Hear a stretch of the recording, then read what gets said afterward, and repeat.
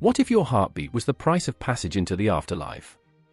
What currency does the soul spend in the shadowy corridors of the underworld? Imagine the pulse of a civilization, one that believed blood was more than life. It was a divine transaction, a cosmic wager on the fate of the living and the dead. In the grand theater of the Aztecs, every sacrifice was a dramatic act, every drop of blood a ticket punched in the perpetually spinning wheel of existence. You think your Monday morning coffee is essential? Try facing the sun with a beating heart offered to Huitzilopochtli, the god roaring for a fresh supply of life essence, a literal life and death trade-off. The stakes? Astronomical. The price of failure? Catastrophic. The Aztecs didn't just play for keeps, they gambled with the cosmos. Picture this, a vast stone temple, the air thick with incense and anticipation, the crowd roaring like a wild beast. A priest, clad in feathers and gold, stands over a bound victim, a mere pawn in a game that echoes through the ages. With every slice of obsidian against flesh, laughter mingles with screams, dark comedy unfolds like a twisted vaudeville act. You think horror movies are intense? You haven't witnessed the raw power of a civilization willing to tear apart its own humanity to appease the gods. What drives a culture to barter lives for celestial favor? Is it faith, fear, or something far more sinister? The truth lurks in the shadows, whispers of ancient prophecies echoing in the winds of history. Sacrifice wasn't just ritual, it was a political maneuver, a weapon of control. The very heart of the Aztecs throbbed with the rhythm of sacrifice, intertwining fate, power, and the eternal struggle against oblivion. As you inch closer to this enigmatic world, remember, the gods don't play fair. They are fickle, capricious, and always hungry. The underworld isn't merely a place, it's a labyrinth of torment, where souls wander forever, disconnected from the very essence they once offered. What if I told you the path to the underworld is paved with the bones of kings and the cries of the forsaken? A treacherous road lined with both glory and despair, demanding every ounce of courage you possess. Is it possible to emerge unscathed from such a journey? To confront the deities of death and still walk among the living? The answer hides in the cavernous depths of the Aztec psyche, a riddle wrapped in the blood-soaked pages of history. You're not just an observer, you're a player in this game of life and death. Each heartbeat echoes the sacrifices made beneath the sun. So, are you ready for the truth? The truth that lurks in the shadows of ancient temples, lurking like a jaguar waiting to pounce, whispering secrets of the past that refuse to die. Can you feel the pulse quickening? The clock is ticking, and the underworld beckons. Will you answer its call? The sky was a bruised purple, the air thick with the scent of impending rain, as the last echoes of a distant drumbeat faded into a suffocating silence. In that moment, I found myself standing at the edge of a world teetering on the brink of chaos, where the foundations of a civilization trembled beneath the weight of blood-soaked dreams. I remember the first time I encountered the Aztecs, my heart raced, entranced by their vibrant culture, yet chilled by the shadows lurking just beyond the edges of their shimmering cities. The moon hung high, an indifferent witness to the turmoil that stirred in the Valley of Mexico. It was a time of desperation, the shortage of food gnawed at the people's bellies like a ravenous beast. Cuauhtémoc, a young warrior with fire in his eyes, stood amidst the crumbling stones of Tenochtitlan. His hands were stained with earth, fingers trembling as he buried the seeds of maize, hoping against hope that the spirits would smile upon him, that the crops would rise and bring salvation. But even as he planted, a darker thought haunted him: had the gods turned their backs on their children? "Mother," he whispered, his heart a drum in a funeral march. She had taught him that the earth was sacred, that each seed was a promise of life. Now, all he felt was the weight of despair, a relentless tide threatening to drown him. I remember the moment he raised his gaze, scanning the horizon where the mountains loomed like giants, indifferent to the plight of men. The air was thick with tension, and far off, the sound of a horn pierced the silence, heralding the arrival of the Mexica, the people who would rise to power from the ashes of their own desperation. In the depths of a nearby temple, the high priest, Moctezuma, stood before a jagged stone altar, his heart waging war against the cravings of duty and the whispers of his own conscience. He was a man torn between reverence and fear, a vessel of the gods yet haunted by dreams that spiraled into nightmares. I remember the way he clenched his fists, the tendons in his arms taut like bowstrings. He'd seen the visions, glistening warriors, blood splattering like rain on an altar of stone. The gods demanded sacrifice, and the weight of that demand crushed him. "What if they seek not our hearts, but our despair?" he muttered, a ghost of a thought that slithered through the quiet. The fire flickered, casting eerie shadows that danced with the memories of those who had gone before, their faces twisted in ecstasy and horror. "Will I be the one to lead us to ruin?" he asked the empty chamber, his voice echoing off the walls, a plea for absolution hanging in the heavy air. The night felt alive with the murmurs of the restless dead, their stories interwoven with the fabric of reality, as if time itself had bled together. I felt the chill creeping along my spine, a reminder of the fragile thread connecting past and present. I remember how Moctezuma's eyes shone with determination and dread, the duality of his existence igniting a fire within me, compelling me to unravel the layers of a civilization that rose and fell like the tide. As the dawn broke, casting a golden glow over the city, the streets of Tenochtitlan buzzed with life and desperation. The people moved like shadows, their faces etched with the weariness of countless struggles. A woman named Xochitl, her spirit unbroken yet haunted by the loss of her children to hunger, gathered her strength to weave flowers into garlands. I remember the days when laughter filled these streets, she murmured to herself, her voice a fragile thread against the cacophony of the waking world. Now, I weave to remember, to honor those who were lost. I felt the pulse of her grief wrap around me, each flower a tear, a testament to resilience amidst despair.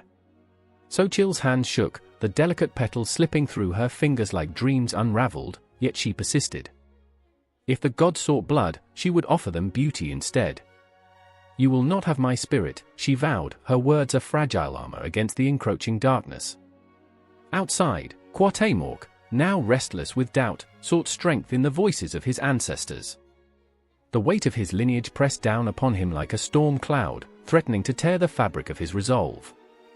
"I cannot fail them," he whispered, the promise of honor etched into his soul. The warriors gathered, their silhouettes sharp against the rising sun, each heartbeat a rallying cry, each breath a defiance against the fate they could not escape. But in this world of paradox, where hope and despair wove an intricate dance, the air crackled with tension. The Mexica were not merely a people, they were a force, a tie building to a crescendo. The horn sounded again, a clarion call that reverberated through the mountains. It was a summons to war, a reminder that the gods demanded tribute. And as Cuauhtémoc's heart raced, I felt the weight of inevitability pressing down, his desire to protect, to fight, mingling with the insidious truth that they were but pawns in a game played by deities that remained shrouded in shadows. I remember Moctezuma stepping into the sunlight, a figure of authority yet a mere man, his responsibility heavy enough to crush mountains. "We will not succumb to despair," he declared, his voice steady but his heart quaking with uncertainty. Yet beneath his bravado lay the pulse of prophecy, a whisper of fate that resonated through the ages. In the moments leading up to the storm, the clash of swords, the cries of the lost, the visceral thunder of a civilization on the brink of transformation, the air was electric. I felt it in my bones, a certainty that this was not merely history, but a raw, pulsating heartbeat of humanity, chaotic and beautiful. The ancestors watched, the night held its breath, and the rivers of blood and dreams flowed together, forever entwined.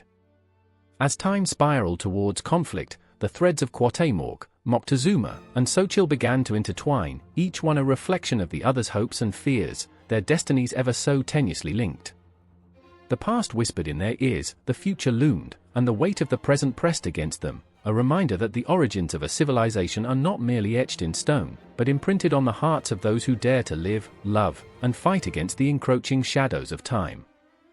The air crackles with tension, thick and suffocating, as flames leap from the sacrificial pyre, flickering shadows cast across the stone faces of ancient gods.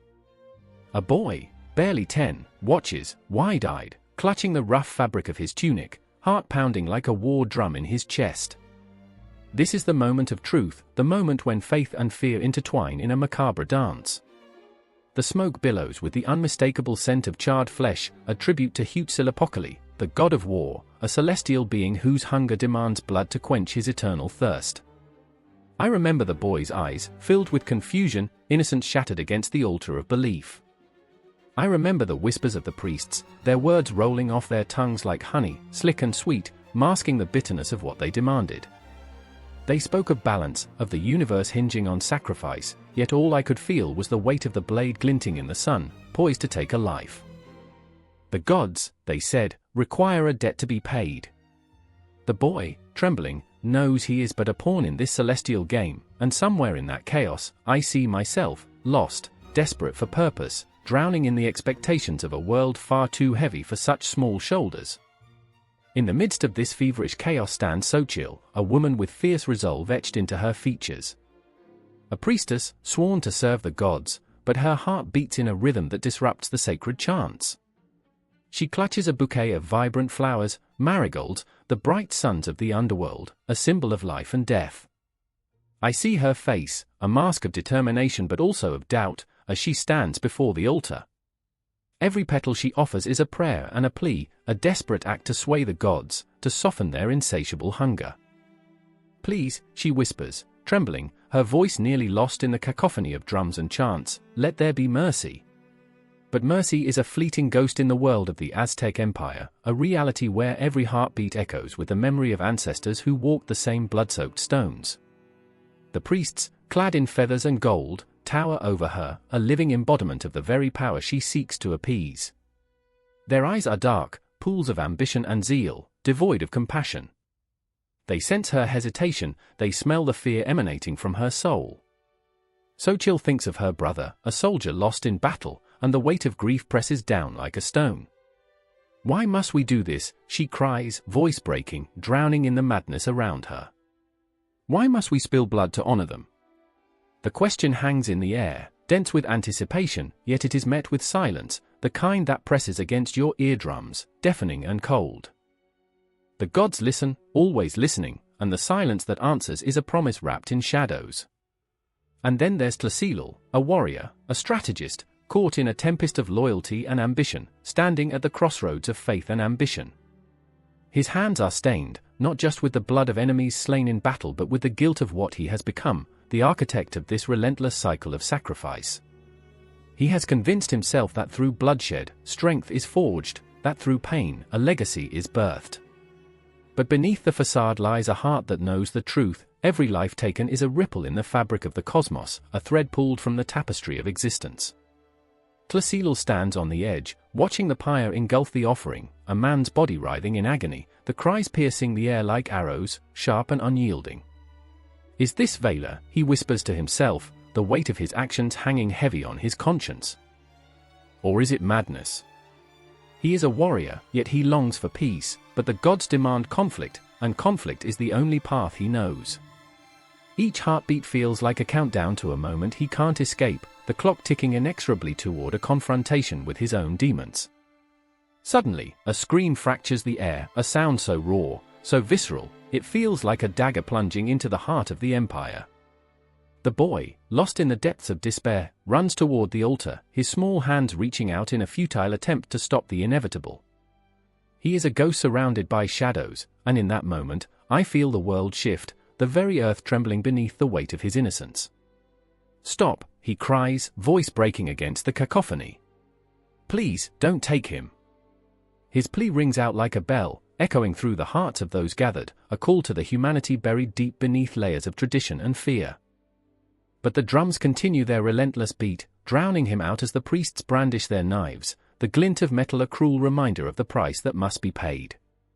I am swept into that moment, my soul entwined with his anguish, a visceral reminder of the cost of belief.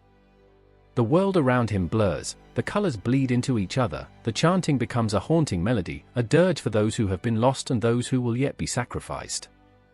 The shadows of the gods loom large, twisting and distorting the very fabric of reality, demanding blood, demanding pain. Xochitl watches, helpless, torn between duty and humanity. Her heart aches for the boy, for the lives that are devoured by the relentless hunger of the divine. What if, she starts, but the thought dissolves in the air, evaporating like the smoke rising from the pyre. She is a woman caught in the suffocating grip of tradition, yet a flicker of rebellion ignites within her, the desire to challenge the very foundation upon which her world is built. And then the moment hangs, suspended in a fragile web of fate. Tlacilal, the warrior, the strategist, feels the tremors of a choice pulsing through his veins. The blood on his hands, the weight of his decisions, haunt him like specters. The boy's scream reverberates in his mind, the sound a haunting echo of the innocence he has lost, the humanity he has forsaken. In that sacred space, where life and death dance, where gods demand and mortals struggle, I feel the chilling realization settle in. Every sacrifice is a thread woven into the greater tapestry of existence, each life taken a reminder of the delicate balance that holds the cosmos together. A confrontation looms, silent yet deafening, poised to shatter the fabric of their world. The boy's eyes meet the gaze of Tlasilal, a connection forged in desperation and shared humanity. "Save him," he whispers, and in that moment, I see the flicker of possibility, a chance for redemption, a chance for change, a chance to challenge the very gods that have held them captive for so long. But fate is not so easily rewritten. The moment hangs heavy, filled with the weight of choices yet to be made, the air thick with a sense of impending doom. A heartbeat, a breath, a flicker of hope, and then, the world tilts, the shadows deepen, and the altar waits, hungry and relentless, for the next offering to appease the gods. And I am left suspended in that moment, caught between despair and possibility, a witness to the haunting echoes of a civilization intertwined with the divine, forever chasing the shadows that lurk just beyond the altar. The sun hung low in the sky, a molten orb spilling crimson across the horizon, the air heavy with the scent of smoke and blood. Each beating heart echoed through the temple, pulsating in unison with the cacophony of drums, a symphony of dread and fervor. I stood among the throng, a spectator and a partaker, my breath hitching in my throat as the high priest raised the obsidian knife, glinting in the dying light like a harbinger of doom. The crowd surged, a swell of bodies pressing close, drawn by an ancient compulsion that throbbed beneath their skin. I remember the first time I saw the sacrifice. I was just a boy, too young to grasp the enormity of the moment, yet old enough to feel its weight. The girl on the altar, wide-eyed and trembling, was a stranger to me, her fate sealed within the sacred chants that reverberated in the air. She was beautiful, an ethereal creature adorned with feathers and jewels, caught between fear and a strange peace. Did she know she was a vessel for the gods? Did she long for forgiveness or redemption? Or was she simply resigned, like all of us, to the inexorable pull of destiny? There was Cuauhtémoc, a warrior carved from the sun itself, his muscles taut with the strength of countless battles. His brow furrowed as he watched the girl, his heart torn asunder. He clenched his fists, the blood from his nails mingling with the dust of the earth, and I could see the internal conflict brewing within him. He was not just a man of war, he was a man of passion, torn between duty to his people and an aching empathy that clawed at his insides. His love for her, unspoken, unrequited, was palpable, saturating the air with a bittersweet aroma. I remember when the drums came to a halt, and silence draped itself over us like a heavy cloak. The world held its breath, teetering on the edge of something unspeakable. A moment stretched into infinity, the tension so thick I could taste it, metallic and sharp. Perhaps the gods were listening, perhaps they were hardened monsters, hungry for more than just offerings but also for the anguish that accompanied them. Cuauhtémoc's eyes locked onto the girl's, and in that fleeting glance, I saw everything, the fear, the hope, the desperate plea for salvation that neither would ever voice aloud. "Make it quick," one of the elders murmured, his voice a mere whisper, yet it resonated with the weight of 1,000 sacrifices past. The crowd shifted nervously, their anticipation thickening the air. The girl squeezed her eyes shut, and I could almost hear her heart, a frantic drum echoing against the stone coldness of her impending fate.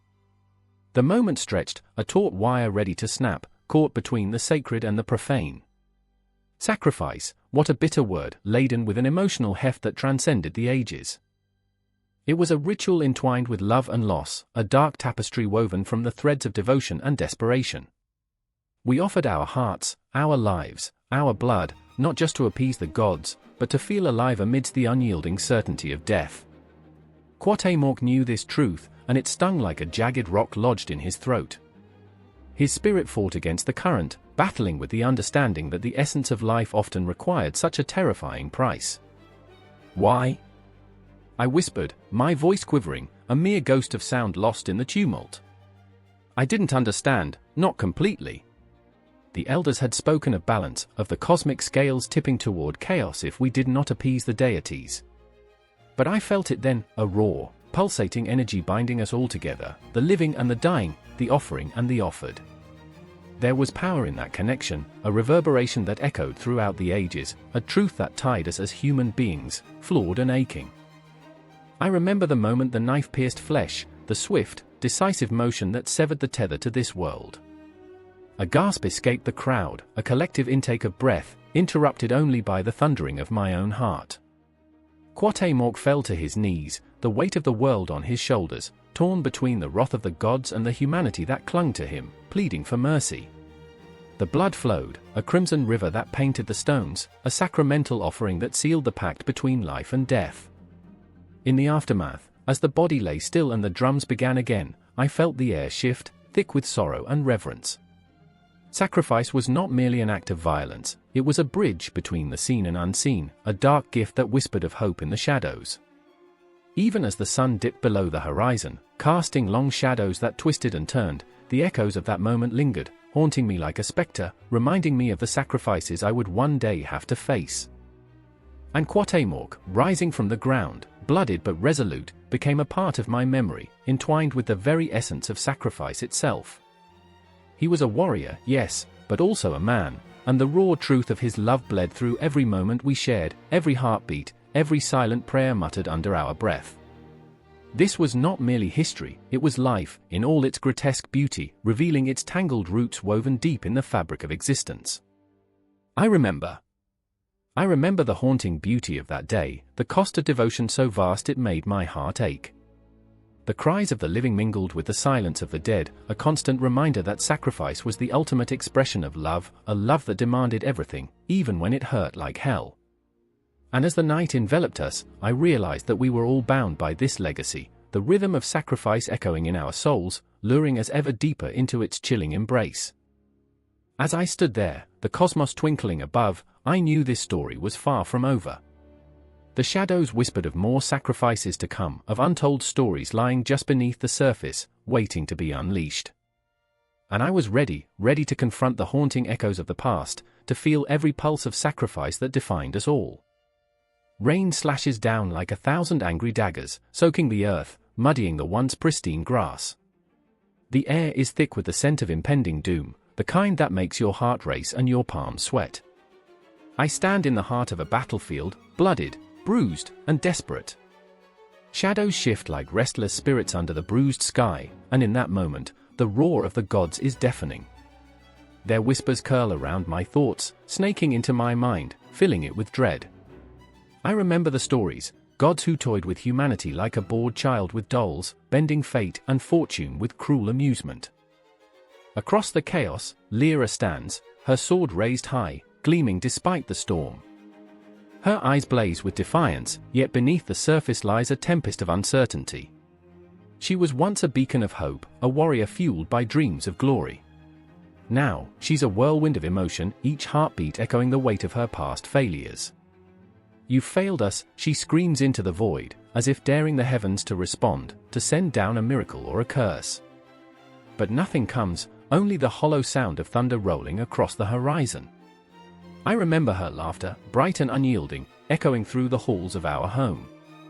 It feels like a lifetime ago, before the gods took a liking to our village, before they blessed us and cursed us with equal ferocity. "You're a fool to think you can escape them," I had warned, but her spirit, wild and untamed, laughed off my concerns. Now, standing with her, I feel the weight of every unspoken regret. And then there's Kale, hunched and desperate, crouched behind a crumbling wall. Fear and desperation radiate from him like heat from a furnace. He clutches a tattered scroll, the last remnants of a prophecy that promised salvation. Or doom. It's all a matter of perspective. His brow furrows as he reads and rereads those cryptic lines, searching for meaning in the chaos.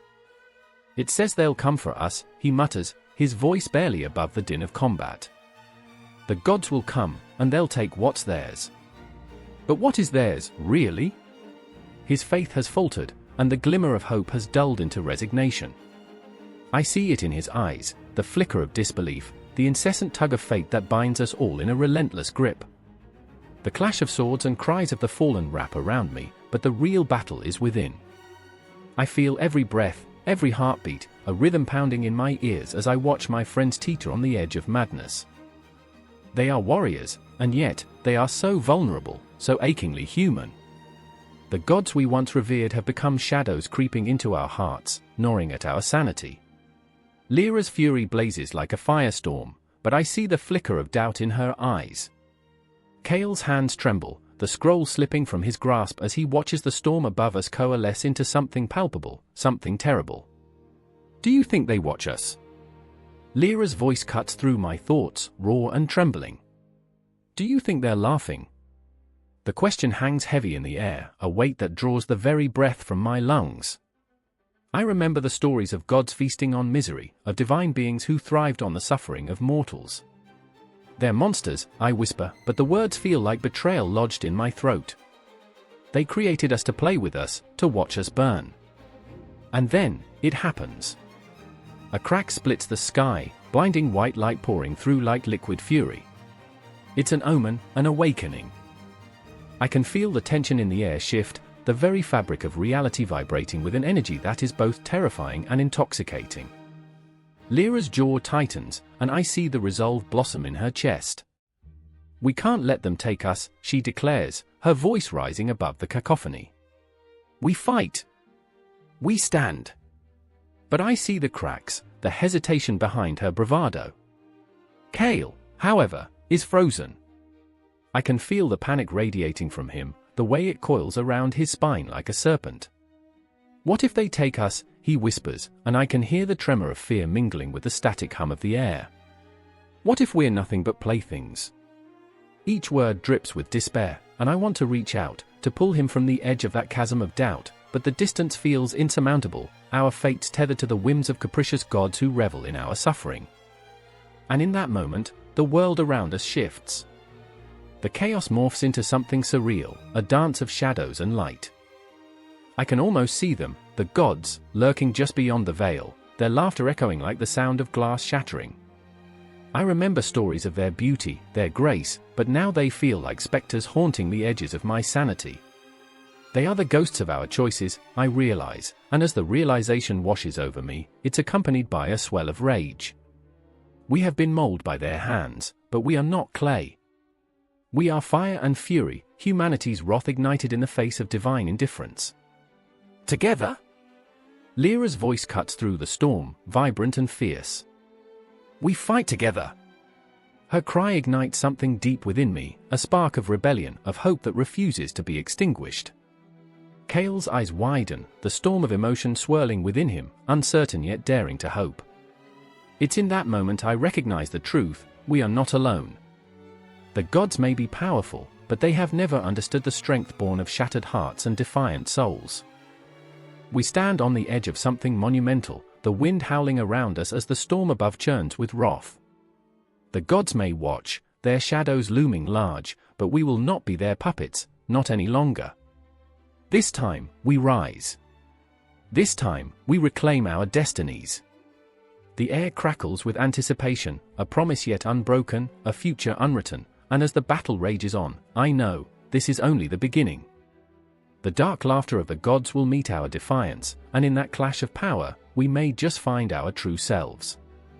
The air was thick, a suffocating shroud that clung to the skin, heavy with the scent of incense and something far more primal.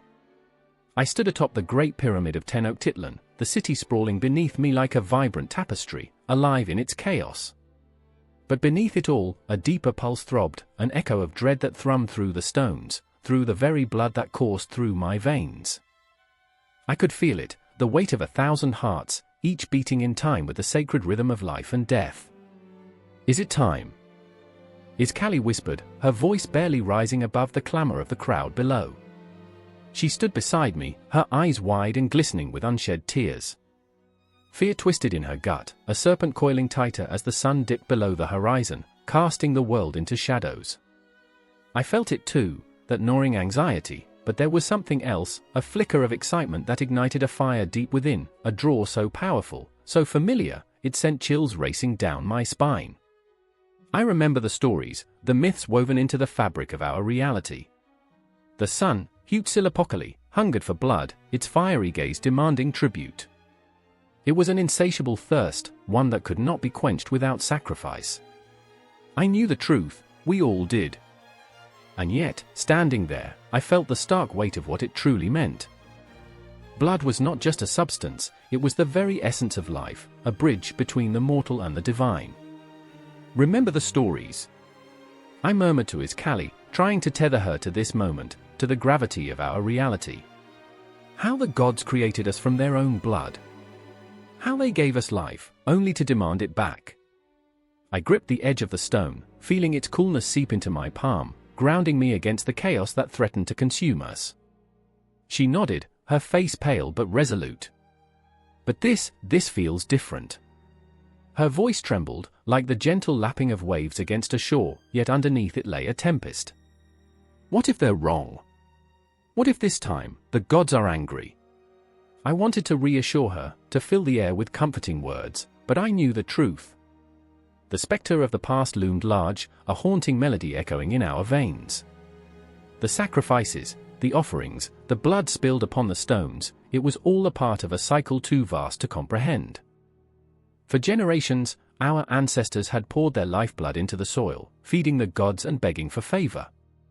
We cannot question what must be done, I replied, my voice low, barely a whisper, as if the gods themselves were listening.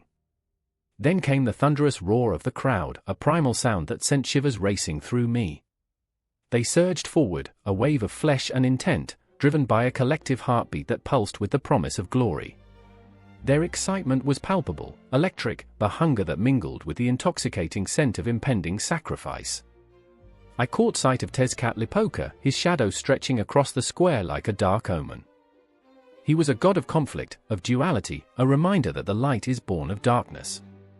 And there, in his presence, stood the chosen one, an unfortunate soul wrapped in garlands of flowers, eyes wide with terror, yet strangely serene, as if he had come to accept his fate. My heart sank, and a shiver of guilt coursed through me.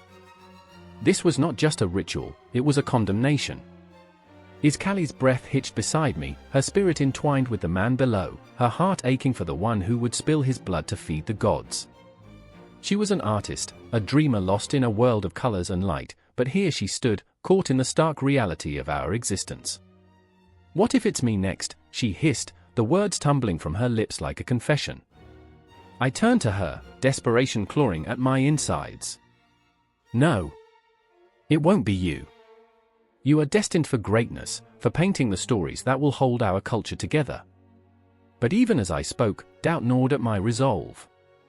I had seen the bodies, how they lay pale and lifeless, a testament to our devotion, our fear, our need for validation from the cosmos. It was heart-wrenching, beautiful, and utterly grotesque. I could hear the drums now, a heartbeat of their own, thrumming in sync with the rising tension. Each beat resonated within me, igniting a fire in my chest. Blood. Blood was the currency of the gods, the lifeblood that connected us to the universe. Without it, we were nothing but shadows, whispers lost in the wind. Do you feel it? I asked, urgency creeping into my voice. The pull? The way the cosmos aligns, as if everything is leading us to this moment. I reached for her hand, feeling its warmth contrast with the chill of the night. We are part of something greater, Aztec. We have to embrace it. But even as I spoke, I could feel my own heart quake with fear. What if the gods did not hear our prayers? What if they turned their backs upon us, leaving us stranded in a world where nothing mattered? The stars glimmered overhead, distant and indifferent, as though mocking our plight. As the chosen one was led to the altar, I felt a cold grip on my heart. I wanted to scream, to run, to shatter the silence that had settled like a thick fog over the square. But all I could do was stand there, frozen, as the priest raised the obsidian blade, glinting ominously in the moonlight, poised to pierce flesh and spill the life force that would sustain the sun. Please, Aztec breathed, a prayer, a plea, a whisper to the cosmos.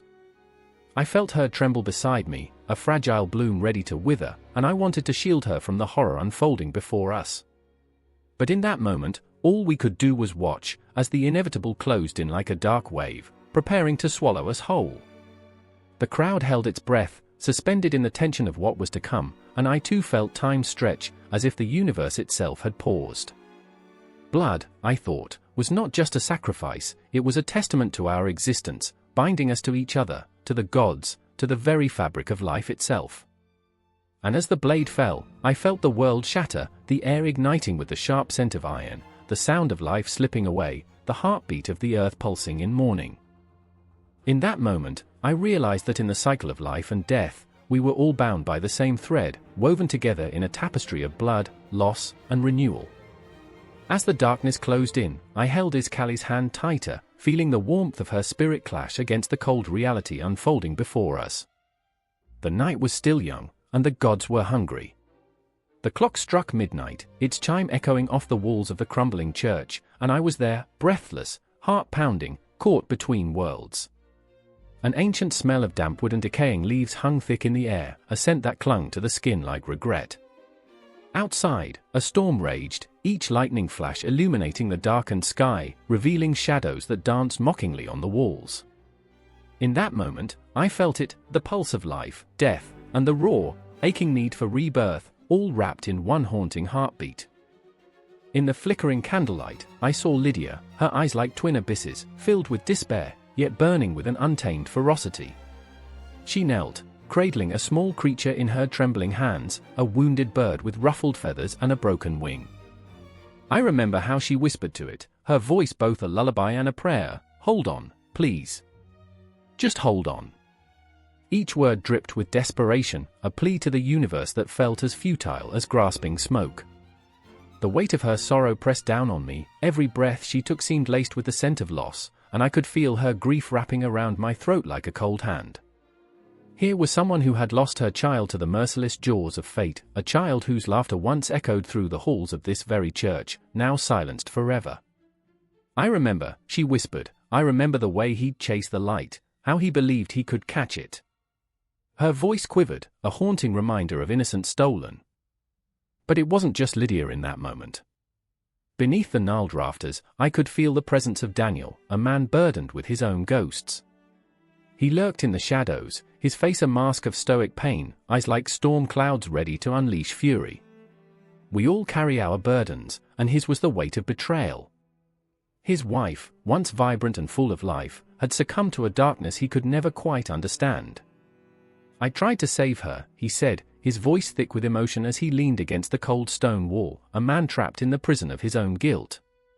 I remember every moment I failed." The storm outside intensified, and with each crack of thunder, I felt the tension rise, as if nature itself was echoing their pain, urging them to confront the demons they had both long buried. Lydia clutched the bird tighter, her knuckles white against its fragile form, while Daniel's fists clenched at his sides, a man on the brink of explosion. The air vibrated with unspoken words, the weight of their history swirling around us in a chaotic dance. "Why do we hold on?" Lydia's voice broke through, a fragile sound that shattered the silence like glass. "Why do we cling to the dead when they are gone?" Daniel's gaze snapped to her, a raw intensity igniting in his eyes. "Because if we let go, what's left of us?" His question hung heavy, a noose tightening around their hearts. "If we don't fight, what if this is all there is?"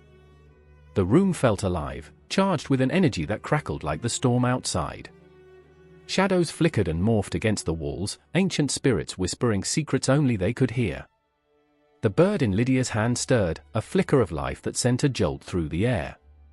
It was a reminder, a heartbeat, however faint, of the delicate thread that binds life and death. As Daniel stepped closer, a ghost of a smile danced on his lips, fleeting yet profound. "What if," he murmured, "what if we could forgive ourselves long enough to let life back in?" The words hung in the air like a promise, but fear tightened its grip like a dark force pulling at their very souls. And then, Lydia turned, a tempest of emotion swirling in the storm that brewed within her. "Forgive? You think it's that simple? It's not. It never is." Her voice trembled, cracking under the weight of her anguish, yet there was a flicker of defiance. "But what if we could let love grow from the ashes? What if we could find rebirth?" The room seemed to hold its breath as the three of us stood there, suspended in time. Outside, the storm raged on. Inside, the battle was just beginning. The walls trembled, as if the very foundation of existence questioned their resolve. I could feel the pulse of the earth beneath my feet, the rhythm of life and death thumping like a drum, an echoing reminder that everything is cyclical, everything is connected. The bird stirred again in Lydia's hands, a fragile symbol of hope, and in that moment, it felt like time slowed. I could see the shadows of their pasts flickering behind them, ghosts of what had been and what could never be, taunting and pleading. Each heartbeat reverberated through the air, carrying the scent of possibility, mingling with the dampness of despair. What if we could rise from this? Daniel breathed, his voice a low rumble of determination. What if we could be reborn from our ashes? Lydia's eyes sparkled with unshed tears, a tempest of emotion threatening to spill over. Then let's do it together, she said, her voice soft yet fierce, a rallying cry. Let's not just survive but truly live again. The storm outside lightened, and for a fleeting moment, it felt as if the universe held its breath, waiting for their answer. In that charged silence, the bird fluttered, its wings brushing against Lydia's fingertips, a delicate nudge toward the unknown.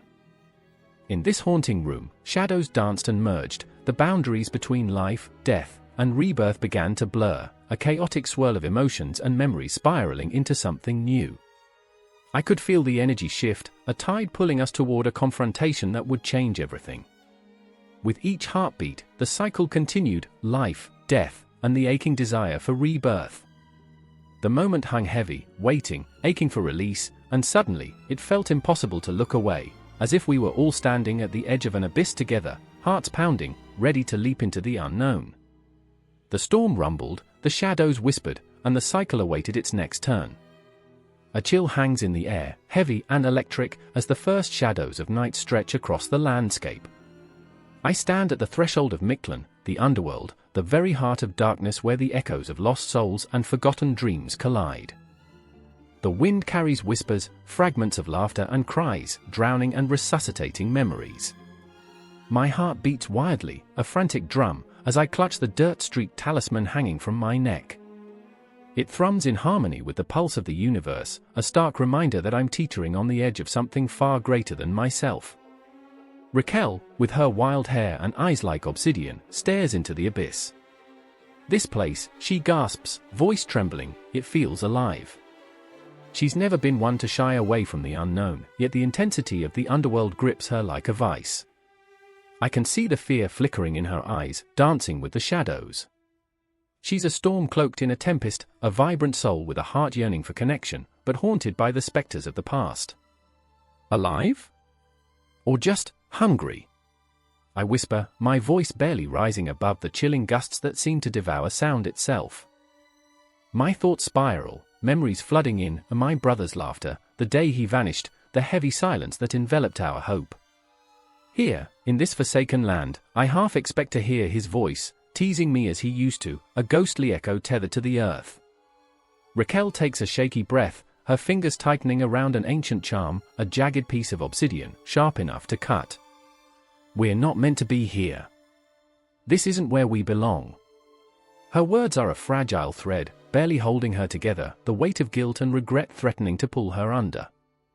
I recognize this struggle, we are both trapped in the labyrinth of our choices, the underworld a mirror reflecting our darkest fears. But the shadows shift, and whispers swirl around us like a storm, beckoning us deeper into the darkness. I can feel the pulse of Mictlan beneath my feet, and suddenly the ground feels alive, thumping like a heart, like a warning, like a promise. I remember the tales of the 9 rivers we must cross, each more treacherous than the last.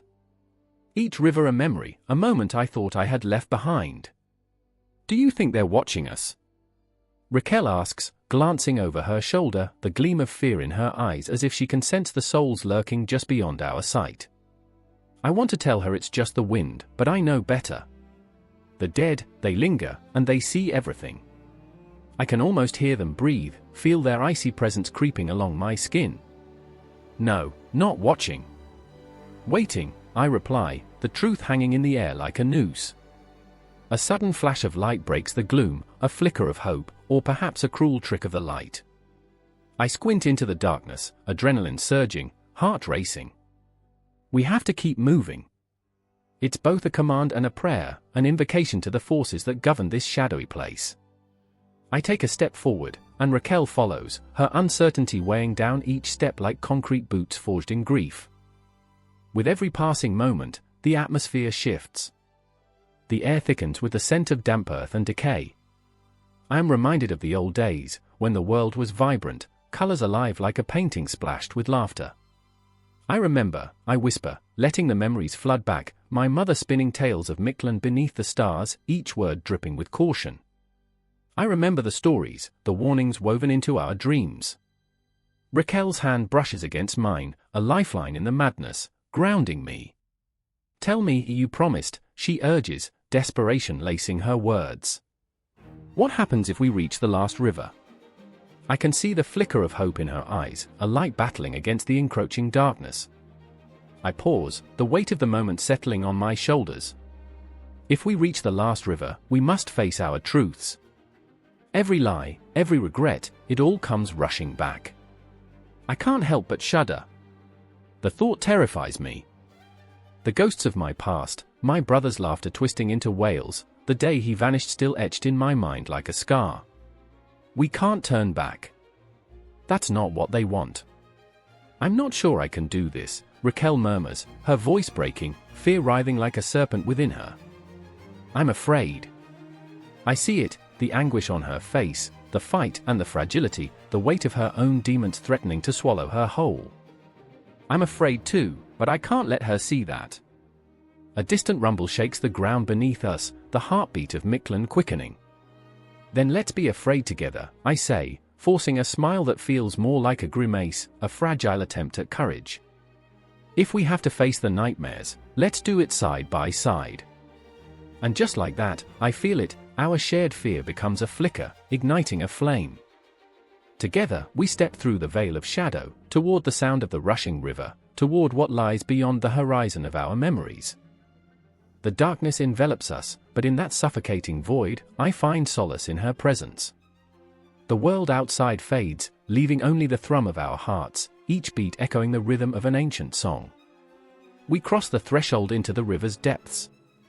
The memories resurface like phantoms, twisting and turning, dancing around us. The laughter of my brother is joined by the sound of Raquel's childhood, her own ghosts whispering secrets of the past. The shadows around us pulse, alive and hungry. There's no turning back now, only the cold, dark embrace of Mictlan, where the echoes of our choices resound like a relentless tide, pulling us into the depths of our own making, where every heartbeat is a reminder of the life we once lived and the price of our return. The air hangs thick, warm and heavy, a palpable pulse beneath the evening sky, where the sun bleeds crimson and gold across the horizon. I stand at the edge of the sacred plaza, the stones beneath my feet whispering tales of old, of blood and bravery, time and sacrifice. It's the festival of the dead, and the drums beat like hearts caught in an unending struggle. I can taste the salt of sweat, the iron tang of fate. Do you feel it? Xochitl's voice is barely a murmur, but it slices through the noise, sharp as a jagged stone. Her eyes shine with fervor, reflecting the flickering torches that cast long shadows, shadows that dance like specters, a reminder of the lives that have come before. There's a wildness in her, a reckless devotion that frightens and thrills me all at once. She's beautiful, but there's something feral about her, something that calls to my own restless spirit. Tonight, we honor the gods. Tonight, we remember.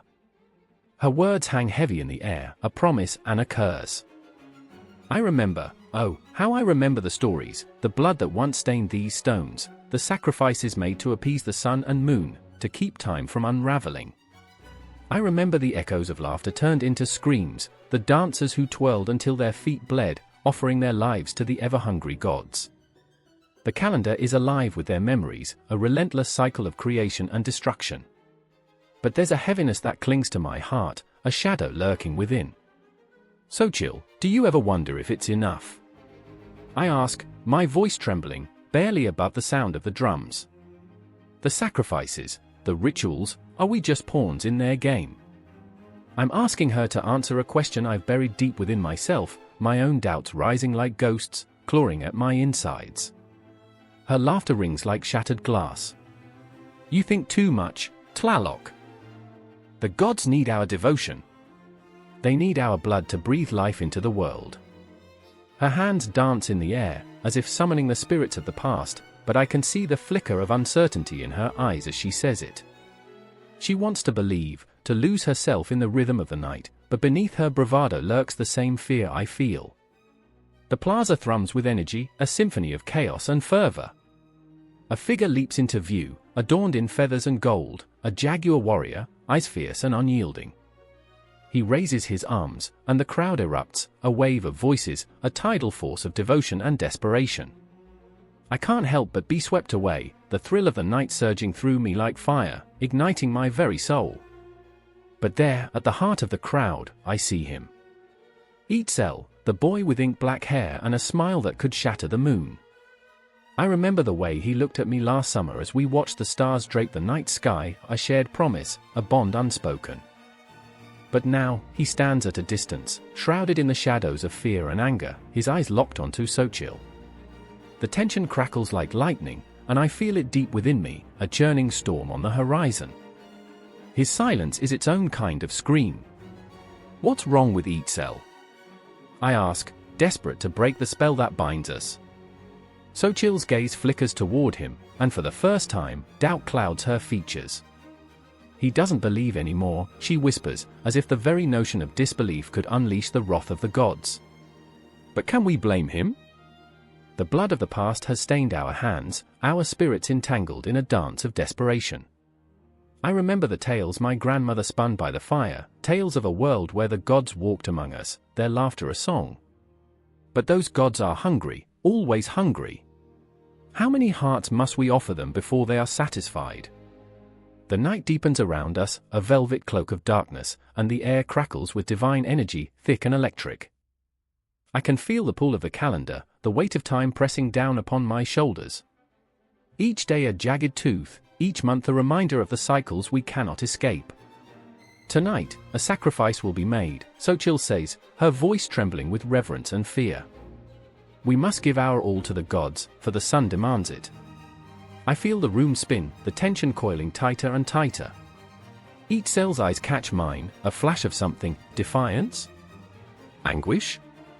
1,000 emotions crash like waves, and I realize, the sacrifice may not be what I thought. My heart races, a wild animal trapped in a cage of my own making. But time is slipping away, the gods are restless, and I can see the jaguar warrior moving through the throng. My mind races as I grasp Xochitl's arm. What are we doing? What will they demand? I choke on the words, but I need to know, to understand this madness that grips us all. She meets my gaze, her eyes ablaze with fierce determination. We will give ourselves, Tlaloc. Our spirits, our dreams, everything we are. But behind her conviction, I see the flicker of doubt. The jaguar warrior draws closer, the chanting rising, and I can feel the world around us begin to shift, the very fabric of reality bending under the weight of our choices. The air thickens, and I realize we are standing on the precipice of something monumental. Will it be enough? I whisper, my voice lost in the cacophony. But as the crowd swells, the answer slips away, consumed by the hunger of the night. Shadows close in, whispers echo, and time, oh, time is relentless. The jaguar warrior raises his blade, glistening in the firelight, and I can almost hear the heartbeat of the earth, the pulse of the cosmos aligning with our destiny.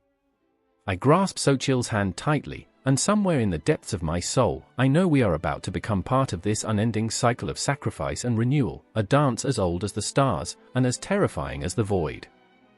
Tonight, we will remember, I say, though I feel the weight of uncertainty crushing me. But will we be remembered? The question hangs in the air, heavy, like the blood that has soaked these stones for centuries. As the darkness swallows the plaza, the drums beat on, a relentless rhythm that echoes through the very core of my being. Time stretches and shrinks, the cosmos spins wildly, and I know, this moment will echo through eternity. And as the jaguar warrior steps forward, I brace myself, knowing I am not just a witness to this sacred ritual, but a player in the game of eternity, where every heartbeat matters, every breath a prayer to the gods who watch from the shadows. The sacrifice is coming. I can feel it, taste it, and in that moment, I realize, the calendar has no mercy, and neither do the gods.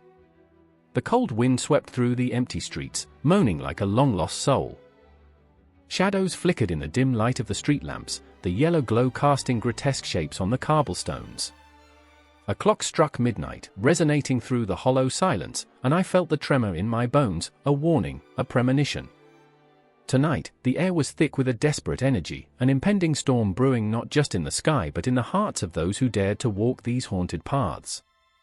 I stood, breathless, behind the old church, where whispers of forgotten prayers clung to the crumbling walls. I could hear their heartbeat, a rapid, frantic thumping, like drums calling the faithful to a ritual. My heart matched the rhythm, wild and unsteady. I could see them through the cracked window, Elise, her eyes wide as if she could pierce the veil between the living and the dead, and Jonas, trembling, a man caught between the weight of unforgiving tradition and the brutal honesty of survival. A sacrifice was needed, they all knew it. Elise, with her wild hair that danced around her face like fire, clutched her hands together, her knuckles white as she fought against the tide of dread rising in her chest. She was the dreamer, the one who sought meaning in the chaos of life, who believed that every blood spilled upon the earth carried a story worth telling. But tonight, there were no tales of lost loves or broken hearts, only the cold reality that the gods demanded something in return. Jonas, she breathed, her voice barely a whisper, but it sliced through the tension like a knife. What if they take you? Her eyes shimmered with unshed tears, the weight of their shared history pressing down on her like a boulder. Jonas, rugged and scarred by a life lived too close to the edge, felt the truth of those words wrap around him like a noose. He scratched the scruff on his jaw, the pain of memories crashing over him like waves. He had seen death before, had watched the flickering lights of life snuffed out before his eyes. But tonight was different. It was not just the fear of his own mortality that gnawed at him, it was the fear of what he would leave behind. He stepped closer to Elise, the space between them crackling with unspoken words. "If I go, you must remember," he said, his voice low and gravelly, like gravel beneath a boot. "Remember what they want is not just blood. It's our hope, our dreams." "Hope?" Elise snapped, her voice rising. "What hope is left when the knife glints in the moonlight?" She was caught in a web of conflicting emotions, her heart pounding for him, yet chained to the expectations of a town that had lost its way, a town that believed in the power of sacrifice as a currency. Suddenly, the night split open with a sound, an anguished cry rang through the air, a grotesque hymn to the gods.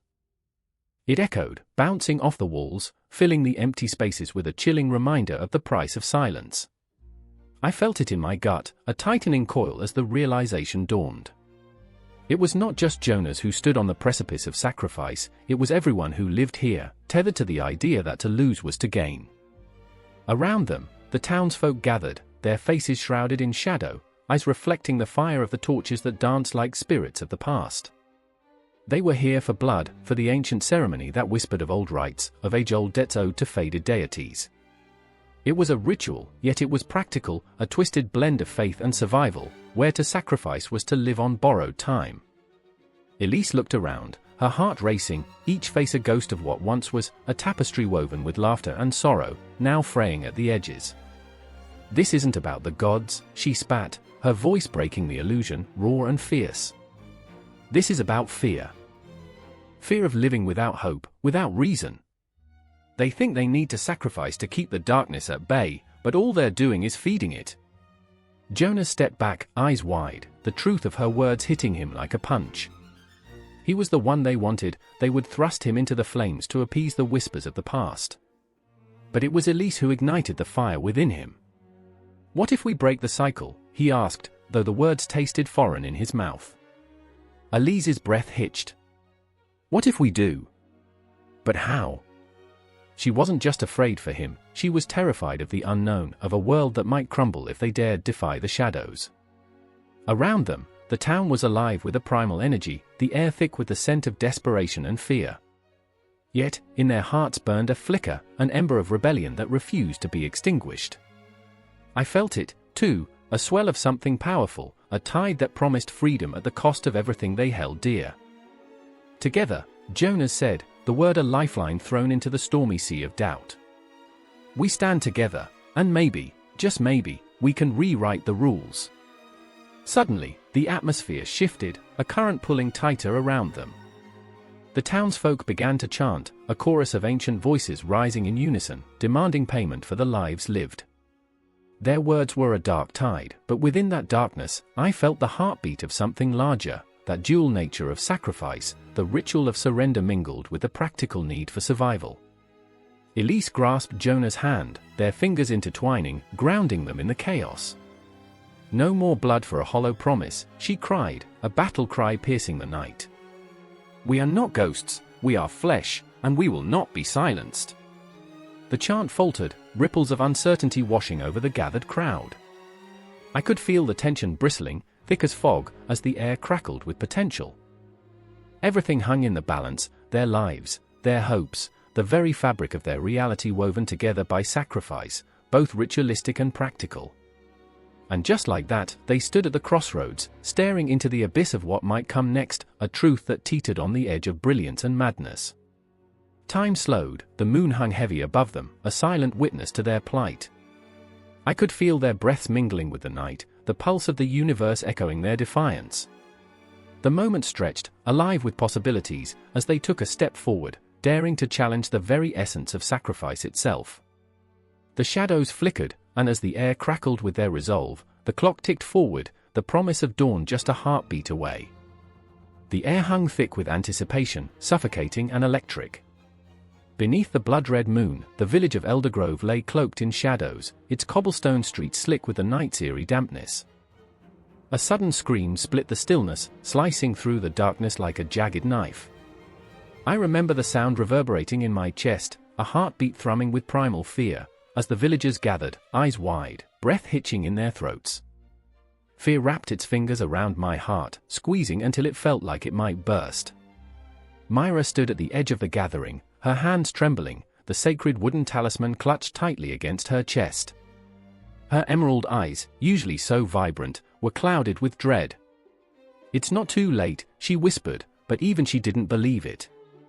The village elder, a fragile man with skin like parchment, spun tales of the sacred calendar, weaving in and out of the realms of time and destiny. The air crackled with the weight of his words, heavy with a truth that hung like a storm cloud over us. "Tonight," he croaked, voice breaking, "we must honor the old ways. The festival of sacrifice is upon us." I watched as the faces around me shifted, despair knitting their brows, anguish shadowing their eyes. Sacrifice, the word alone was a prayer and a curse. In the heart of the crowd was my brother, Jackson, his granite jaw set against the tide of fear. He hated the traditions, the very fabric of our lives woven with blood and loss, but duty clung to him like a second skin. "This is madness," he muttered, fists clenched at his sides, accepting this fate, bowing to the gods of old, "it's not living." His voice was a quiet rebellion in the tempest of tradition. I could see the flicker of rage in his eyes, the kind that threatened to ignite a war against the very forces that bound us. I remember our childhood, the laughter echoing through sunlit fields, the joy of running with wild abandon, free from the weight of sacrifice. Now, those memories felt like ghosts, taunting me with echoes of a time untainted by fear. The moon glowed overhead, a silent witness to our plight as the villagers readied the altar. A single heart would be offered tonight, a soul to quench the insatiable hunger of the ancient spirits. Myra stepped forward, her resolve flickering like a candle in a tempest. "We can change this," she pleaded, desperation lacing her words. "We can break the cycle." She reached for Jackson, her fingers brushing his, a pale light in a shadowy world. But Jackson shook his head, his heart was a fortress, impenetrable and filled with sorrow. "The gods don't care for our struggles, Myra. They demand blood." A chilling silence enveloped the crowd, each breath drawn like a dagger, anticipation choking us. I could almost taste the metallic tang of fear on my tongue as the villagers began to chant, a refrain as old as time, rolling off their lips like a funeral dirge. "For the balance, for the blood, we give what must be given," they intoned, the rhythm pulsing like a heartbeat, binding us to a past we could neither escape nor accept. And then, the moment shattered. A figure emerged from the shadows, cloaked in tattered robes, face hidden beneath a hood that obscured all but the glint of eyes, burning embers in a sea of darkness. The air shifted, tinged with something sinister, something that felt like the breath of death itself. "Tonight, I offer my own," the figure declared, voice echoing through the night like a siren's call. Myra gasped, heart pounding wildly against her ribcage. I felt it too, the weight of a decision made, the sharp edge of sacrifice looming large. My mind raced, the tempest of emotion swirling like a storm. "No!"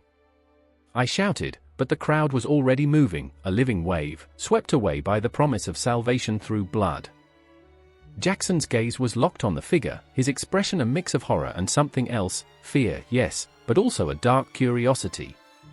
"What would you sacrifice?" he whispered, his voice barely audible above the clamor. The figure paused, hood tilting as if considering the question, the air thickening with the tension of unspoken truths. I remembered the stories told under the stars, tales of heroes and sacrifices that ended in glory. But this, the reality of blood spilled and lives traded, was a grotesque parody of those dreams. A sacrifice made not for honor, but for mere survival. The shadows shifted, closing in, the weight of despair pressing down like a heavy shroud. The figure stepped forward, revealing a face lined with age and sorrow.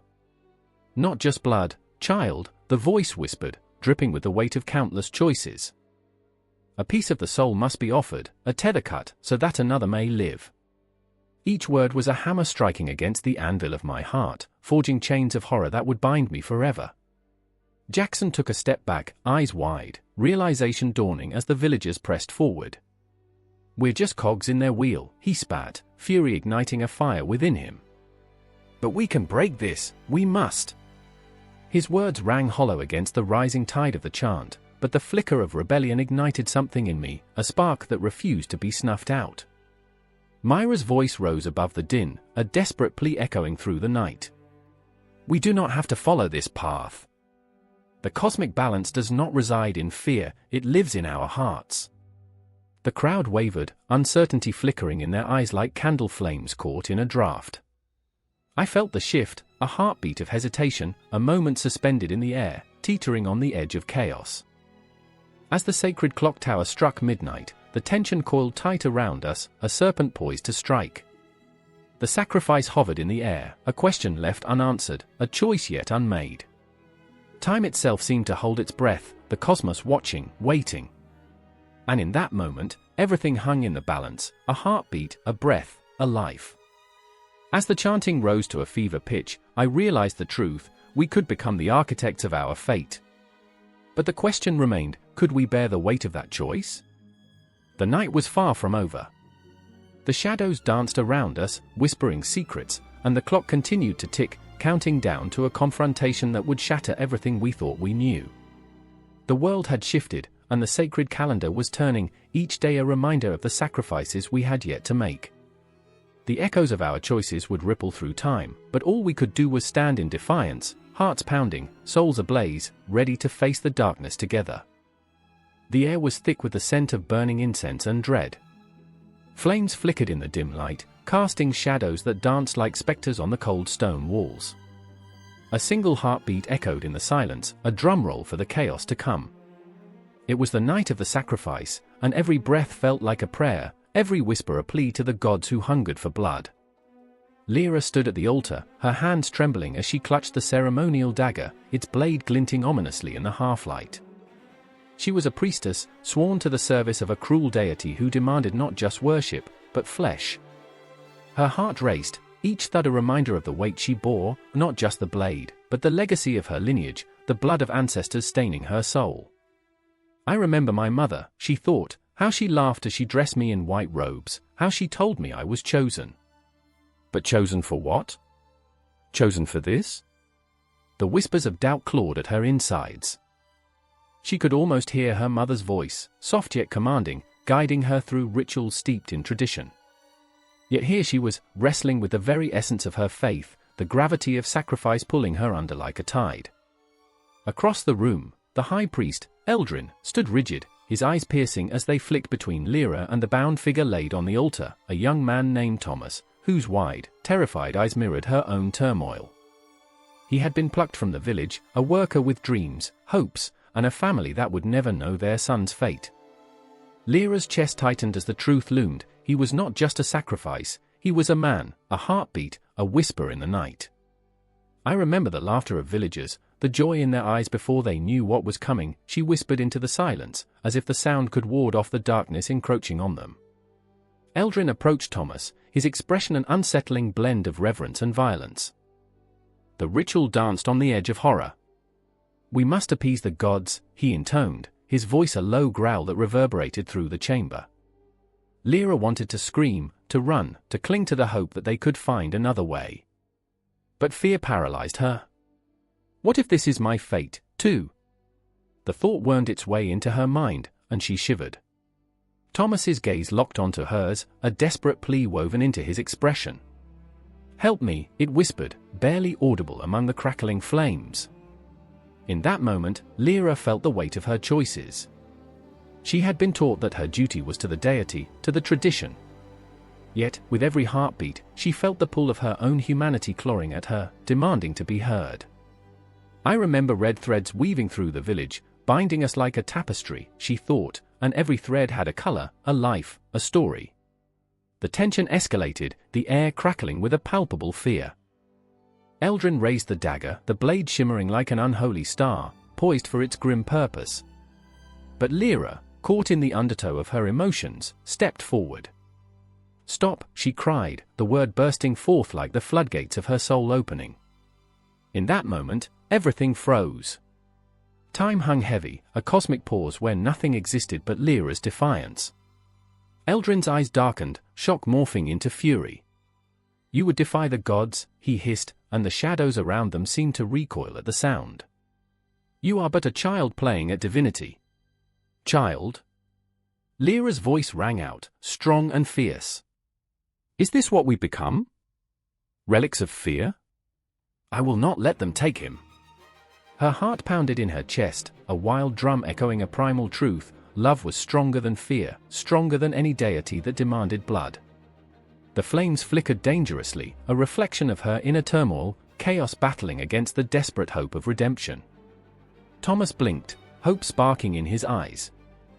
"Please," he implored, his voice a quivering whisper, "don't let them do this." Lyra's breath caught in her throat, terror mingling with a fierce resolve. She remembered the stories her mother had told her about the ancient rites, how love could break any curse, how the heart could shift the course of fate. "You speak of gods, Eldrin," she said, a quiet strength building within her voice. "But do you hear us? Do you hear the love in this room? The longing for life, for forgiveness?" The air shifted, the shadows contorted as if the very cosmos was listening, balancing the scales between sacrifice and salvation. Eldrin hesitated, and in that brief moment, Lyra saw the cracks in his facade, the fear that lurked beneath his stoic exterior. He was a man, not a deity, wrapped in the same threads of mortality that bound them all. "I remember the first time I held a blade, the thrill of power," he confessed, his voice breaking slightly. "But at what cost?" Silence enveloped them, a heavy blanket that pressed against their chests. Lyra took a step closer, the blade lowering slightly, a tremor of hope sparking in the stillness. "There is another way. We can free him. We can change this." As the words hung in the air, the chamber seemed to breathe, the shadows twisting and coiling, whispers of forgotten gods losing their grip as the tide turned. The flickering flames reflected in Thomas's eyes, a glimmer of life sprinkling hope amidst despair. "I remember," he said softly, a shared heartbeat resonating in the silence, "what it feels like to hope." With every breath, the tension snapped, the ancient chains of tradition clattering against the stone floor. Lyra knew then, as heartbeats melded with breaths and shadows turned to light, that the narrative was shifting. She was no longer just a priestess. She was a herald of change, and in that moment, she would fight for every life snatched by the hands of fate, every story waiting to be told. The night surged with possibilities, a cosmic dance at the precipice of the unknown, as they stood on the edge of a new beginning. The question lingered in the air like the incense smoke, teasing the boundaries of belief and choice, the tension palpable as the world held its breath, waiting for the next heartbeat to echo through the silence. The air shook with tension, thick and electric like a storm that crackled just beyond the horizon, waiting to unleash its fury. I stood in the shadows of the ancient stone structure, my heart pounding a relentless rhythm, an echo of past horrors mingling with the present dread. The flickering torchlight cast ominous shadows that danced like phantoms, whispering secrets of the unspeakable. It was almost comforting, the way darkness seemed to hold everything at bay, even as it held me captive in its cold embrace. I could see her, Myra, her hands trembling as she arranged the ceremonial blades, their edges glinting wickedly in the dim light. She was beautiful in her desperation, with wild, dark curls framing a face etched with fear and determination. The weight of our shared history hung between us, a tapestry woven with threads of heartbreak and anger. I remember the night she told me about her brother, how they had taken him. Taken him for their rituals, their beliefs, their insatiable hunger for a god who demanded blood. I won't let them take anyone else, she whispered fiercely, as if the very act of speaking it would will the universe to heed her. Her voice was a fragile thread, fraying at the edges, yet it reverberated with a strength that made my heart ache. And then there was Kaelin, lurking in the periphery, the dark horse of our little trio. He was a cynic, a skeptic, a man who had kept his heart locked away, his laughter a shield against the horrors of our existence. I remembered the way he scoffed at the rituals, the way he laughed when others trembled. I had thought it bravado, but now I saw it for what it was, fear. He was terrified, but he would never admit it. "It's all nonsense," he said, his voice low and gravelly, but I could hear the tremor beneath the bravado. "They can't control the cosmos with a dagger and some incantations. It's all just theater." But his eyes betrayed him, darting to the door, as if he expected the shadows to morph into something more, something alive, something hungry. Myra shot him a glance, her eyes fierce, igniting a fire that seemed to flicker down to my very soul. "You think they care about nonsense? They think they can appease something far beyond our understanding. And I won't let them take us with their absurdity, their rituals." The flames of the torches painted our faces in chaotic waves, the heat wrapping around me like a shroud. I could almost smell the coppery scent of blood already, mingling with the incense that curled through the air like a serpent, tightening its grip around my lungs. It was intoxicating and repulsive, a promise of ecstasy and terror intermingled. A clock ticked somewhere in the distance, each chime a countdown echoing in our ears. Time was slipping away, and with it, our last shred of sanity. I could feel the weight of the hours pressing down on us, crushing my spirit with every reverberation. I was caught between two worlds, the reality of the sacrifice looming before us and the memories of laughter, of life before the shadows took over. I remembered how we would sit under the stars, sharing dreams that felt just a heartbeat away, dreams that now seemed to mock our current plight. The night air grew colder, and I shivered as if the ghosts of the past were circling, watching, waiting for their moment. They were still here, I could feel them lingering in the corners of my mind, in the rustle of Myra's skirts, in the heavy silence that enveloped us. "Do you believe in ghosts?" I asked suddenly, my voice a mere whisper. The absurdity of the question hung in the air, heavy and clinging. "Because I think they might be closer than we realize." Kaelin scoffed again, but there was less conviction in his dismissal. "Sure, why not? They bathed once a year, so I suppose romance was earthy." His humor was a thin veil over the reality we faced. Myra's eyes sparkled with something fierce, a defiance that made me love her all the more. "We aren't just ghosts waiting to be forgotten," she said, a conviction reigniting the flicker of hope within me. "We're fighting back. We have names, we have lives, we refuse to be sacrifices for their entertainment." As she spoke, I watched her fingers trace the edges of the blades, her resolve a stark contrast to the delicate tremor of her pulse. It was a beautiful dance of fear and courage, and I found myself drawn into her orbit, a moth to her flame. But beneath her bravery, I sensed the turmoil. The grief she carried, the loss that shaped her every breath. I wanted to reach for her, to promise that we would find a way out, that together we could rewrite the narrative steeped in blood. But I was bound by my own fear, my own despair, tangled in a web of uncertainty and dread. A howl echoed in the distance, a mournful cry that shattered the fragile tension, and we froze. The sound was primal, raw, a reminder that the night was alive and hungry. I felt the blood drain from my face, pooling in my stomach, as I realized the hunt was on. They were coming for us, just as they had come for others before. "Ready yourselves," Myra commanded, slipping into the role of a leader, her voice cutting through the thick fog of uncertainty that surrounded us. "We'll not go quietly. We'll fight." The blades shone brightly, and in that moment, they became something more than mere instruments of sacrifice. They transformed into symbols of rebellion, the weapons with which we would carve out our existence against the encroaching darkness. I breathed in the air, heavy with iron and smoke, and I could taste it, our fate, a bitter brew of courage and despair. I wasn't sure if I was ready, if any of us were. But as I stood with Myra and Kaylin, the shadows closing in, I felt the surge of something greater than fear. It was the pulsing hunger for life, for defiance, for a chance to rewrite the story that had been forced upon us.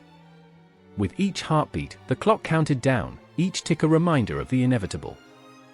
And yet, as I looked into Myra's fierce eyes and felt Kaylin's shaky resolve at my side, I knew, whatever came next, we would face it together. Together, we would become more than the sum of our fears. Together, we would defy the gods who demanded our sacrifice. And in that moment, as the night deepened and the shadows whispered their sweet, dreadful promises, I understood, this was only the beginning. The real ceremony was about to unfold, and we were the unwilling yet determined participants, ready to etch our names into the annals of history, however tragic that might be. Rain fell like 1,000 broken promises, drumming against the ancient stones of the village. I could taste the iron in the air, thick and heavy. I stood in the shadows, heart racing, pulse echoing like the distant toll of a bell. It was a night meant for secrets, for whispers that would curdle the blood. I saw them, figures cloaked in darkness, moving with purpose, their breath misting in the cold, cruel air. I remember Lena, her laughter, a fragile sound that seemed to dance from one corner of my memory to another. Now, it was replaced by the quiet dread of knowing she was at the center of this storm. Her life, a flickering candle, threatened by the shadows that loomed ever closer.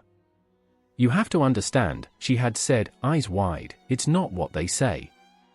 It's worse." But how could I comprehend the depths of a truth so twisted? How could any of us? For in our world, sacrifice had always been a distant tale, a remnant of primitive fears, wrapped in folklore and superstition. We'd laughed at the past, dismissed the blood-soaked stories as mere fabrications, yet here they were, clawing back to life, demanding to be acknowledged. Every heartbeat in the rain echoed the pulse of ancient rituals, calling us back to a reality we'd thought long buried. And Marcus stood beside me, his hands trembling, a fragile man crumbled beneath the weight of his own expectations. "I'm not ready," he whispered, daring to break the silence. His eyes darted, searching for an escape. But escape was a luxury we could no longer afford. He had always sought to be the hero, yet here he was, a trembling leaf in a storm, faced with choices that gnawed at his conscience. "What if they're right?" he continued, voice quaking.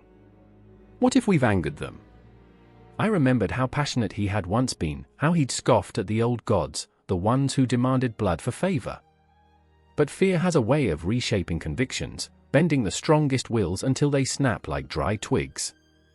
The air thickened, smothering reason, suffocating dreams. The procession began, shadows elongating, figures moving like specters through the rain-soaked streets. I felt the chill of inevitability crawl up my spine, a shiver that could only be described as ancient. They carried torches, flames flickering ominously against the night, illuminating the faces of those who had once been friends, family. I swallowed hard, heart pounding like a war drum. Each face unmasked a truth I didn't want to see, a reality I dared not accept. Their eyes were hollow, the light extinguished, consumed by the weight of their choices. Lena's voice began to echo in my mind, twisting in and out of reality like a phantom. "You don't understand, it's not just about the blood. It's about balance. Sacrifice is the price of harmony. Balance." I laughed at that thought, a bitter sound that tasted of ash and regret. How could blood balance anything? She had explained it with fervor, weaving her words around me like a spider's web, ensnaring my thoughts until they were indistinguishable from her own. The fears of the ancients had seeped into our bones, and in our arrogance, we had thought ourselves immune. Yet here, in the heart of the storm, reality shattered that conceit. The crowd moved closer to the altar, a grotesque monument to old beliefs and darker desires. I could feel the rhythm of their footsteps, a morbid cadence that mixed with the drumming rain, the heartbeat of destiny reverberating in my chest. Marcus flinched beside me, his resolve crumbling like an abandoned edifice. I gripped his arm, a lifeline amidst the swirling chaos, but even I could feel the pull of the dark gravity pulling at us, whispering ominous truths that twisted our insides. "Will you stand with me?" I dared to ask, knowing full well the answer might rip apart any semblance of hope left between us. But before he could respond, Lena broke through the crowd, eyes wild, face streaked with rain and fear. "No. You can't let them do this. It's a lie." She reached for me, desperation etched in every line of her face, but the crowd surged, drowning her cries in a sea of intent. A heartbeat passed. Or maybe it was an eternity. I remember the rain, how it felt like a cleansing flood, washing away the sins we hadn't even realized we carried. I could see Marcus wavering, caught between duty and the fragile thread of morality, his every instinct screaming for him to turn back. I felt his heart race against my skin, a frantic pulse echoing my own doubts. But Lena, God help her, was unyielding. "I know the truth. They want to bring back the old ways, blood for power. It's not about us, it never was." Her voice rose above the storm, defiant, but was swallowed by the cries of the crowd, who wanted nothing but to please. Every moment felt like a knife's edge, sharp and unforgiving. I could see the altar, its stone slick with rain, and something darker, a history of sacrifices made in desperation, in hope. The time for reason was slipping away, melting like snow beneath the relentless onslaught. I remember the feeling of dread wrapping around my heart, squeezing until my breath came shallow. I wanted to scream, to tear through the fabric of this nightmare, but all that came was silence, a silence that echoed louder than the clamor of the crowd. What would we do? Would we give in to the shadows that whispered promises of safety, or would we stand, trembling and bare, against the tide? In that moment, everything fractured. The world around me blurred, the rain became a curtain, blocking out the light of understanding. I could feel Lena's despair like a tangible weight on my chest, the finality of what was to come looming like a storm cloud ready to burst. And as the crowd surged, chanting ancient words that felt both alien and familiar, I understood. This was not just a story of sacrifice. It was ours, a reflection of every choice, every fear that had led us to this moment. The echoes of history rang louder, the line between myth and reality dissolving, drowning us in the depths of our own making. Together, I whispered to Marcus, though I didn't know if it was a promise or a plea. But as the darkness closed in, I could feel the pull of destiny, the shadows wrapping tighter around our hearts, demanding a price we were not ready to pay. The moon hung low, a silver coin dropped into a sea of ink, and a chill carved through the night like a slow, deliberate whisper. Shadows twisted among the trees, their limbs stark against the pale light, each one a sentinel to the sacred ground where the air thrummed with something primal, something ancient. The forest held its breath, cradling secrets of blood and bone, waiting for the inevitable offering. I stood at the edge, heart hammering, a drumbeat of dread that echoed through my veins. I could feel the weight of history pressing against my chest, squeezing out breath and sanity. This was not just a ritual, it was a reckoning. Around me, the gathered crowd, faces pale, eyes wide, clutched at the fraying edges of tradition, trembling like leaves caught in a storm. Each one had their reasons, their stories, their burdens to bear. I caught a glimpse of Marek, his fingers tangled in the coarse fabric of his tunic, a man as flawed as he was fervent. He had come searching for redemption, but tonight, in this nightmare of necessity, would he find salvation or damnation? The air felt thick, pregnant with expectation, as the high priestess stepped into the clearing, her silhouette a dark promise against the silver light. I remember the way she raised her arms, as if to embrace the night, power crackling around her like the static before a storm. "We stand at the threshold," she declared, her voice a haunting melody that echoed through the trees. "Tonight, we honor the old ways. Tonight, we bleed." I remember the first time I realized what that meant. The festival had been a celebration of life, or so they told me. A time for feasting, for laughter echoing beneath the stars. But behind the festivities lay a festering truth, one that twisted like a serpent around the hearts of those who dared to remember. Sacrifice. Animals, offerings, and the unthinkable, the human form, the ultimate price. I glanced back at Marek, his eyes glistening with an unsettling mix of hope and terror. "This is right," he muttered, almost to himself, as if willing the words into existence.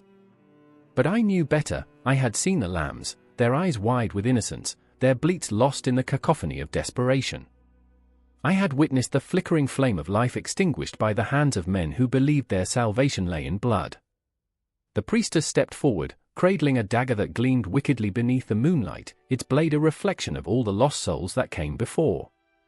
It was a weapon of faith, of fear, a paradox that twisted in the pit of my stomach. "What shall we offer?" she intoned, her voice weaving through the thrumming air, an incantation that stirred something deep within the crowd. "What shall we sacrifice?" I shivered, the question hanging heavy, a ghost that refused to fade.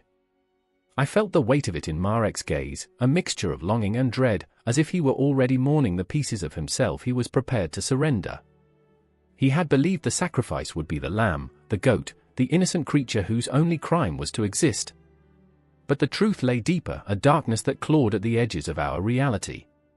Marek stepped forward, his voice trembling but resolute. I'll give my life for the harvest," he declared, the words spilling from his lips like a confession, a prayer. "Let my blood flow for the land." The crowd gasped, a ripple of shock passing through them, like wind rustling through the leaves. "No!" I cried out, the sound tearing from my throat, a desperate plea against the tide of fate. "Marek, no! This isn't what they want." The shadows danced mockingly, wrapping around him, pulling him closer to the altar. I could see the flicker of fear in his eyes, the realization that perhaps he wasn't strong enough to shoulder the weight of this sacrifice, a weight that could crush a man in an instant. With every heartbeat, the tension coiled tighter, an invisible noose around our throats. The priestess turned, her gaze piercing through the shroud of uncertainty. "All sacrifices demand a price. Will you pay it?" The question echoed, a taunt, rolling like thunder across the expanse of the clearing. I could feel the heartbeat of the forest, the pulse of the earth beneath my feet, a suffocating reminder of the life that teetered on the brink of oblivion. I remembered the stories whispered around flickering fires, tales of ancient gods who reveled in blood and chaos, who demanded the ultimate price for prosperity. Marek hesitated, trembling under the weight of his declaration. I thought, his voice cracked, a fragile thing that shattered the night. I thought it would bring peace. The truth hung between us, a spectral figure cloaked in darkness. There was no peace in this, only an insatiable hunger that gnawed at the soul of humanity. The priestess lifted the dagger, light glinting off its edge, and for a moment, time stood still, a gasp, a breath, a heartbeat. I could see the world through Marek's eyes, a kaleidoscope of fear and defiance. He was standing at the edge, teetering between what was expected and what was right. "They'll never forgive me," he whispered, and I felt that truth in my marrow. I took a step forward, drowning in the gravity of the moment. "You don't have to do this." My voice broke, a plea cast into the void. The forest seemed to lean in closer, as if eavesdropping on our despair, the weight of countless sacrifices past echoing through the air. The priestess smiled, a cruel twist of lips that sent a shiver racing down my spine. "What is a life, if not a sacrifice to the greater good?" Her words dripped with venom, and I could feel the pulsing rhythm of inevitability. I remember the tense silence, thick and suffocating, wrapping around us like a shroud. Marek's eyes darted between the dagger and me, and in that moment, I saw the flicker of hope extinguish beneath the weight of duty. The night deepened, wrapping us in shadows, and the moon bore witness to the choices we made, choices that would reverberate through time long after our blood had dried. The forest sighed, a breath of inevitability, and I understood. In the heart of every sacrifice, animal, offering, human, there lay the same question: what are we willing to lose? And as Marek stepped forward, the dagger raised, my heart echoed a silent scream, a desperate call to a world that would never understand. The darkness enveloped us, and in that moment, everything felt both eternal and fleeting, a loop of fate and consequence, as we stood on the precipice of something both terrifying and ancient, bound by the echo of choices we never wanted to make. A scream pierced the air, raw and desperate, echoing off the jagged stone walls that seemed to swallow hope whole. Night had descended, wrapping the ancient ruins in shadows thick enough to stifle breath. In the distance, the flicker of torches danced like hungry spirits, casting long, twisted shadows that crawled toward the captives huddled in their damp, dark prison. I remember the taste of fear, the metallic tang that clung to the back of my throat like ashes. "Do you think they'll come for us?" whispered Mara, her voice trembling as she pressed against me, her warmth a fleeting comfort in the icy grip of dread. Her eyes, wide, frantic, caught the flickering light, as if searching for a glimmer of salvation amidst the encroaching darkness. A part of me wanted to reassure her, to hold her hand tightly and promise that dawn would break through the despair. But I remember the weight of my own heart, heavy and chained, as I turned my gaze toward the barren walls. "Tomorrow is the festival," I murmured, my throat tight. "They will come." I could almost see it, the scene that awaited us, the grotesque tableau of ritual and sacrifice, painted in vivid strokes of agony and blood. The festival of the moon, where the gods demanded a tribute. Bodies were just the price of their favor. I remember when I laughed at the absurdity of it, when I thought myself too worldly for superstition. That was before the soldiers came, before our village became a battlefield littered with the remnants of lives once vibrant, now extinguished. In the flickering light, I could see Yarrick, his face pale, haunted. He had once been a craftsman, a skilled artisan whose hands created beauty. Now, they trembled, shaking like leaves caught in a storm. "What if it's me?" he said, voice barely a whisper. "What if I'm the one they choose?" His fear was palpable, a living thing that wrapped around us like a serpent, squeezing tighter with every heartbeat. I placed a hand on his shoulder, the weight of his despair heavy on my arm. "We won't let them take you," I said, though I felt the lie coil in my chest like a viper ready to strike. The truth was unrelenting, a shadow that loomed larger with every passing moment. Tomorrow, we would be laid bare before the gods, rendered, sacrificed. The air was thick with memories, echoes of laughter swirling around us like restless spirits.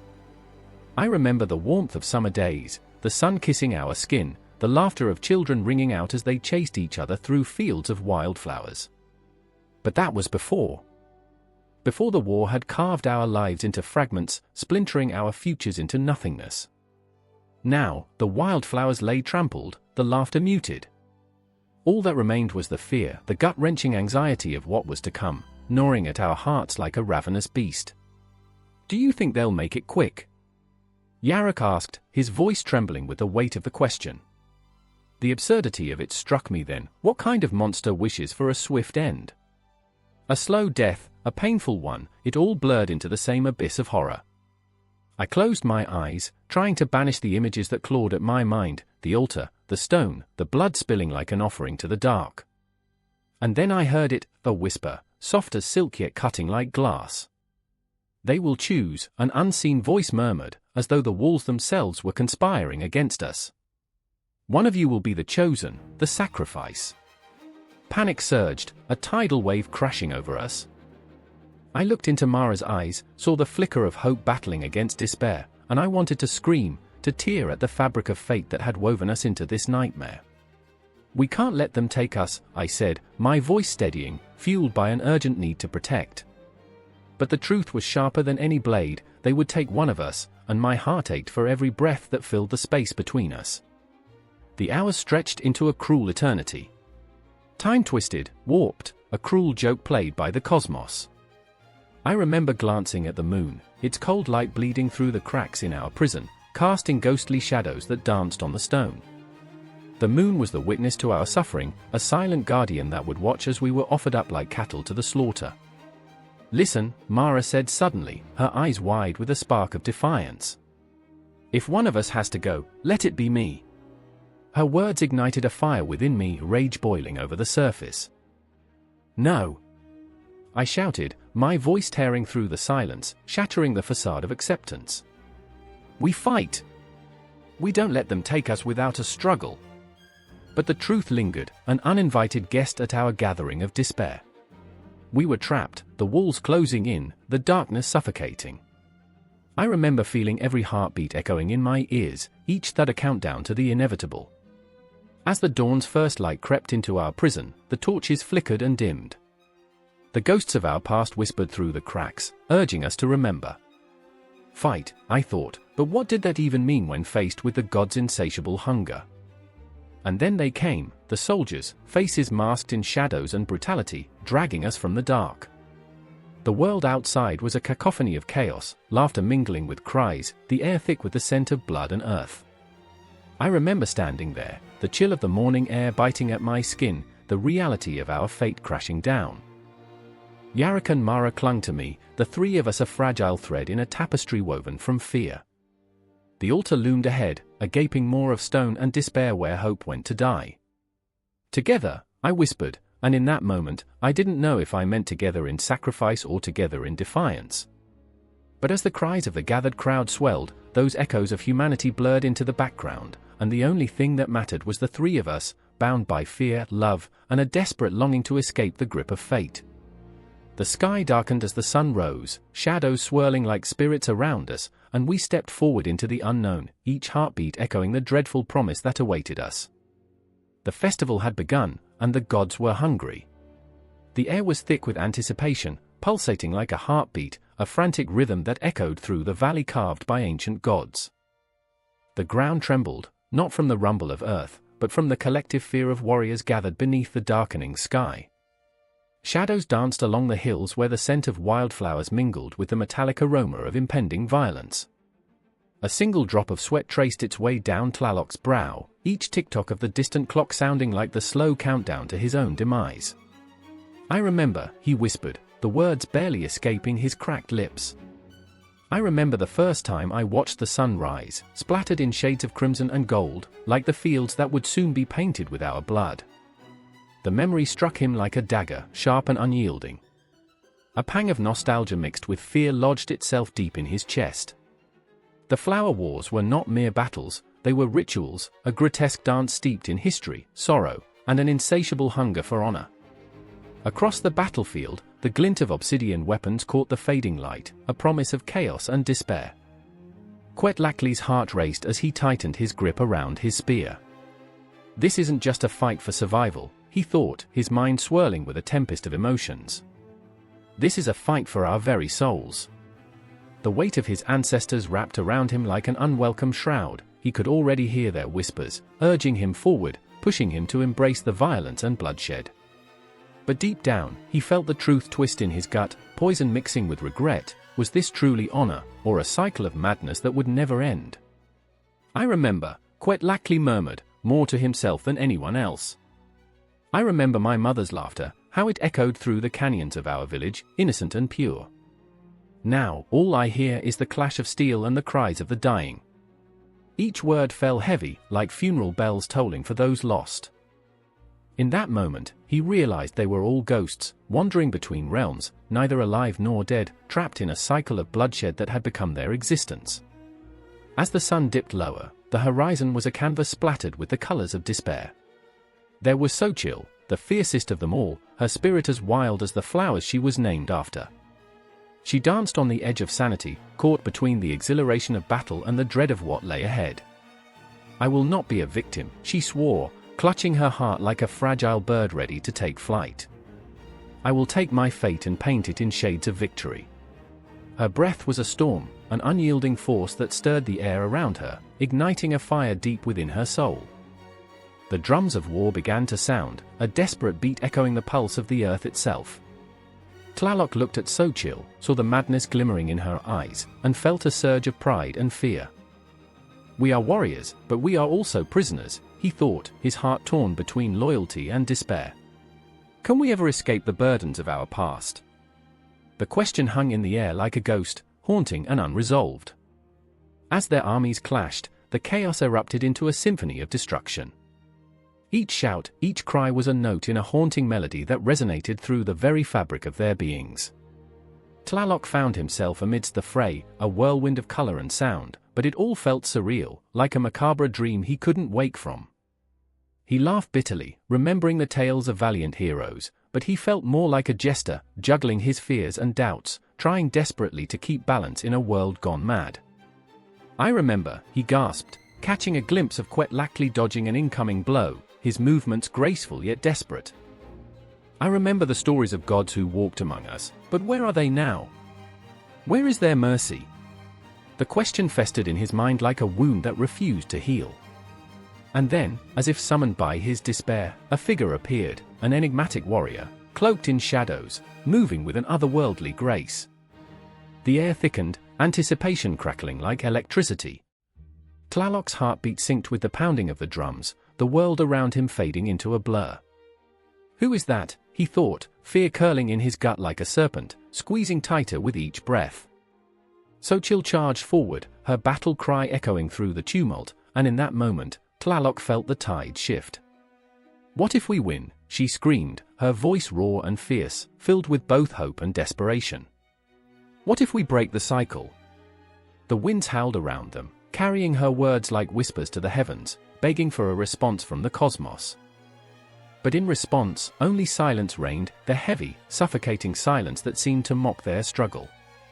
Each warrior fought not just for survival, but against the ghosts of their ancestors, the specters of those who had once bled for this land. Tlaloc felt their presence all around him, a storm of lost souls, urging him on. This is not just a war of bodies, he thought, adrenaline coursing through his veins. It's a war of spirits, of memories. He could sense the weight of history pressing down upon him, and in that moment, he understood the essence of the Flower Wars. They were not merely battles, they were the echoes of a civilization grappling with its own identity, its own fears. The sky darkened, a canopy of despair closing in, as the final act of this grim ritual unfolded. The battlefield, once vibrant with life, was now a tapestry of shadows and blood, each warrior a thread woven into a narrative of chaos. Tlaloc knew he would have to confront not just the enemy before him, but the demons lurking within.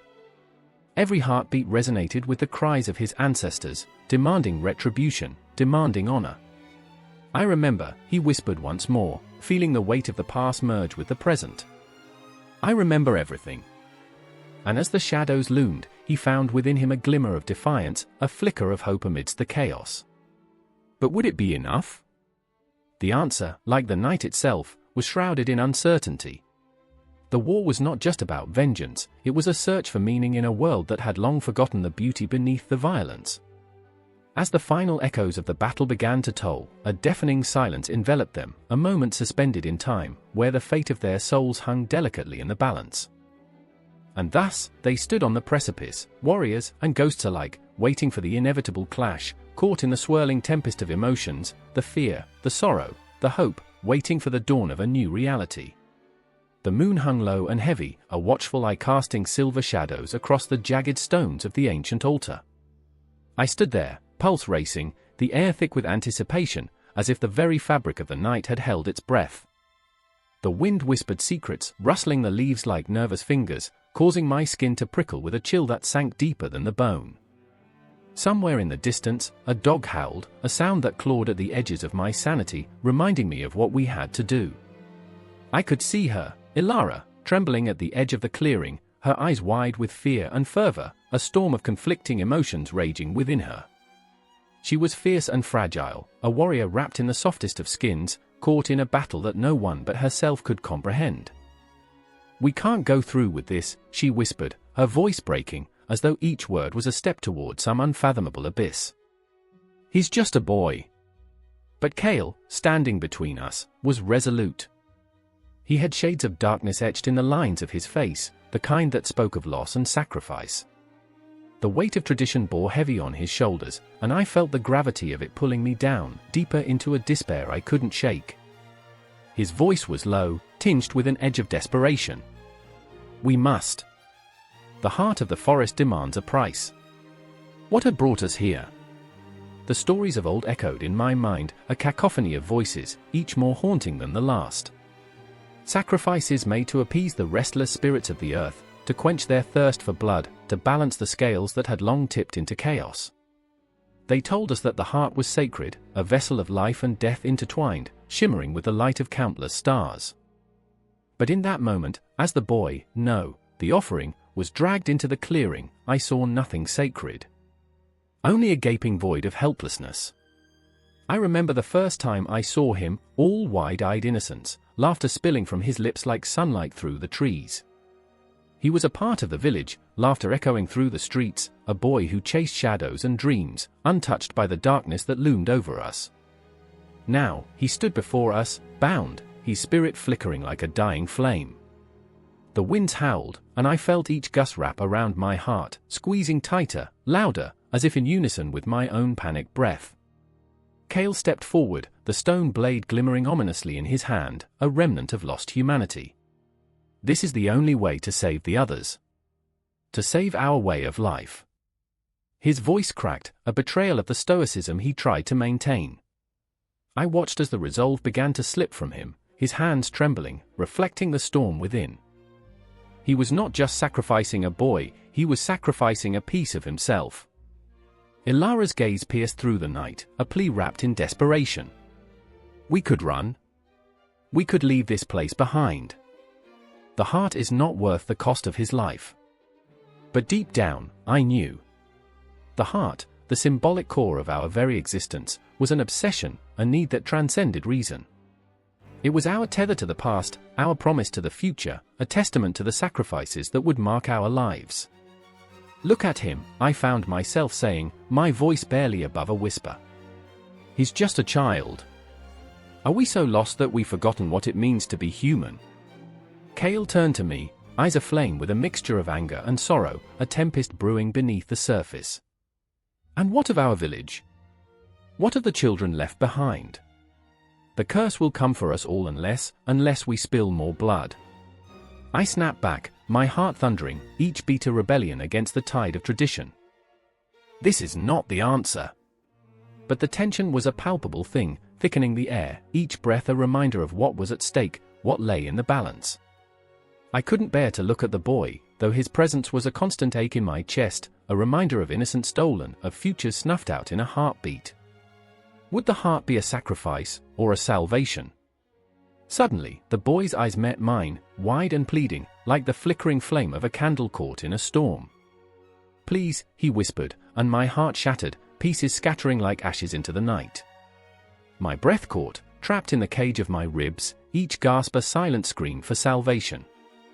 Ilara stepped forward, her voice raw with emotion. We can't do this. Her hands trembled, reaching out, a desperate attempt to bridge the chasm between us and the horror that awaited. Each second stretched into eternity, the air thick with the scent of impending doom. It was as if time had split in two, the past whispering of innocence lost and a future teetering on the edge of a blade. And in that heartbeat, a moment suspended in time, a collective breath held, we stood on the precipice of a decision that would echo through the ages. The heart, the sacred, the symbolic, what does it truly mean to sacrifice? To give up a piece of one's soul? The weight of the question loomed large, gnawing at the edges of our consciousness.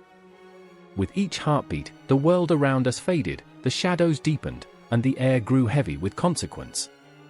The forest held its breath, waiting for us to decide. I remember the stars above flickering like distant memories, their light a cruel reminder of the choices we faced. In this dark, twisted dance of fate, we were all marked, tethered to the heart, an unspeakable bond that would leave scars far deeper than any blade could inflict. And just like that, as the boy's terrified gaze bore into my soul, a thunderous silence fell, wrapping around us, binding us in a web of fear, hope, and an unsettling uncertainty. The heart quaked beneath the weight of what was to come, and I, if only for a moment, felt the pulse of the universe echoing through my veins, a haunting reminder that the night was far from over. The air crackled with tension, a serrated blade of dread hanging over the plaza like a vulture waiting to feast. I stood there, heart pounding like a war drum, surrounded by faces painted with fear and desperation, their eyes glazed with the haunting knowledge of what was to come. The sun, a fiery orb in the sky, bore witness to the chaos below, illuminating the vibrant hues of our sacred city, yet casting ominous shadows. I could almost hear the whispers of the ancestors, their voices merging into a chilling hymn, urging me to remember why we gathered, why we bled. Today is the day, I muttered under my breath, the words tasting bitter and metallic, like iron on my tongue. They echoed in my mind, drowning out the cacophony of 1,000 hearts beating as one, a prayer, a plea, a final goodbye. I looked to my left, Isla, her hands trembling at her sides, fingers adorned with the markings of our people. She was beautiful, fierce, a fire flickering in the dark, but today, her light threatened to dim.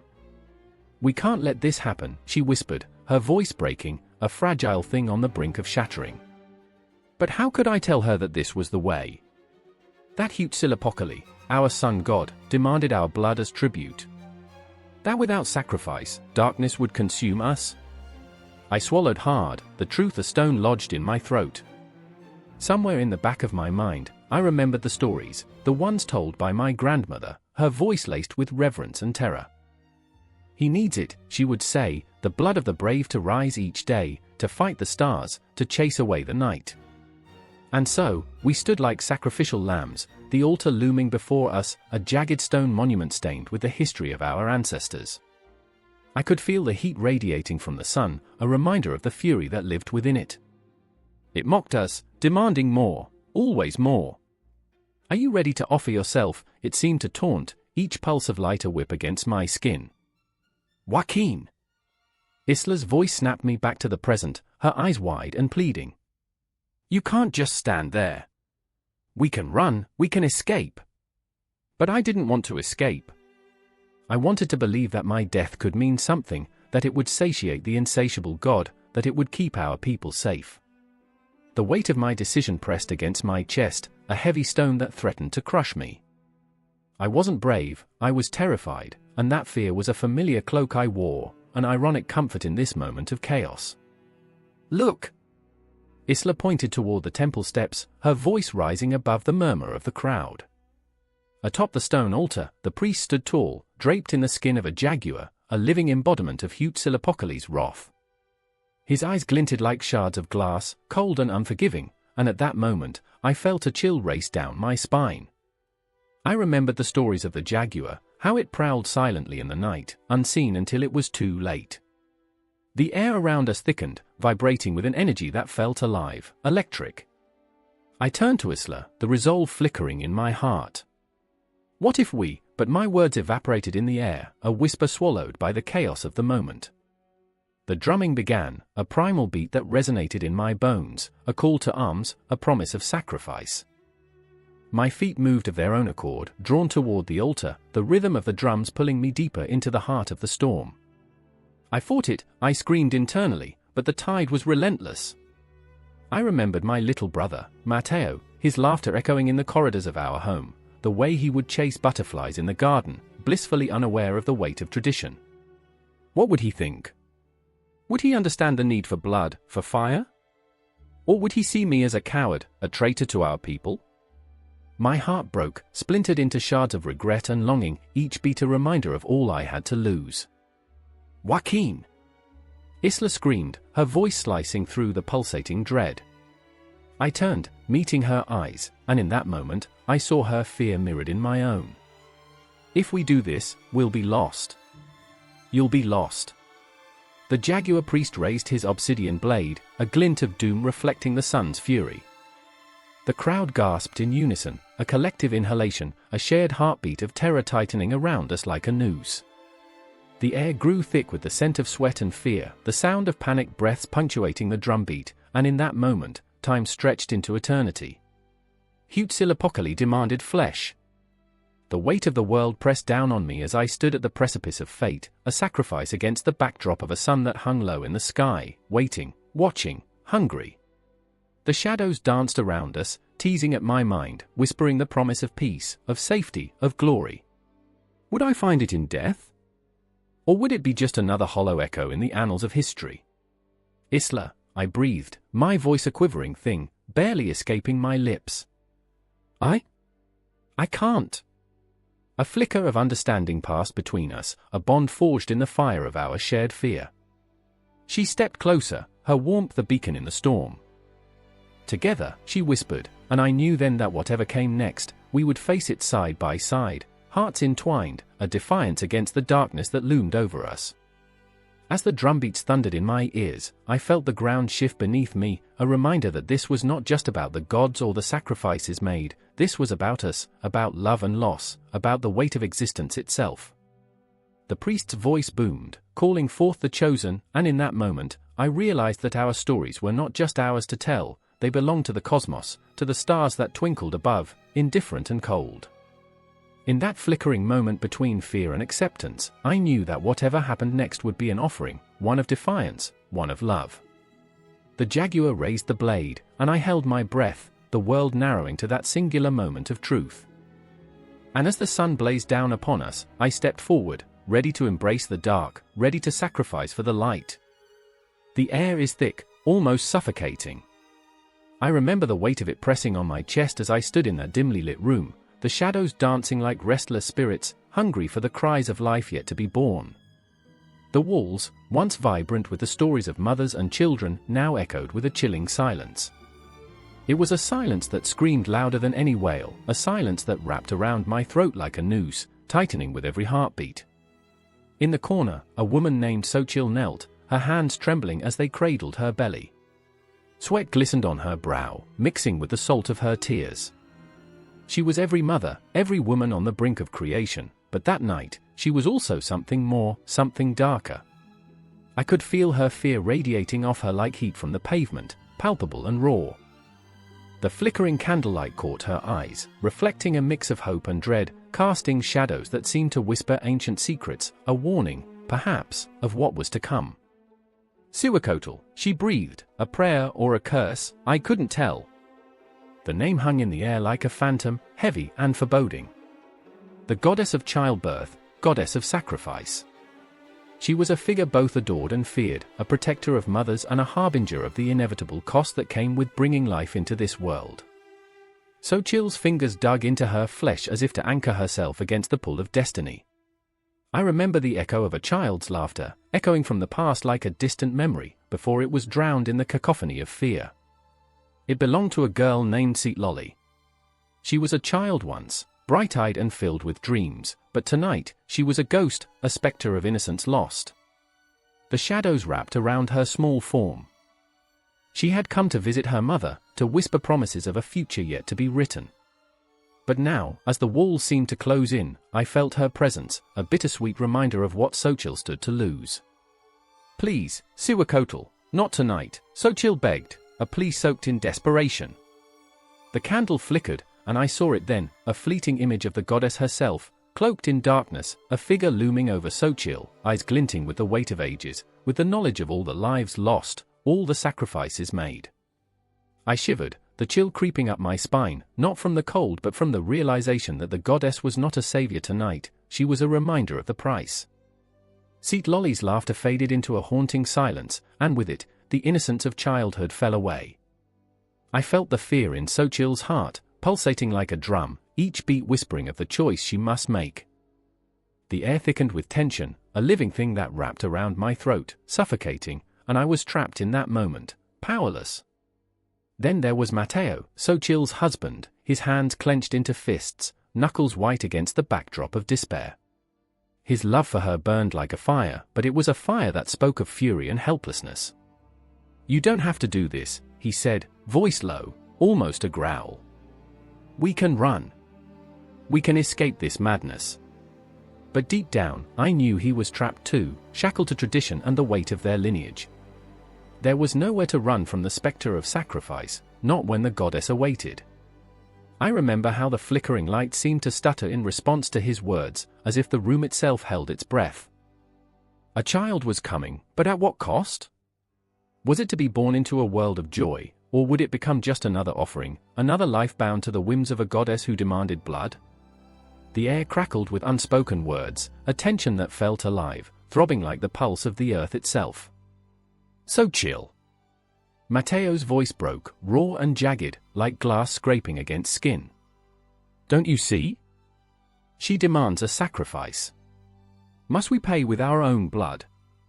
The room echoed with his anguish. As he spoke, I felt the walls compress, the air thickening, each word a weight pressing down on their hearts. "Mateo, I can't lose this child," Xochitl cried out, her voice breaking. I would give anything.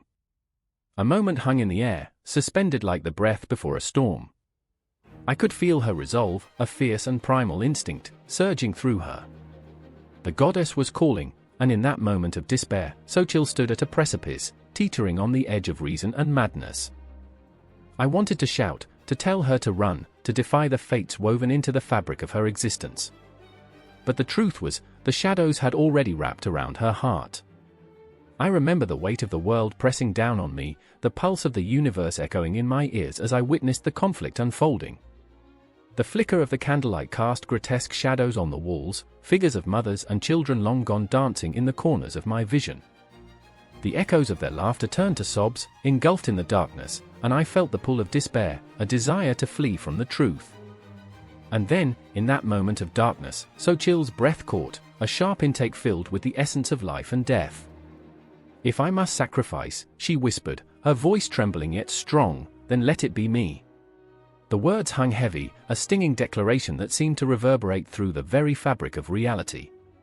Her sacrifice, the ultimate gift, the final offering to a goddess who demanded blood. The shadows shifted, and I felt them closing in, a noose tightening around all of us, a reminder of the cost of creation. I could see Matteo's face, a mask of rage and sorrow, and I felt the air crackle with his conflicting emotions. "No," he roared, and that sound echoed, a furious rebellion against fate. "You are not a vessel for her caprices." But the shadows would not relent, and I felt the room spin, the world tilting precariously on its axis. The goddess was waiting, an invisible weight pressing down, demanding that choices be made, that sacrifices be offered. There was no turning back now. As Xochitl knelt there, the flickering flame of hope danced precariously on the edge of despair. I could see the threads of fate weaving tighter, the tapestry of life and death blurring into a single, haunting melody. In that moment, the room felt infinite, and I was both a witness and a participant, bound to the tragedy unfolding, the pulse of the cosmos resonating in every breath we took. With each heartbeat, I remembered the echoes of laughter growing fainter, the shadows growing darker. I was trapped, ensnared in a web spun by a goddess who demanded sacrifice, and I knew the story was far from over. The confrontation lay ahead, a reckoning between love and duty, loss and creation, as we stood on the precipice of an unimaginable choice. The rhythm of the night thrummed in my veins, and I felt the pull of destiny drawing me deeper into the abyss, where the line between life and death blurred into a chilling embrace.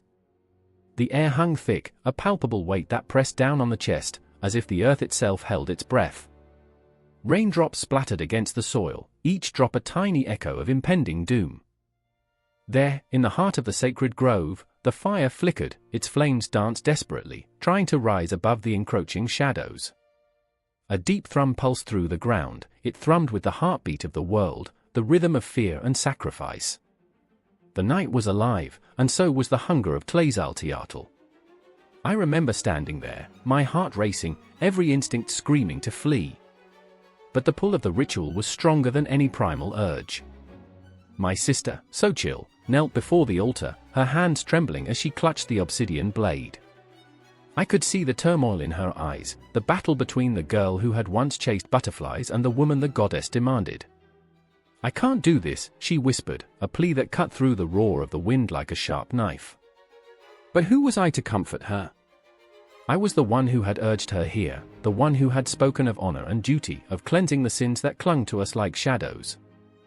But what if that cleansing came at a price we could not pay? What if the blood spilled was not merely a price, but a curse that would haunt us forever? "Xochitl," I breathed, the name thick with sorrow. "We don't have to. We can leave." But deep down, I knew the truth, leaving was not an option. The ancient stones watched us, their cold surfaces etched with the stories of those who had come before, their sacrifices binding us to this moment. The whispers of the past surrounded us, even more chilling than the wind that howled through the branches above. The night deepened, shadows stretching like fingers reaching out to grasp us. My heart raced as I realized this was not merely about survival, it was a test. A test of faith, of resolve, of what we were willing to sacrifice.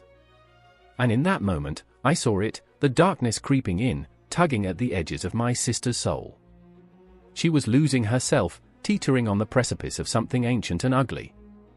I remember the tales, I said, forcing myself to meet her gaze. They say Mictlantecuhtli can cleanse the worst of sins. But at what cost?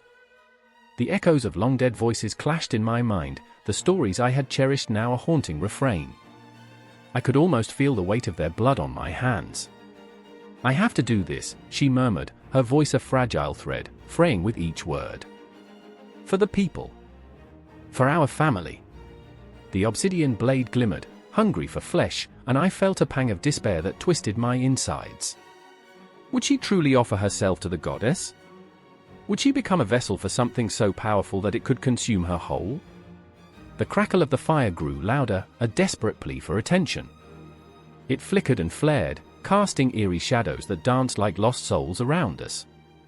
The flame seemed to whisper, to beckon, to reveal truths we weren't ready to confront. A chill crawled up my spine as I considered the possibility that this was not merely a rite of purification, but a cycle of violence, the endless procession of blood that fed the earth, the gods, and our own insatiable desires. I could see the pull of the goddess in Xochitl's eyes, the way they glimmered with a strange, dark allure. Mictlantecuhtli demands our sins, I said, urgency clawing at my throat. But what if she takes more than we're willing to give? What if she takes ***? No, she cried, the sound raw and fierce. It echoed through the grove, a challenge to the darkness that surrounded us. But I could see the uncertainty flickering behind her defiance. She was teetering, caught between duty and despair, hope and hopelessness. We were both lost, wandering through the shadows of our choices. And then the clock began to chime, a distant, mournful sound that signaled the hour of reckoning. Each toll reverberated through the night, a reminder that time was slipping away. Xochitl, I pleaded, desperation clawing at my insides. We must decide. Now. With a trembling hand, she raised the blade, the obsidian glinting ominously in the firelight. What if I can heal the people? What if my sacrifice brings back the sun? Her voice wavered, hope and dread weaving a complex tapestry of emotion. What if I can become a vessel, something greater? The shadows around us shifted, and I felt the ground pulsing again, a heartbeat that was not our own. It was Mictlantecuhtli, responding to her call, urging her to surrender. My fingers curled into fists, nails biting into my palms. And what about you, sister? What if you become nothing? Just another soul lost to the darkness. A tear slipped down her cheek, glistening like a star in the night. Maybe it's my turn to be the sacrifice. Maybe it's my fate. The words fell like stones into the silence, each one an anchor pulling us deeper into the abyss.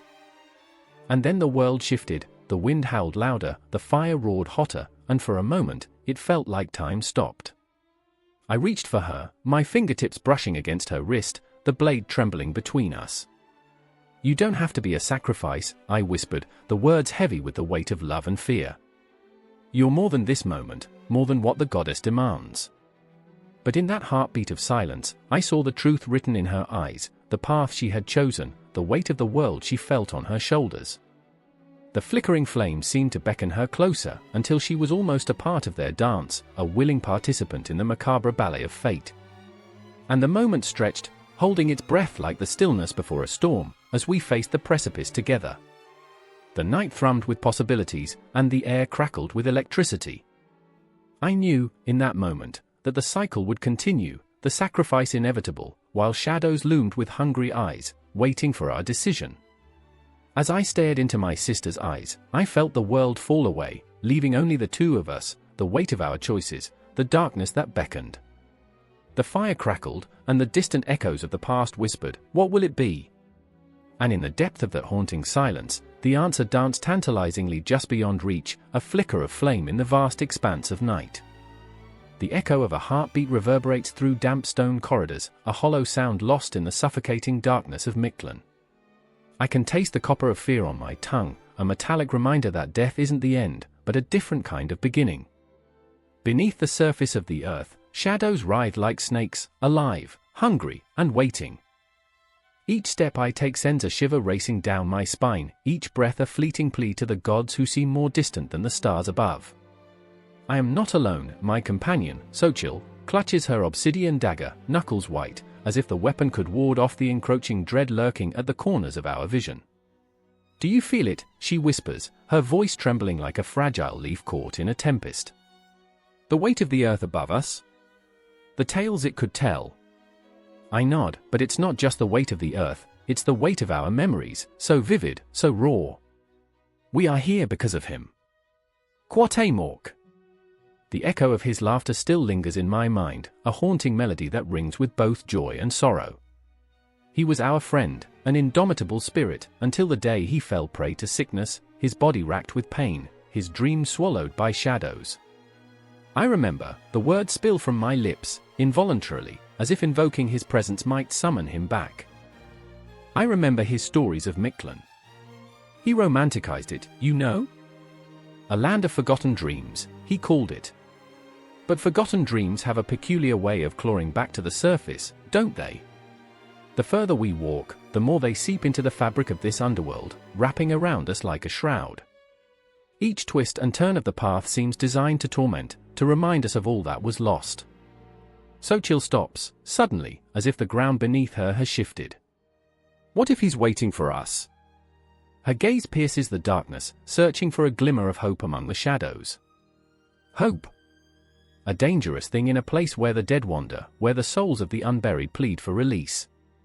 You know better than to think that, I reply, though my voice is barely above a whisper. In Mictlan, the dead don't wait. They consume. The air thickens, suffocating.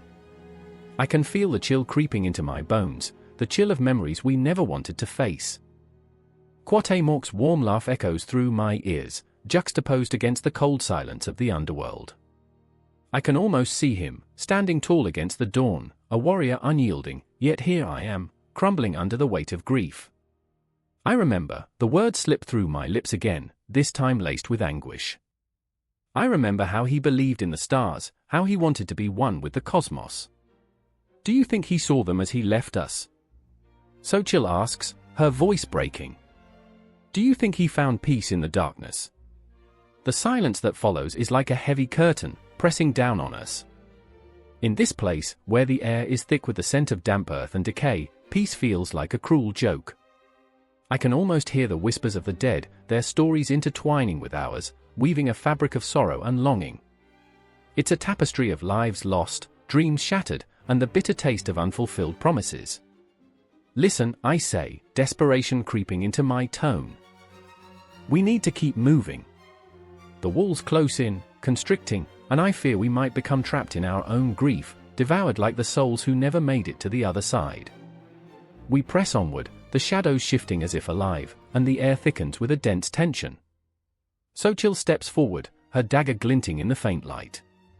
What if we find him? She asks, voice trembling with a fragile hope that threatens to shatter. What if he's waiting just beyond this darkness, ready to guide us? But what if there's no guidance in a place reserved for the damned? I can feel the weight of her gaze, the spark of belief that dances in her eyes, and I want to believe with her. I want to believe that Cuauhtémoc watches over us, that he's not truly gone. The thought is intoxicating, a siren's call that beckons me deeper into the abyss. Do you hear them? I ask, voice dropping to a hush. The whispers? They echo through the passageways, and I can almost make out their words. Each syllable reverberates with a chilling certainty, a promise that we are not alone. The dead surround us, their stories intertwining with our own, and I feel the pressure of their presence pressing in, suffocating. I can hear them, Xochitl breathes, stepping closer, her breath hitching with a mix of fear and wonder. They are calling for us. The deeper we go, the more palpable the tension becomes. I see flickers of movement, shadows dancing just out of reach, and my heart races with both fear and morbid curiosity. Each flicker feels like a reminder of our mortality, a brush against the fragile thread that connects the living to the dead.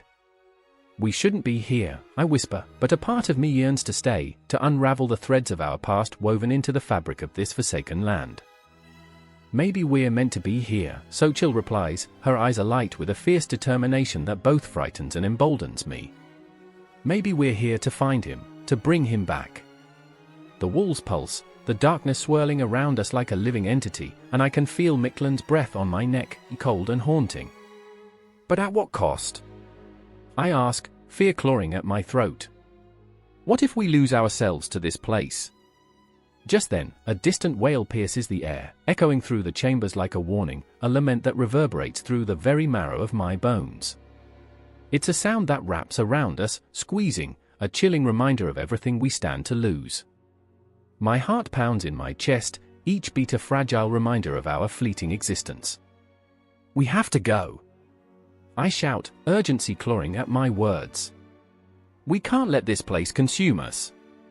But as I turn to pull Xochitl away, I see her standing still, transfixed by the shadows swirling before her.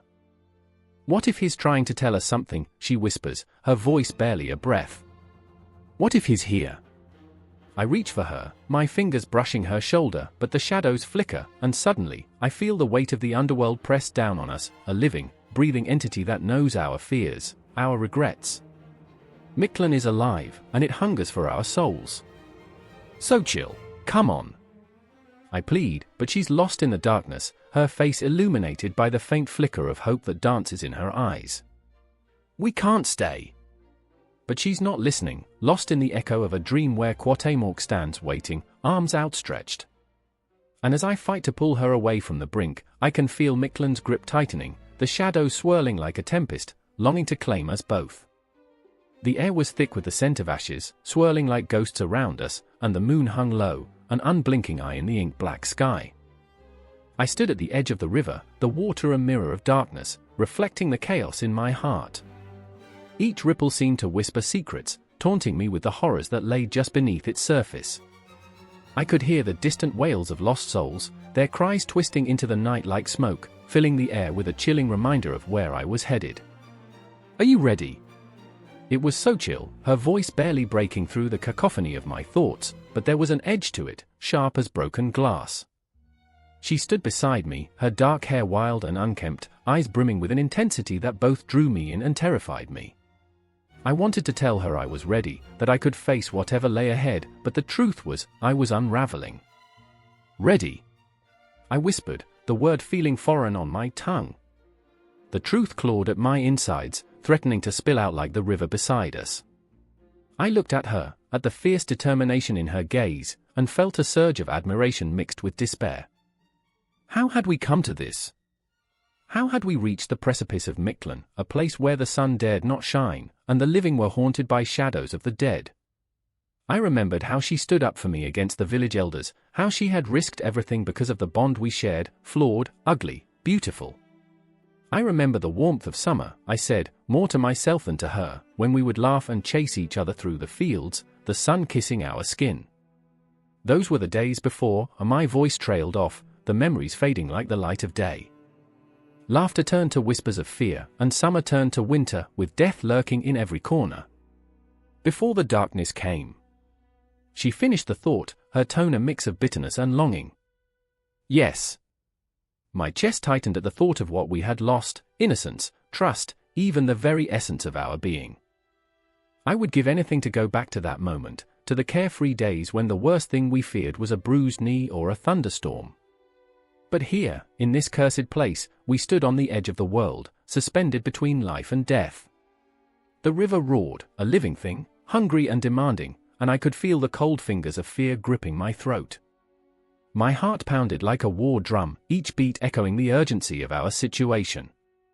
We were trespassers on sacred ground, and I could almost hear the spirits, every one of them aching for release, whispering warnings that made my skin crawl.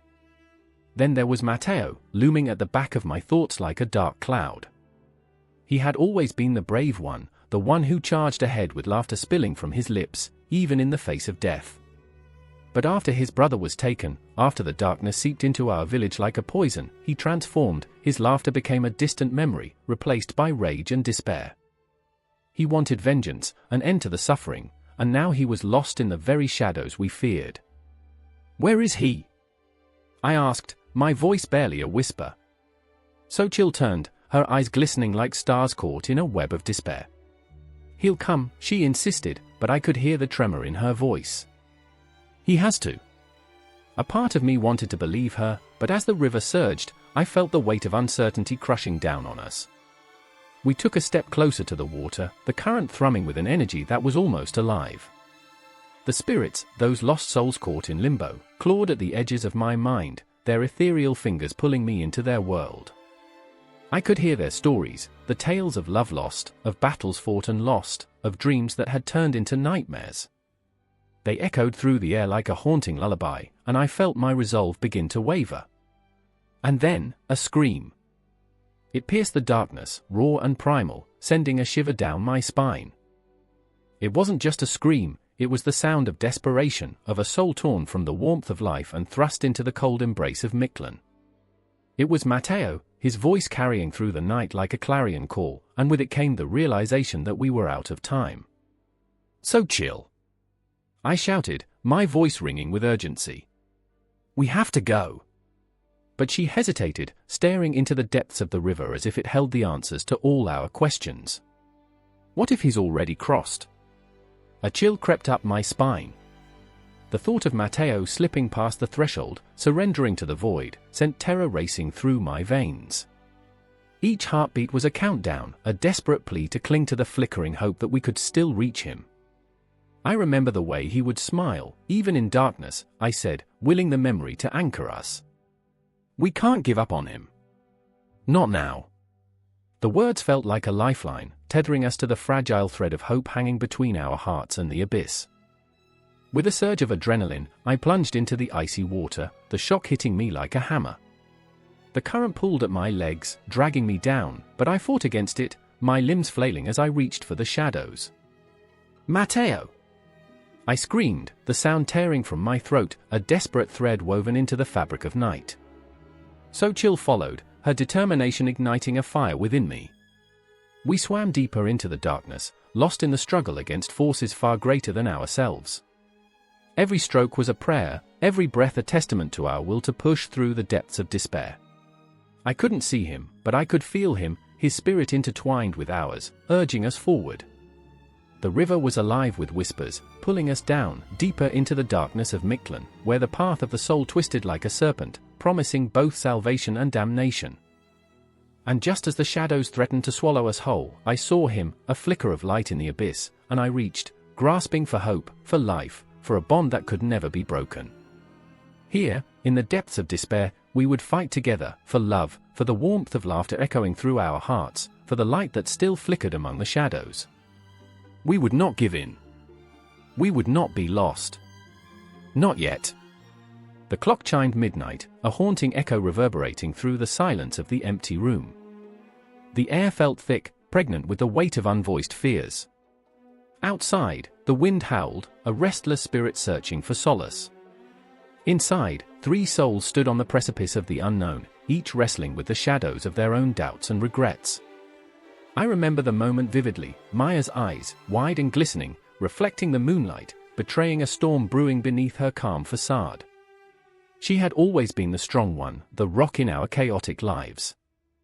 But that night, as the air crackled with tension, I saw the cracks in her armor. "What if there's nothing?" The words slipped from her lips, full of dread and disbelief. Her voice quivered, trembling like a leaf caught in a tempest. Beside her, Lucas paced, a restless energy radiating from him, like a tightly coiled spring ready to snap. "There has to be something," he insisted, fists clenched, his dark hair falling over his forehead. "I can't accept the void. I refuse to believe we're just gone." The desperation in his voice sliced through the thick silence, a raw edge to his certainty, as if he were clinging to the belief of an afterlife like a child grasping a stuffed animal in a storm. And then there was me, caught in the middle, oscillating between their fears. I felt like a ghost myself, an echo of who I used to be. "I remember," I whispered, the words crumbling from my lips like dry leaves. "I remember Grandma telling me that the dead walk among us, that they lingered just beyond the veil." The memory was bittersweet, a flickering candle in a darkened room. How naive I had been, clinging to the comfort of her tales.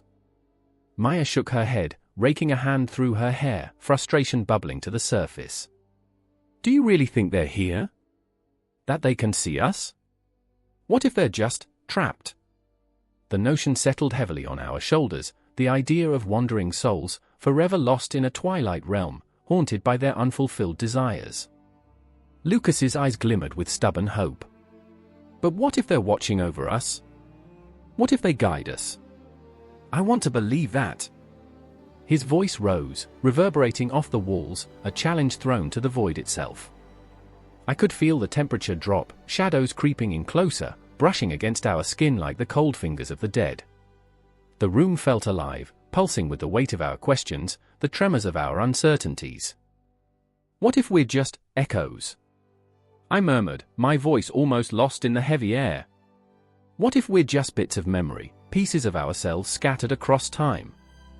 A flash of lightning illuminated the room, casting long, jagged shadows that danced and twisted, mocking our fears. I felt it, an oppressive wave of despair sweeping over me. What if, when we crossed that final threshold, we faded into the nothingness? I looked at Maya and Lucas, their faces illuminated by the fleeting light, and saw the reflections of my own dread mirrored in their eyes. I remember the stories we absorbed as children, fairy tales filled with shimmering afterlives, with heaven's gates flung wide open, laughing souls entwined in eternal bliss. But now, as the shadows grew longer and the silence wrapped around us like a shroud, those stories felt like distant echoes, mere whispers of comfort. The tension thickened, each heartbeat a drum in the quiet. Lucas's breath quickened, as if the air itself had turned to ice. What if we die here? What if we're already dead, and this is our purgatory? His voice shook, and I could feel his fear clawing at my own heart. Maya stepped back, the fear palpable, the weight of the thought pressing down on her chest. I could see the fight in her eyes, but there was also something deeper, an understanding that this could be it. Stop! I blurted out, my voice breaking through the suffocating tension. We can't fall apart like this. We don't even know what's waiting for us. But the words hung in the air, fragile and empty. The silence returned, chilling and oppressive. The shadows crept closer, wrapping around us as if they, too, were listening, waiting. I could almost hear the whispers of the unseen, brushing against my skin, pulling me toward the edge of understanding. What if, Maya began, her voice dropping to a whisper. What if everything we believe about the afterlife is a lie? What if we become nothing? She shivered, and I felt a chill run down my spine. The warmth of hope was fading, the night closing in around us like an all-consuming fog. Lucas clenched his jaw, a flicker of anger mingling with fear. No. I won't let fear dictate my beliefs. Not now, not ever. The fire in his voice burned brightly, but the tremor of uncertainty betrayed him. I watched the flicker in his eyes dim, the shadows swallowing the light. And in that moment, just as the clock struck the hour again, a cacophony erupted outside. A screeching wind, the wailing chorus of lost souls clashing against the night, a symphony of despair that echoed our very thoughts. I felt it claw at my heart, the reality that we were standing on the edge of something vast and terrifying, and I wanted to scream. Then I remembered, a flicker of warmth amidst the cold shadows. The candlelight dancing in a forgotten chapel, the smell of sweet incense mingling with the laughter of children. The stories of the afterlife from ages past, of realms filled with light and love, where fear was but a fleeting moment. I wanted to cling to that, to pull it back from the abyss, to hold on to that hope against all reason. Maybe, I dared to whisper, maybe it's not about what happens after. Maybe it's about how we live now. And as those words hung in the air, an echo of something greater stirred within us, a longing for connection, a flicker of understanding that perhaps the afterlife wasn't the end. But suddenly, the shadows shifted, and a chill swept through the room, the darkness closing in, ready to engulf us, to remind us of our fragile existence. The air buzzed with an impending confrontation, a clash between hope and despair, between believing in the light and succumbing to the dark. Time hung suspended, a taut string ready to snap, and I realized that our journey had only just begun, not toward an end, but a cycle, a dance of beliefs, where each heartbeat resonated with the age-old question, what truly happens after death? We stood together, teetering on the brink of understanding, unknowing that the answers may be more haunting than we could ever imagine. The sun hung low in the crimson sky, bleeding its last light over Tenochtitlan, a city that breathed and pulsated with the weight of its ancestors. I stood there, heart racing, half-formed thought swirling in my mind like the smoke ascending toward the heavens from the temple's eternal fire. The scent of blood mingled with that of damp earth, a potent reminder of what would soon come, an offering, a sacrifice that danced on the razor's edge of reverence and horror. At the foot of the Great Pyramid, I saw Izel, her face a mask of determination, but her eyes betrayed her, wide, glistening with unshed tears that hinted at the storm brewing within her. "They're counting on us," she whispered, her voice a tremor echoing in the heavy air. I could feel the warmth of her breath against my skin, an intimate reminder of the shared burden we carried. But the weight of our ancestors pressed harder, heavier, like a stone lodged in my chest. I remember the way her fingers trembled as they brushed the sacred obsidian knife resting against her thigh. It gleamed darkly, a reflection of the fate that awaited us. Each flicker of the blade whispered promises of glory to the gods, but it also groaned with the weight of 100 souls, their stories woven into the fabric of our lives, their hopes and fears like threads in a tapestry of blood-soaked history. "I can't do this," I whispered back, voice barely escaping my throat, a quiet treason against the calling of our bloodline. Then there was Nahuatl, an old priest whose presence loomed larger than his frail frame suggested. He stood at the altar, the flickering flames casting eerie shadows across his weathered face, lines etched deep like the roots of ancient trees. "Honor your ancestors," he chanted, his voice rising with the smoke. "To walk among the stars, they need the life force of the living." But his tone carried a subtle tremor, a crack that revealed his own struggle, his own doubts. Could he bear the weight of such a sacrifice? In that moment, I remembered my grandfather's hands, gnarled and calloused, tracing the stories of our lineage on the rough bark of centuries-old trees. "Every drop of blood," he had said, "is a memory, a thread connecting us to those who walked before. They are not dead, they only wait." Izel's eyes locked onto mine, and I felt the air thicken, the past swirling around us like the shadows of the night. The ancestors were here, watching, whispering, their voices a haunting chorus that filled the silence, reminding us of the price we must pay for their guidance. The drumbeats of the ceremony thundered, each beat a heartbeat of the earth, rising and crashing like waves against the shores of eternity. "They will bless us," Nahuatl insisted, his voice rising above the chaos, a beacon of hope laced with desperation. "But only if we offer them something worthy."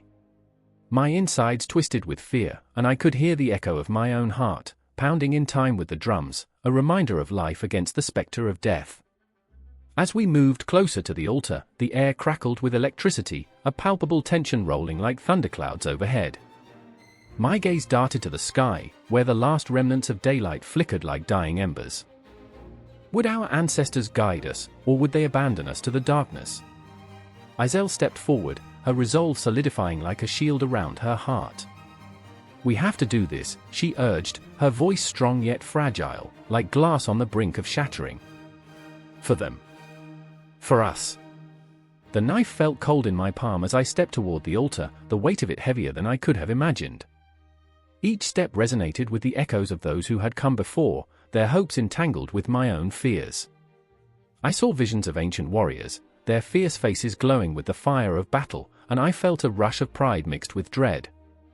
I was a part of this lineage but also an outsider, caught in a web of ancestral expectations and my own longing for freedom. The moment stretched into infinity, the world around us fading until only the sacrificial stone remained, glistening with anticipation, ready to receive the offering. Izel's whisper pierced through the fog of my mind, "We'll be remembered for this." But would we? Would our names be spoken in reverence, or would they fade into the dust, mere echoes swallowed by time? I took a deep breath, feeling the cool air fill my lungs, steadying my heart against the impending storm. I remembered the stories of the brave, those who had sacrificed themselves for the glory of the sun, for the rain, for the life that pulsed through the veins of the earth. Here I was, a living vessel, caught in a maelstrom of emotion and expectation. I had to honor them. I had to honor the ancestors who had given everything for this moment, who still lingered, their spirits entwined with ours. Nahuatl raised his arms to the sky, his voice booming as he summoned the gods, and my heart raced alongside the rhythm of the drums. "Hear our call," he shouted, the words reverberating in my bones. The air shimmered with power, the ancestors' presence thick and suffocating, a reminder that they were not just part of the fabric of our existence, they were the very foundation of our souls. As I stood there, the night closing in around us, I felt the weight of my ancestors pressing upon me, urging me forward into the abyss. Izel looked at me, her eyes fierce yet vulnerable, and in that moment, I understood. We were not just part of a lineage, we were part of a continuum, a cycle that demanded tribute. Love and fear entwined in our hearts as we faced that ancient blade, an offering not just of flesh but of our very essence, a piece of ourselves destined to become part of the great cosmic dance. The world blurred around us, the temple, the altar, the shadows of the past, and for an instant, I was no longer alone. I felt the hands of my ancestors, guiding me, giving me strength. The night was heavy with the weight of their gaze, an unyielding testament to the ties that bound us, the sacrifices that had woven our fates together through the ages. And as the first cry of the night split the air, I knew this was only the beginning. The sun hung low, bleeding crimson into the sky, as the drums throbbed like a restless heartbeat, echoing through the temple. I stood at the precipice of a world unraveling, feeling the pulse of a civilization wound tightly around the fear of the gods. I remember the scent of smoke mingling with the desperation in the air. I remember the shouts and sobs, the clash of cultures colliding in a storm of chaos. It was here, beneath the weight of history, that I watched my brother, Cuauhtémoc, a warrior of fierce resolve, wrestle with the unthinkable. They brought forth the victim, a boy barely more than 16. His eyes, wide and terrified, reflected the shimmering obsidian blades, like starlit nightmares dancing on the brink of reality. I remember his scream, a raw, wrenching cry that punctured the heavy air, wrapping around my heart like a vice. The music swelled, a cacophony of sound and fury, offering and sacrifice, blood and glory. Cuauhtémoc's grip tightened around the ceremonial dagger, his hand shaking like a leaf caught in a tempest. "Do it," the high priest bellowed, his voice a thunderclap in the storm. But I saw it. The flicker of hesitation in Cuauhtémoc's eyes. I felt it like a dagger in my own chest. The weight of the world was upon him, the expectations of our people, the ancient gods demanding tribute. To honor them. To appease them, they cried. But who would appease us? Who would hear our silent screams? The boy trembled, tears streaking his dirt-smeared cheeks. I wanted to scream, to pull Cuauhtémoc back from the edge of this abyss, but my voice was swallowed by the drumbeats, a relentless reminder of our duty. I remember the moment, the collision of flesh and metal, the heart torn from the body, pumping its last in a symphony of terror and awe. The crowd roared, intoxicated by the primal feast, while I stood paralyzed, my own heart in shambles. I caught the gaze of our sister, Xochitl, who stood nearby, her face a mask of horror. With each drop of blood that splattered onto the sacred stones, I felt her pain seep into my bones. We were bound by blood, by love, yet stood divided by this monstrous ritual. "This is wrong," she whispered, her voice trembling like a dying ember. But I could see the fire in her eyes, the spirit yearning to rise against the chains of tradition. "It's too late," I replied, the words escaping like autumn leaves swept away by the wind. Cuauhtémoc plunged the dagger deeper, the boy's breath hitching in his throat, a terrible gasp, a final plea for mercy. And in that moment, I felt the pulse of the world shift, a dark undercurrent beneath the surface of our reality. I remembered the tales, the arrival of the white men, their bearded faces shining like gods in the sun, the way they wielded their weapons, strange, terrifying. What would they think of us? Of this moment? The drums faltered, the rhythm splintering, as the earth trembled beneath our feet. I could almost hear the whispers of the gods, laughing at our folly, mocking our sacrifices. The boy's life was snuffed out, a candle extinguished, and with it, my faith in our traditions flickered and dimmed. No more offerings for gods who were silent, no more glory painted in blood. I felt the weight of my ancestors pressing down upon me, their expectations suffocating, and the realization clawed at my insides.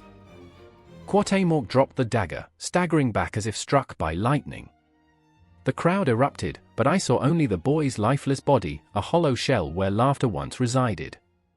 What have we become? I whispered to the winds, feeling the weight of history pressing heavy on my chest. My despair spiraled, a dark vortex pulling me down, but Xochitl reached for me, her fingers grasping mine, grounding me in this moment of horror. "We must change," she said, her voice steady against the chaos. This cannot be our only way. But beneath her strength, I sensed her fear, the fragility of hope amidst the relentless tide of sacrifice. I looked back at Cuauhtémoc, whose eyes now glimmered with doubt, a storm brewing within him. The warrior trembled, caught between honor and humanity. What if the gods are gone? He asked, voice breaking, the weight of generations crashing down like waves against a cliff. In that electric silence, a realization hung in the air, heavy and foreboding. The arrival of the Europeans was no mere shift in power, it was an upheaval of our very souls. The whispers of their conquest were creeping closer, like a shadow stretching across our lives, threatening to engulf us whole. What would their eyes see? What would they take from us? Time twisted as I watched the high priest raise his arms, the triumphant call to the heavens, but I felt the ground trembling beneath us. With each heartbeat, the universe felt smaller, more claustrophobic, as if the weight of the world pressed down, curbing our very breaths. I remember the flicker of doubt in Cuauhtémoc's eyes, the glimmer of betrayal in our sister's heart as the drumbeats echoed, a dark symphony resonating with the ghosts of sacrifice past. Will we stand for this? Xochitl's voice pierced through the cacophony, a beacon in the darkness. Or will we become mere shadows of what we once were? I held onto her hand tighter, feeling the warmth seep through the fear, the hope igniting a fire in my chest. The ground felt unsteady, the air thick with uncertainty. And there it lay, the choice we would have to make. The moment stretched, wrapping around us like a heavy cloak, binding us to our destinies. The drumbeats echoed on, but we stood at the threshold of change, trembling at the precipice, uncertain of whether to leap or retreat. The world outside our sanctuary had shifted, and we knew the gods would not be the only ones asking for sacrifices. The air is thick with the scent of sweat and gunpowder, the atmosphere crackling with a fear so palpable you could slice it with a sword. I stand atop a hill overlooking the village, my heart thundering in my chest like a war drum, echoing the chaos below. Torches flicker, casting grotesque shadows that writhe against the stone walls, and I can hear the distant cries of the villagers, a symphony of desperation and dread. This is the moment, the one where the weight of our choices hangs heavy in the air, where sacrifice isn't an abstract concept but a visceral reality. Is this what we've become? I whisper to myself, the question clawing at my insides. My fingers tremble against the hilt of my sword, an unintended reminder of the blood that will soon stain the earth. I remember the faces of my comrades, Diego with his quick smile, always ready with a jest, and Isabella, fierce and unyielding, her spirit aflame against the encroaching darkness. We were brothers and sister in arms, bound by ambition and greed, yet now we stand at the precipice of something far greater, the destruction of innocence. Diego's laughter rings in my ears, a cruel echo of a time before dreams turned to nightmares. This land will bow to us. We will carve our names into history, he had shouted, eyes gleaming with feverish zeal. But history doesn't remember the smiles, only the scars. I catch a glimpse of his face in the dim light, and I see the doubt creeping in, the hesitation that gnaws at his resolve. What have we done? I want to scream, but the words are stifled by the thickening haze of regret. Isabella stands beside him, her expression hardened yet haunted. She was all fire and fury, a storm wrapped in flesh, but now I see the flicker of fear in her dark eyes. We must be strong, she urges, her voice a fragile whisper as if she knows that strength is slipping through our fingers like sand. For glory. But what glory is worth the blood of innocents? What legacy can be built on the ashes of their homes? The village below transforms into a living tableau of despair, the flickering flames illuminating faces twisted in anguish, children wailing for their mothers, mothers wailing for their children. Their eyes shine with a reflection of my own soul, and I am torn asunder, caught between the weight of my own ambition and the cries that pierce the night.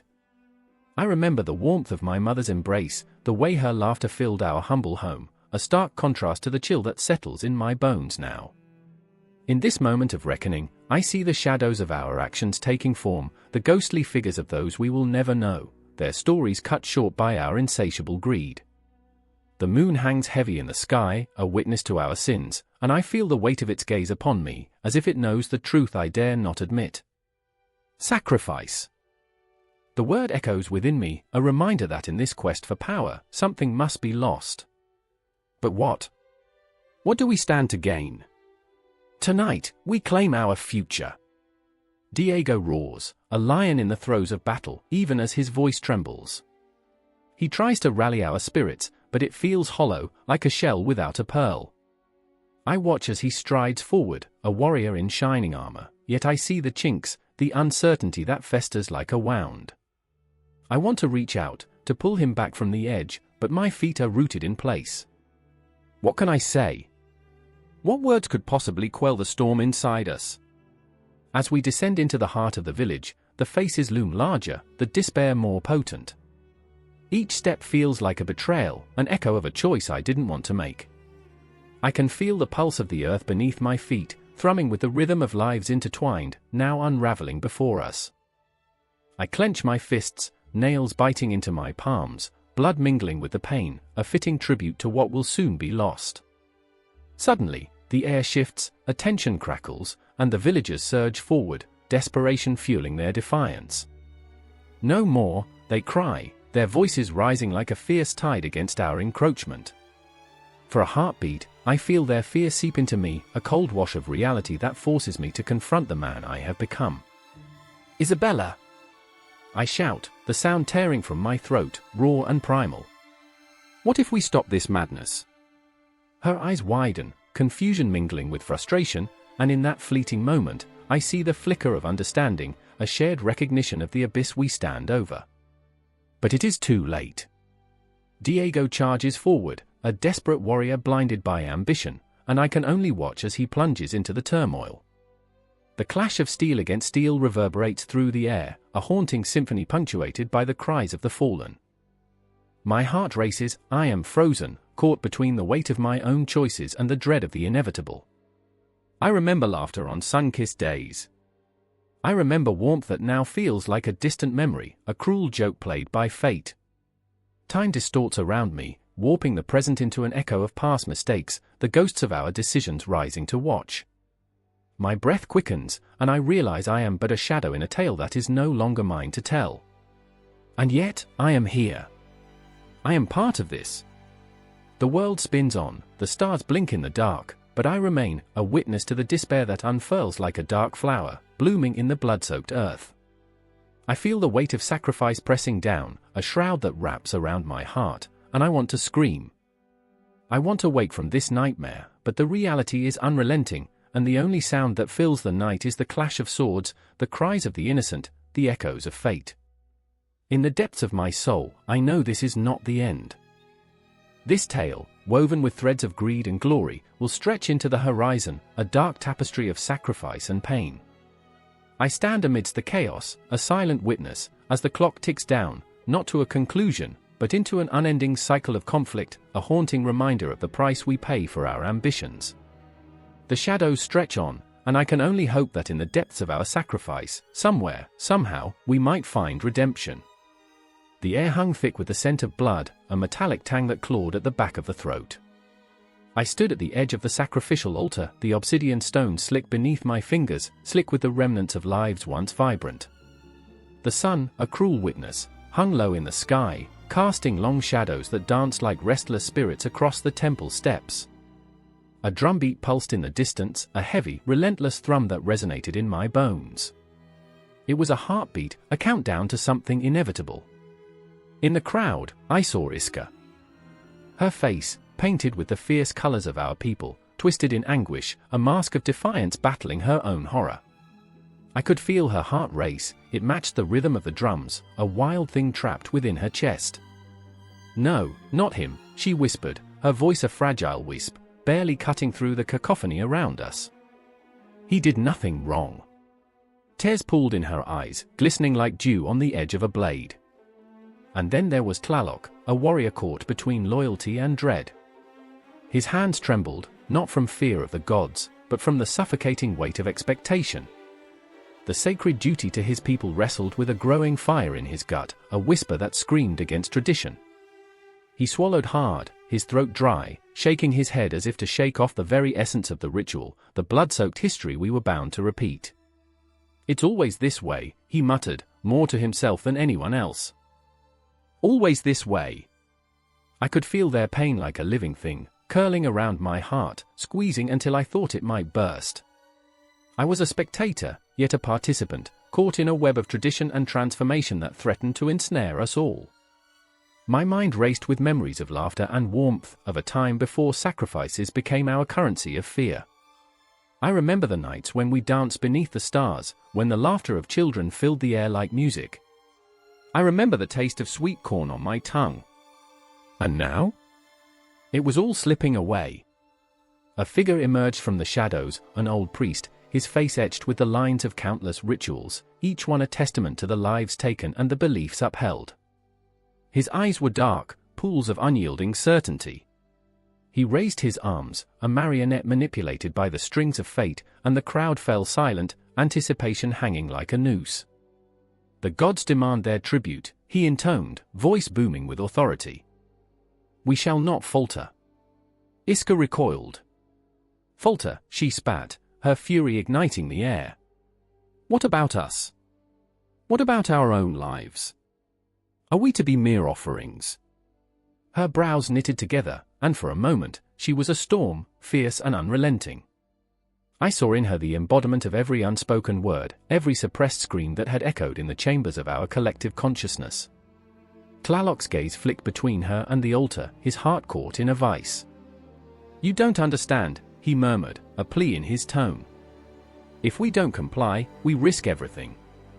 The gods will turn their backs. Our crops will wither, our warriors will fall." But desperation gnawed at his resolve, transforming his conviction into a shaky facade. And then the moment crystallized, splintering through time like a shard of glass. The crowd surged forward, a collective breath held in the hollow of their chests. Iska's voice rose above the rest, raw and jagged. "You think blood is all they want? You think they're listening from the heavens? They're dead. The gods are dead. We are the ones who live." Her words crackled in the air, electrifying the tension until it felt as if the world might shatter beneath the weight of her truth. The priest faltered, and in that split second, uncertainty rippled through the throng like a shockwave. I could see the flicker of doubt in the eyes of those around us, the fear that perhaps, just perhaps, this cycle of sacrifice was not the only path. But fear is a cunning beast, it clings to the heart like a shadow, and the grip of tradition is ironclad. "Enough," the priest thundered, his authority cracking like ice underfoot. "You speak treason." He gestured to the altar, to the lifeblood of our culture spilling onto the stones, staining the sacred ground. "This is our bond, our pact. They bleed for us, they feed our souls." But Iska, fierce as the jaguar, would not be silenced. "No more," she screamed, shaking with a fury that ignited the air around us. "We are not animals to be sacrificed.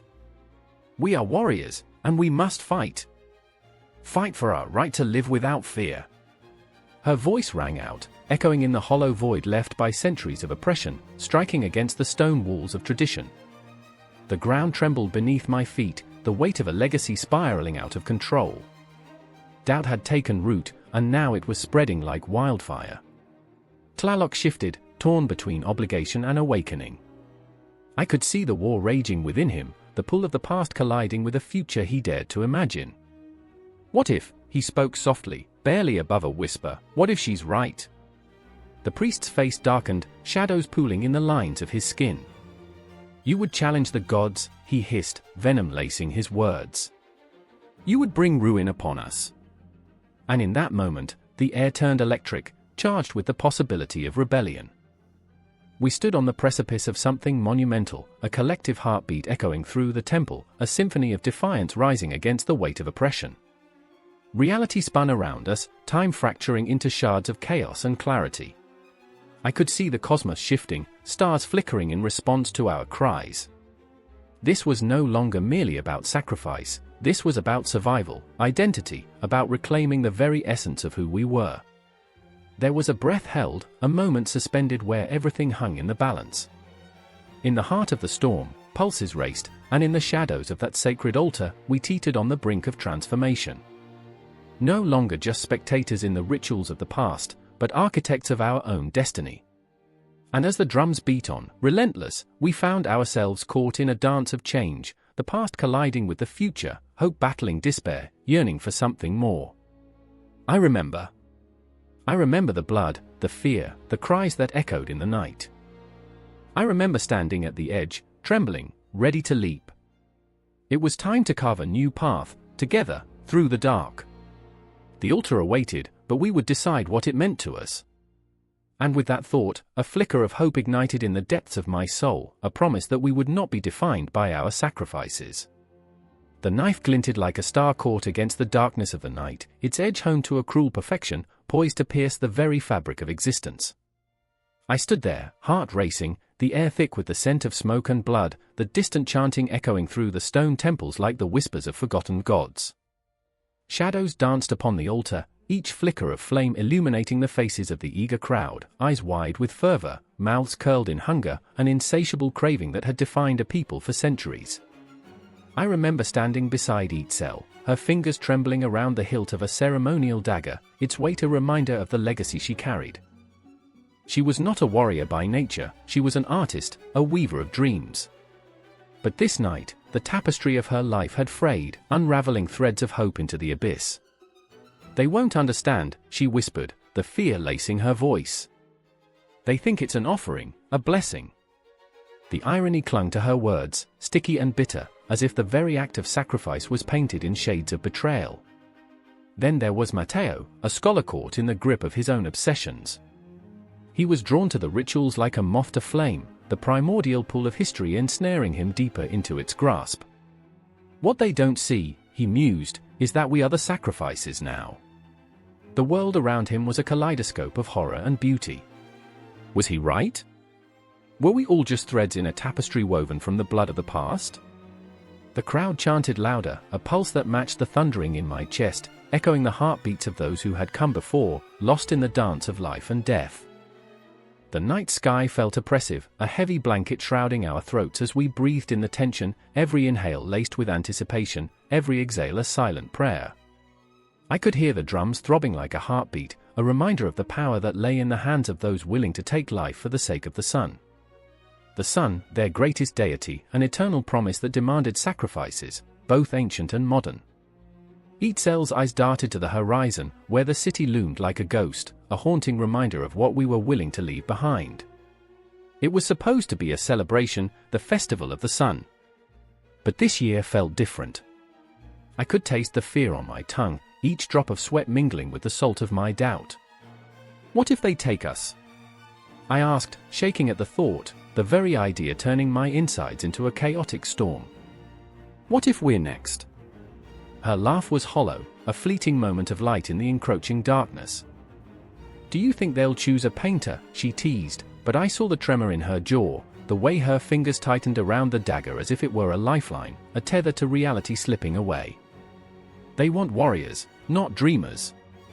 The words hung heavy between us, a stark reminder of our mortality, the stakes we faced entwined with the history we had learned but never truly understood.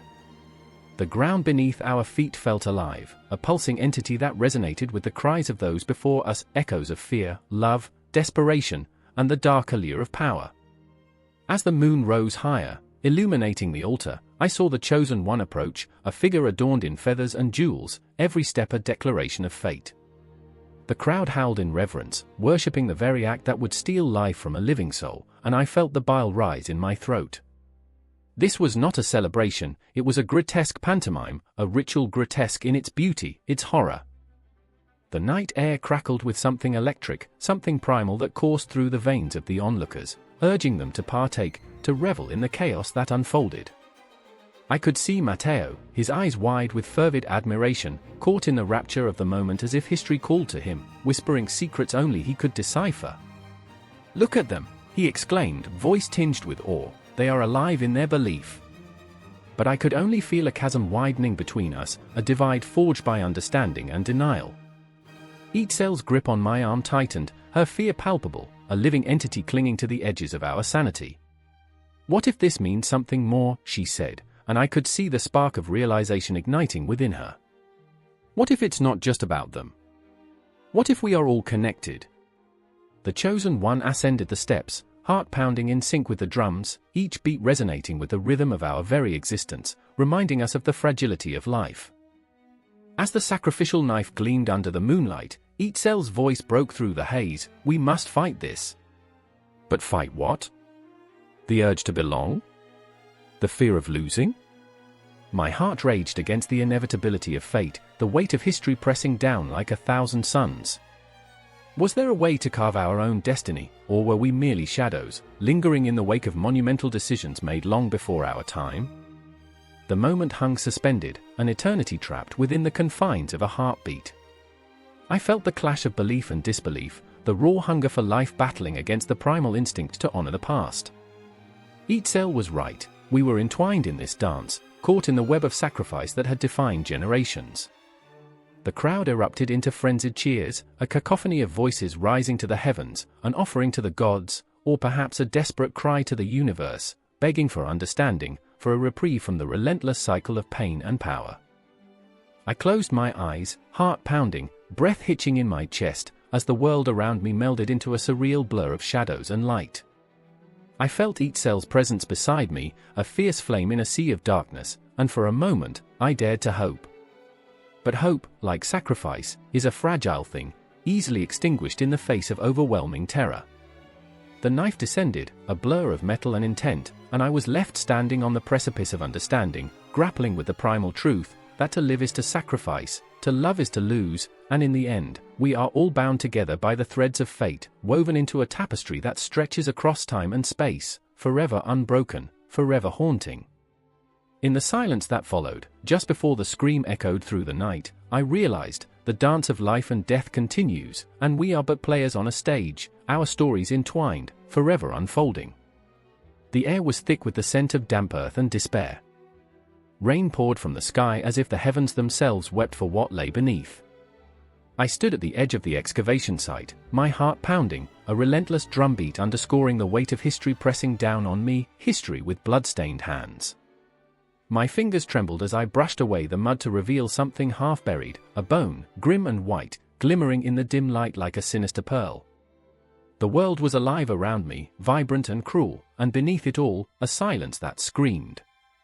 Maya, a fervent archaeologist with a passion that could ignite fires, was kneeling next to me.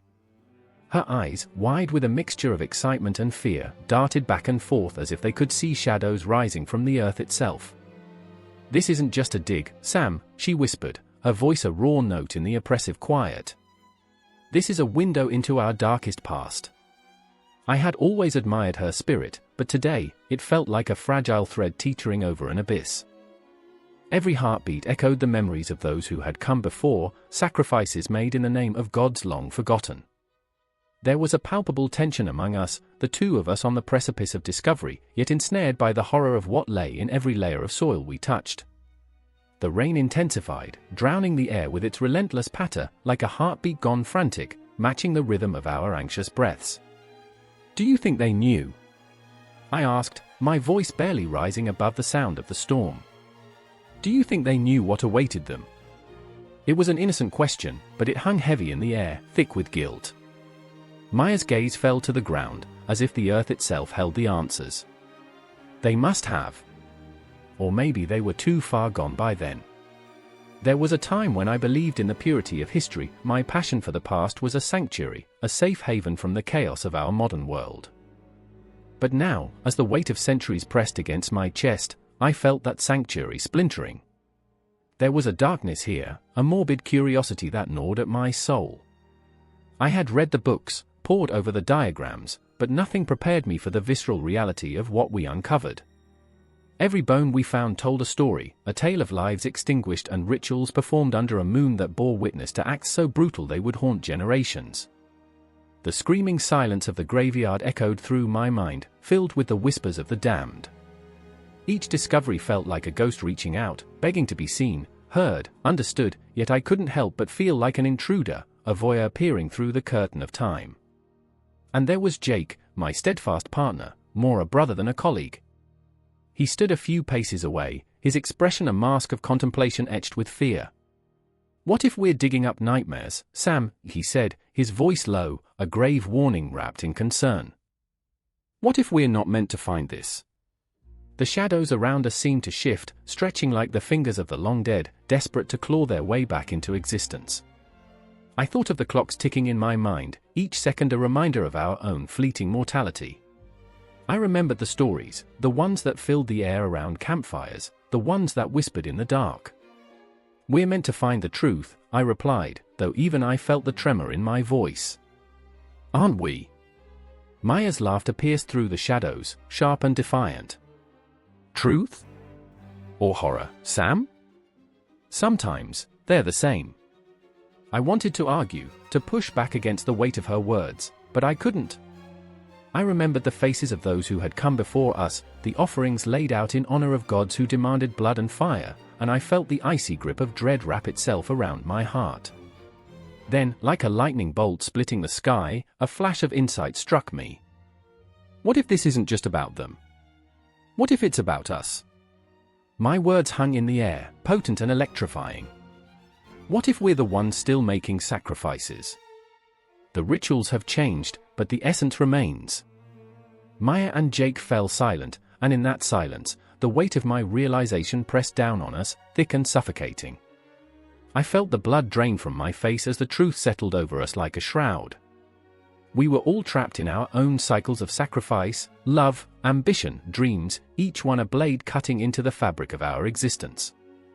The earth beneath us belonged to those who had hoped for salvation, for favor, and we were merely the next generation of seekers, digging deeper into our own darkness. As the storm raged on, I felt it, a sudden, unyielding urge to scream, to let out the pain and confusion clawing at my throat. The rain pounded harder, the shadows loomed larger, and yet, amidst the chaos, a fragile hope flickered. Maybe by understanding their choices, their fears, we could confront our own. Maybe in that confrontation lay the key to our salvation. But before I could voice that thought, a tremor rippled through the ground, a low, ominous growl, shaking our very souls. The earth was alive, angry, fighting back against our intrusion. I stumbled back, my heart racing as I exchanged terrified glances with Maya and Jake. It was a warning, a reminder that in digging too deep, we risked awakening what should remain buried. I remember the way the shadows danced, the way the storm howled, as if the very universe itself was caught in a cosmic struggle. We were standing on the edge, suspended in time, the past and present colliding with a force that left us breathless. And in that moment, as the rain cascaded down, mingling with our fears, I understood, we were not just uncovering the bones of the past, we were unearthing our own truths, and the confrontation had only just begun. The air crackled with tension as I realized the choice was no longer in our hands. We were swept into a current far greater than our own, a history that would not be silenced. And as the shadows loomed larger, I knew we had only just begun to scratch the surface. The air is thick, cloying with the scent of blood and fear. The sun hangs low, casting long shadows across the stone temple, where screams pierce the twilight like arrows. I stand there, heart racing, a mere witness to the horror unfolding before my eyes. The jagged rocks are stained crimson, a canvas of sacrifice, each drop a testament to faith, desperation, and an insatiable thirst for the divine. I remember the whisper of the wind, how it carried the weight of centuries, the murmurs of ancestors, urging me to recall. I remember the faces of those who gathered, their eyes wide with a mix of awe and dread. There is Quetzalcoatl, the feathered serpent, his image etched in stone, watching, waiting. His presence looms over us, reminding us that the divine demands a price. A boy stands at the foot of the altar, trembling, his hands bound. He is but a child, yet the gods see him as a vessel, an offering to ensure the sun rises again. His name is Izel, and I feel the raw pulse of his fear wrap around me, constricting like a serpent. Izel's mother, a woman draped in tattered cloth, screams his name, a sound that shatters the moment, fracturing the air with pure, unadulterated anguish. The crowd is a sea of faces, each one reflecting the same pain, the same desperation. They're here to witness the ritual, to seek favor, to appease the gods. But Izel is not just a name, he's a heartbeat, a life, and the weight of that truth crushes me from within. My thoughts spiral. What does sacrifice mean? What does it mean to lay down your life for a promise? Izel's wide eyes search for an escape, a flicker of hope, and I can't help but wonder if he knows the truth, that hope is a cruel illusion in this world. To my left, beneath the gaze of the sun, stands Tizek, a stone-faced priest adorned in fearsome regalia that glints in the dying light. His heart, however, is a tempest of conflict. I see it in the way he clutches the obsidian knife, the blade reflecting the flickering flames of the torches that surround us. He was raised in this tradition, taught that blood is the bridge to the divine. Yet here he stands, torn between duty and doubt, the weight of generations settling heavily on his shoulders. I can feel his struggle as he approaches Izel, the child's innocent gaze piercing through the armor of his conviction. He hesitates, and for a fleeting moment, the knife trembles, mirroring the quiver of his soul. Tizek's heart beats loudly against his ribcage, a relentless reminder of the life he is about to take. The emotions swirl, a maelstrom of sacred duty and human empathy clashing violently. I remember Tizek's dream last night, the one that turned his stomach and pulled him awake. In it, the gods did not reward him, instead, they laughed, their voices a cacophony of mockery, echoing through the corridors of his mind. "You think you serve us," they crooned, each syllable dripping with disdain. He woke in a cold sweat, his skin crawling with doubt. Now, as he raises the knife, I see the glint of fear in his eyes as much as the hope for devotion.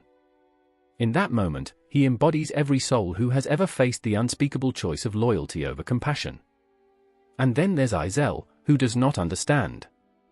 How can he? He is just a child, innocent, wrapped in the terror of impending darkness. I can almost hear his heartbeat, a frantic drum signaling the end. I want to scream, to tear through the veil of ritual and snatch him away, but my body betrays me, rooted in the unforgiving ground of tradition. The sun dips lower, casting eerie shapes that dance around us, shadows of the past reaching out to drag us into the abyss. Izel's mother, a ghost of sorrow, collapses to her knees, her wails piercing the hearts of all who hear. It is a sound that reverberates through the ages, a reminder that sacrifice is not merely an act of the individual, it is a communal wound that festers over time. Tizek moves closer, the shadows lengthening, the air thickening with the tension of the moment. He grips the blade tightly, and for a heartbeat, time suspends itself, stretching into eternity. I can see the conflict playing out in his mind, the echoes of the past clashing against the reality of the present. What is a life worth in the eyes of the gods? What must be sacrificed for a brighter tomorrow? Izel's eyes widen as their gazes meet, a silent exchange of understanding, of fear and resignation. I see the boy grappling with fate, fighting against the inevitability of his sacrifice. And in that fleeting moment, he reaches for Tizek, yearning for connection, for humanity in a world that has stripped it away. "Please," Izel whispers, his voice barely a breath. "I don't want to die." I feel Tizek's heart crumple beneath the weight of those words, the knife wavering in the air, caught in the crossfire of duty and compassion.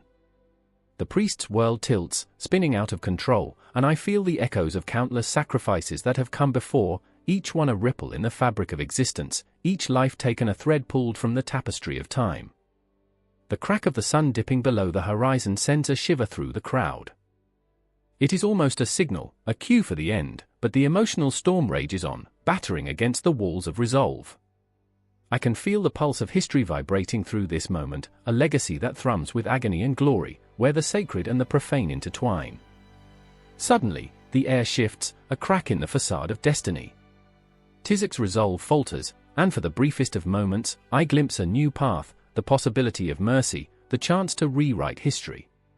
But I am also acutely aware of the collective breath held by those around him, the weight of 1,000 eyes watching, expecting, demanding. In that split second, I realize the truth, the gods will not allow him to falter. And as the knife plunges down, the world contracts to a single point, one heartbeat, one scream, one final act of devotion that echoes into the cosmos. The moment fractures, splinters into 1,000 shards of emotion, each imbued with the weight of sacrifice, leaving us standing amidst the ruins of our choices, caught in the haunting beauty of a past that refuses to let go. Time moves on, but here, everything hangs suspended, the air thick with the tension of what has been lost and what will forever remain, a cycle unbroken, an iconography etched deep within the heart of humanity. The shadows deepen, the cries fade into silence, but the weight of the moment lingers, pregnant with the echoes of sacrifice, threading its way into the fabric of existence, inviting us to reckon with the past as we face the unseen future. The air crackled, thick with an unease that curled around me like smoke. I stood at the edge of the city, the scent of burnt offerings still clinging to the cobblestones, shadows flickering in the dim light of a dying sun. My heart raced, matching the frantic rhythm of drums echoing from the temple. Sacrificial chants reverberated through the streets, a haunting reminder of the past, yet it felt so achingly present. I remember the first time I saw the altar, an unspeakable slab of stone, glistening under the moonlight, marked with the remnants of blood-stained rituals. They say the Aztecs offered hearts to the gods, believing it would appease the cosmos, stave off the chaos that lay just beyond the horizon. But those hearts beat once, they loved, they hoped. Mine was beating too, caught in this twisted cycle of reverence and horror. There was Isabella, her eyes wide with a mix of awe and dread, drawn to the spectacle yet terrified of what it meant. She clutched a small pendant around her neck, an offering to the spirits, she said, an attempt to connect with the past while tearing her away from the present. Every pulse of the drum seemed to echo in her chest, a rhythm that both called her forward and pushed her back. I watched her hesitate, on the edge of something too deep, something that could swallow her whole. And then there was Marco, a scholar with a penchant for the macabre. His laughter danced around the grim rituals, a dark humor that belied his fascination. "Imagine," he said, "being so devoted that you'd slice open your chest to give everything for a god who might just be a figment of our collective madness." He spoke with a charm that felt dangerous, a knife edge beneath his smile.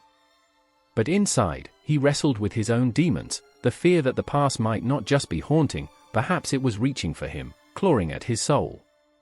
I remember the night the drums grew louder. The moon hung heavy, a witness to the sacrifice that would tether the ancient with the modern. The crowd surged like a tide, eyes glazed and wild, caught in a trance as if the memories of their ancestors whispered through the very marrow of their bones. I felt it too, an electric pulse that drew me closer, closer to the altar, to the heart of the sacrifice. Isabella turned to me, her voice barely a whisper. "What if we are them? What if their screams echo in our laughter?" There it was, the realization that the line between past and present is a thin veil, one that can tear apart at any moment. The Aztecs lived with a certainty of purpose. We were lost, adrift in our comforts, yet here we were, drawn to the primitive call of sacrifice as if it were an echo of our own desperation. Marco leaned in, his breath warm against my ear. "It's the essence of humanity, don't you see? We seek meaning, and sometimes that means blood." The intensity in his gaze flickered with a manic energy, a glimmer of madness that reminded me how easy it is to slip into the abyss, to become a part of something larger, something terrifyingly beautiful. The sacrifices, horrific and sacred, had left their mark. Even now, in the age of selfies and hashtags, the remnants of that ancient practice linger, a specter haunting the fringes of our modern lives.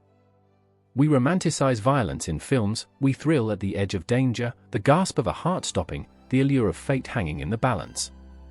Isabella reached for my hand, her palm trembling against mine, and in that moment, the weight of history settled over us, heavy and consuming. I remember standing in the thrumming crowd, the excitement palpable, and yet a chill crept up my spine. What if we were merely repeating their mistakes, caught in a cycle of blood and devotion that we could not escape? The sky dimmed, and as night fell, the first cries echoed, piercing through the haze of my thoughts. They were not cries of despair, but of exultation, voices lifted to the heavens as if calling down the gods themselves. The figure on the altar was draped in shadows, an unwilling participant in this ancient dance. I could feel it, the pulse of the universe, thrumming in synchrony with my own heartbeat. It was horrifying, beautiful, and all at once, utterly intoxicating. I saw Isabella wince, and Marco's laughter rang out, frantic, as if daring the gods to respond. We were standing at a precipice, searching for meaning in the chaos. I felt anger rising, a fierce protectiveness that surged through me like fire. "This isn't the way!" I shouted, the words escaping like a plea cast into the night. But the crowd was a beast, relentless and hungry, devouring the spectacle before them. As the ritual unfolded, I caught glimpses of faces, some lost in ecstasy, others in horror, but all mesmerized, caught in the spell of the moment. The shadows danced around us, teasing and taunting, whispers of ancient rituals that lingered like ghosts.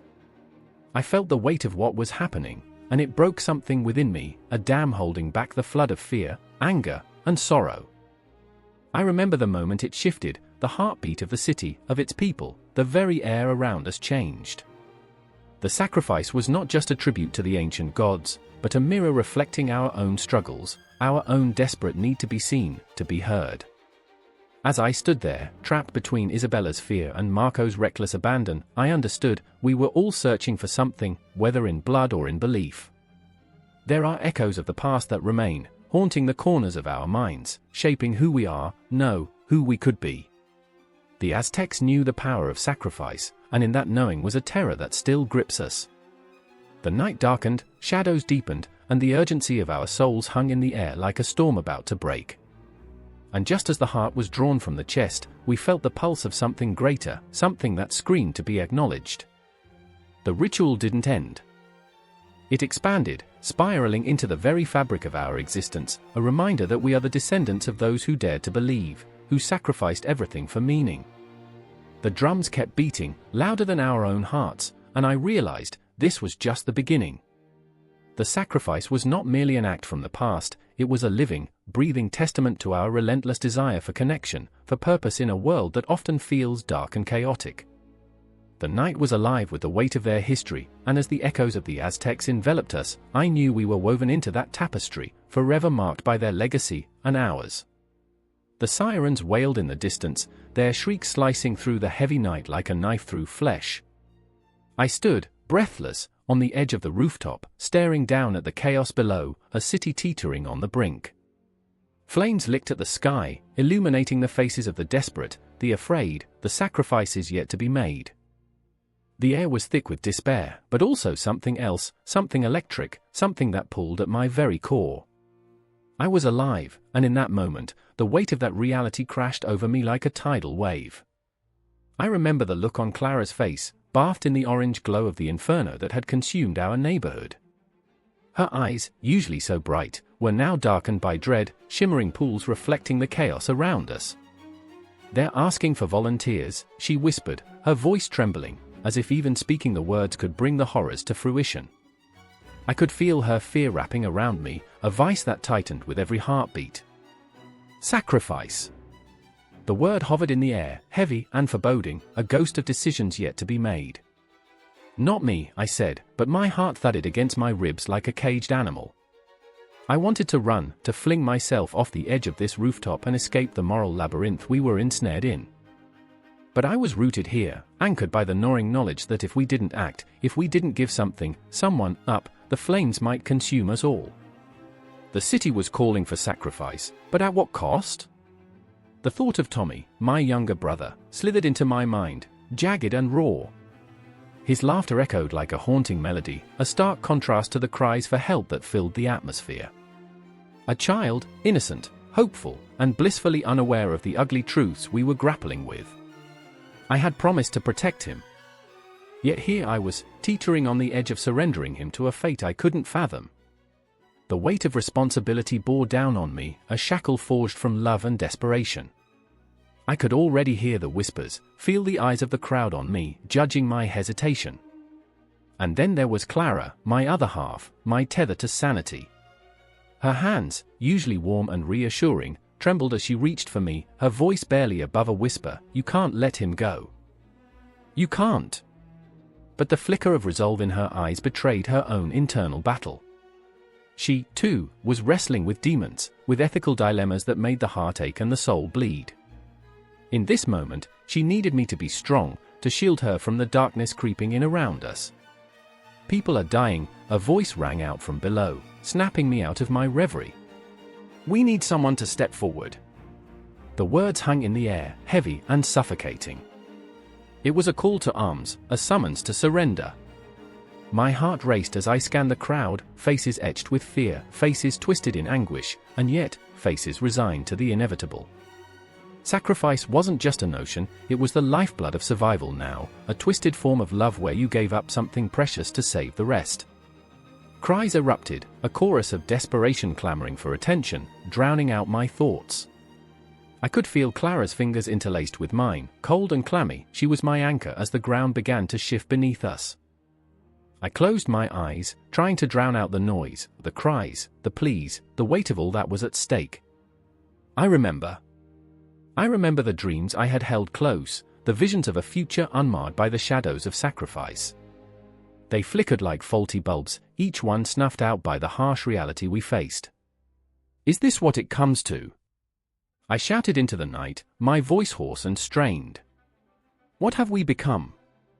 I could see Clara's eyes flash with something fierce, anger, desperation, fierce protectiveness. And it ignited something within me. I had to choose, not just for myself, but for her, for Tommy, for everyone down there. The city pulsed with a dark heartbeat, shadows flickering against the burning backdrop. People shifted, murmurs of agreement rippling through the crowd like an ominous wave. The clock was ticking, each second a countdown to a choice that could shatter us all, the sacrifice that would mark our souls forever. Then, a figure broke through the throng, silhouetted against the flames. It was Tommy, running, wild-eyed and innocent, as pure as the love I held for him. I want to help, he cried, and every ounce of my being screamed in protest. No. I wanted to yell, to snatch him up and shield him from the truths that clawed at our reality. But before I could move, Clara stepped forward, grounding me. Let him, she breathed, and the weight of her words settled over us like fog, wrapping us in a cocoon of hope and dread. But would hope become a curse? The sacrifice loomed like a specter, whispering promises of safety in exchange for our humanity. Every heartbeat echoed with the weight of that decision, a tidal force pulling us towards an abyss. I could feel Clara's hand squeeze mine, and I knew she was weighing her own sacrifice against my grief, our love against the crumbling world around us. And in that moment, time stretched and warped, the city flickering in and out of focus like a bad dream. The night became a living entity, wrapping its tendrils around our hearts, squeezing tighter with every second that passed. I could see the shadows of those who had sacrificed before us, those who had willingly surrendered for the greater good, and all I could think was, who were we to decide who lived and who died?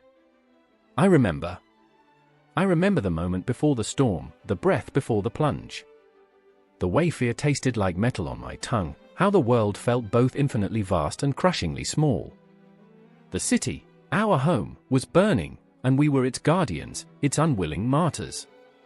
The sacrifice wasn't just a choice, it was a reckoning, a way to confront the darkness that dwelled within all of us.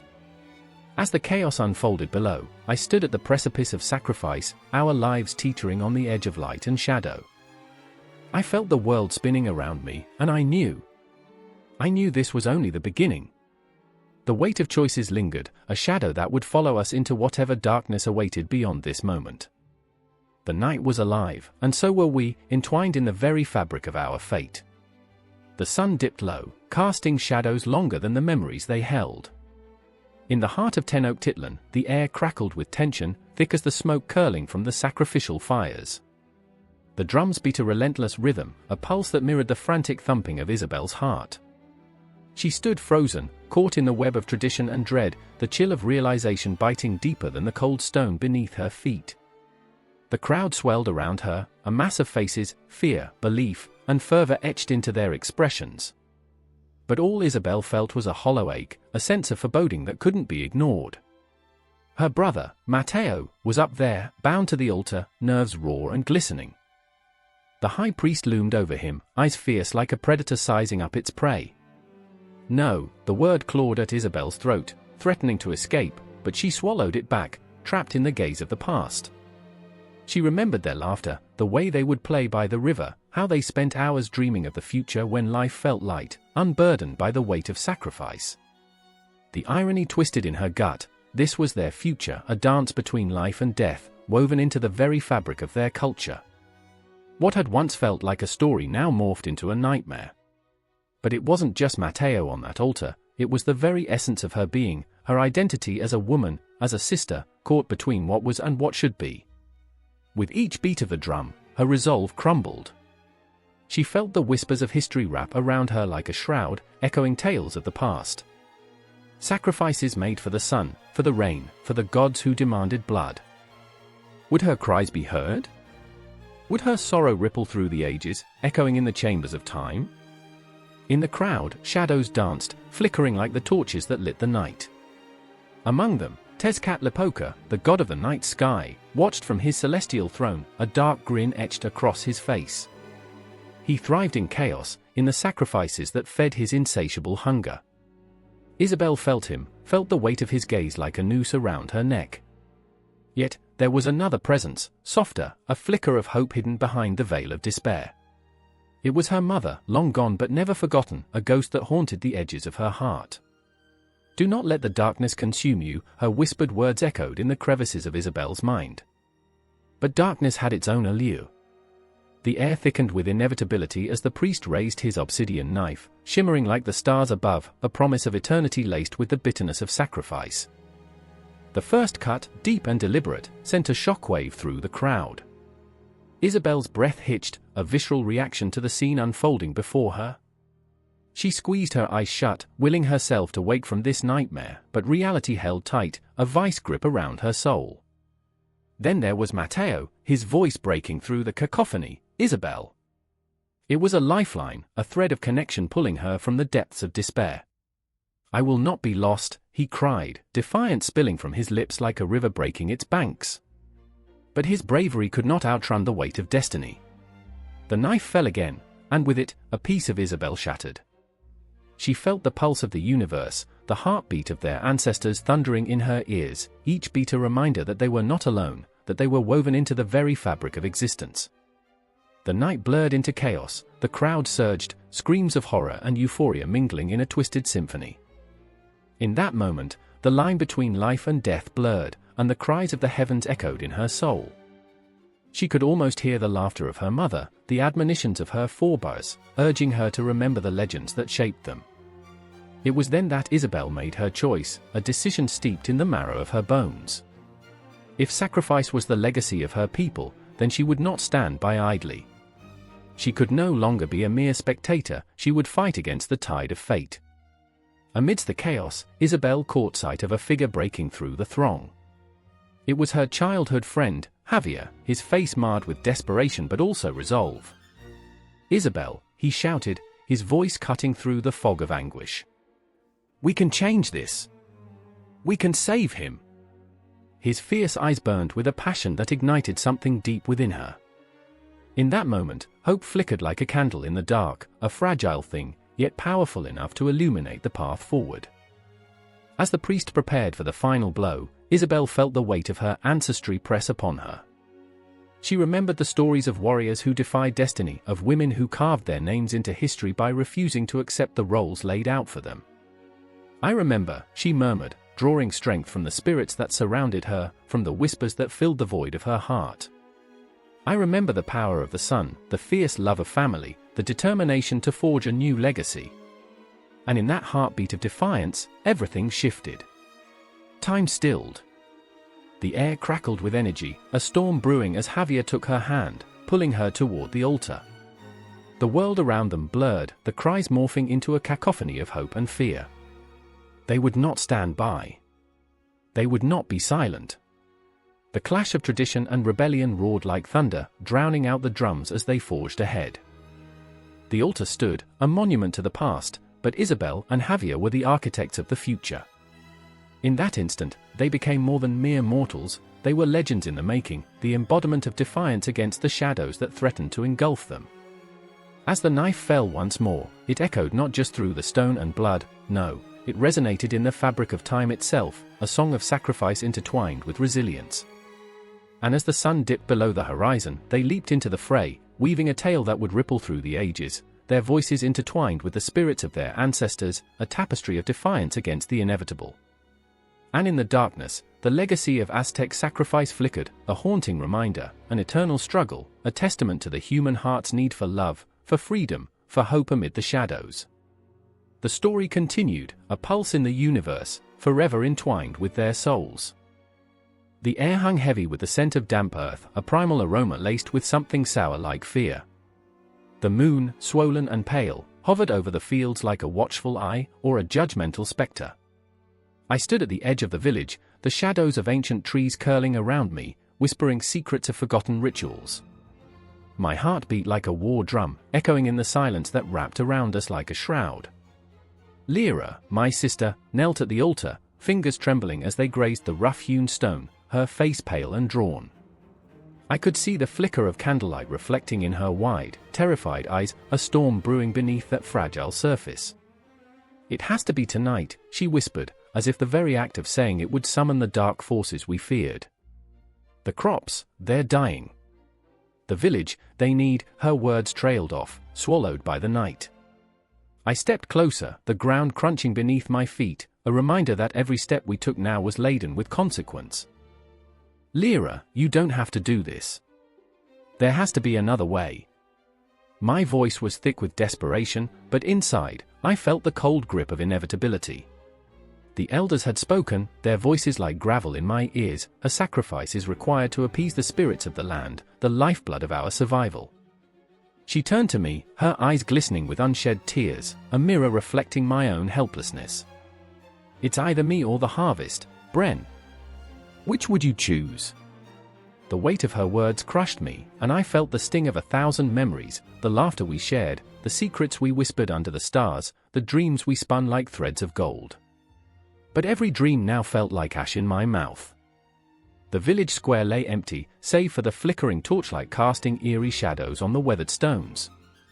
Fear hung in the air, a thick fog that seeped into our bones. The old stories danced at the edges of my mind, tales of sacrifice, of blood spilled for a bountiful harvest, of nights painted red with the price of survival. I could almost hear the distant echoes of their cries, the haunting shadows of ancestors who had walked this very ground. Suddenly, a sharp cry pierced the night, the sound of a terrified goat, its bleating an omen. A dark shape darted past us, a reminder of what was lost and what was at stake. "They'll come for us," I murmured, gripping Lyra's wrist. "They can smell fear."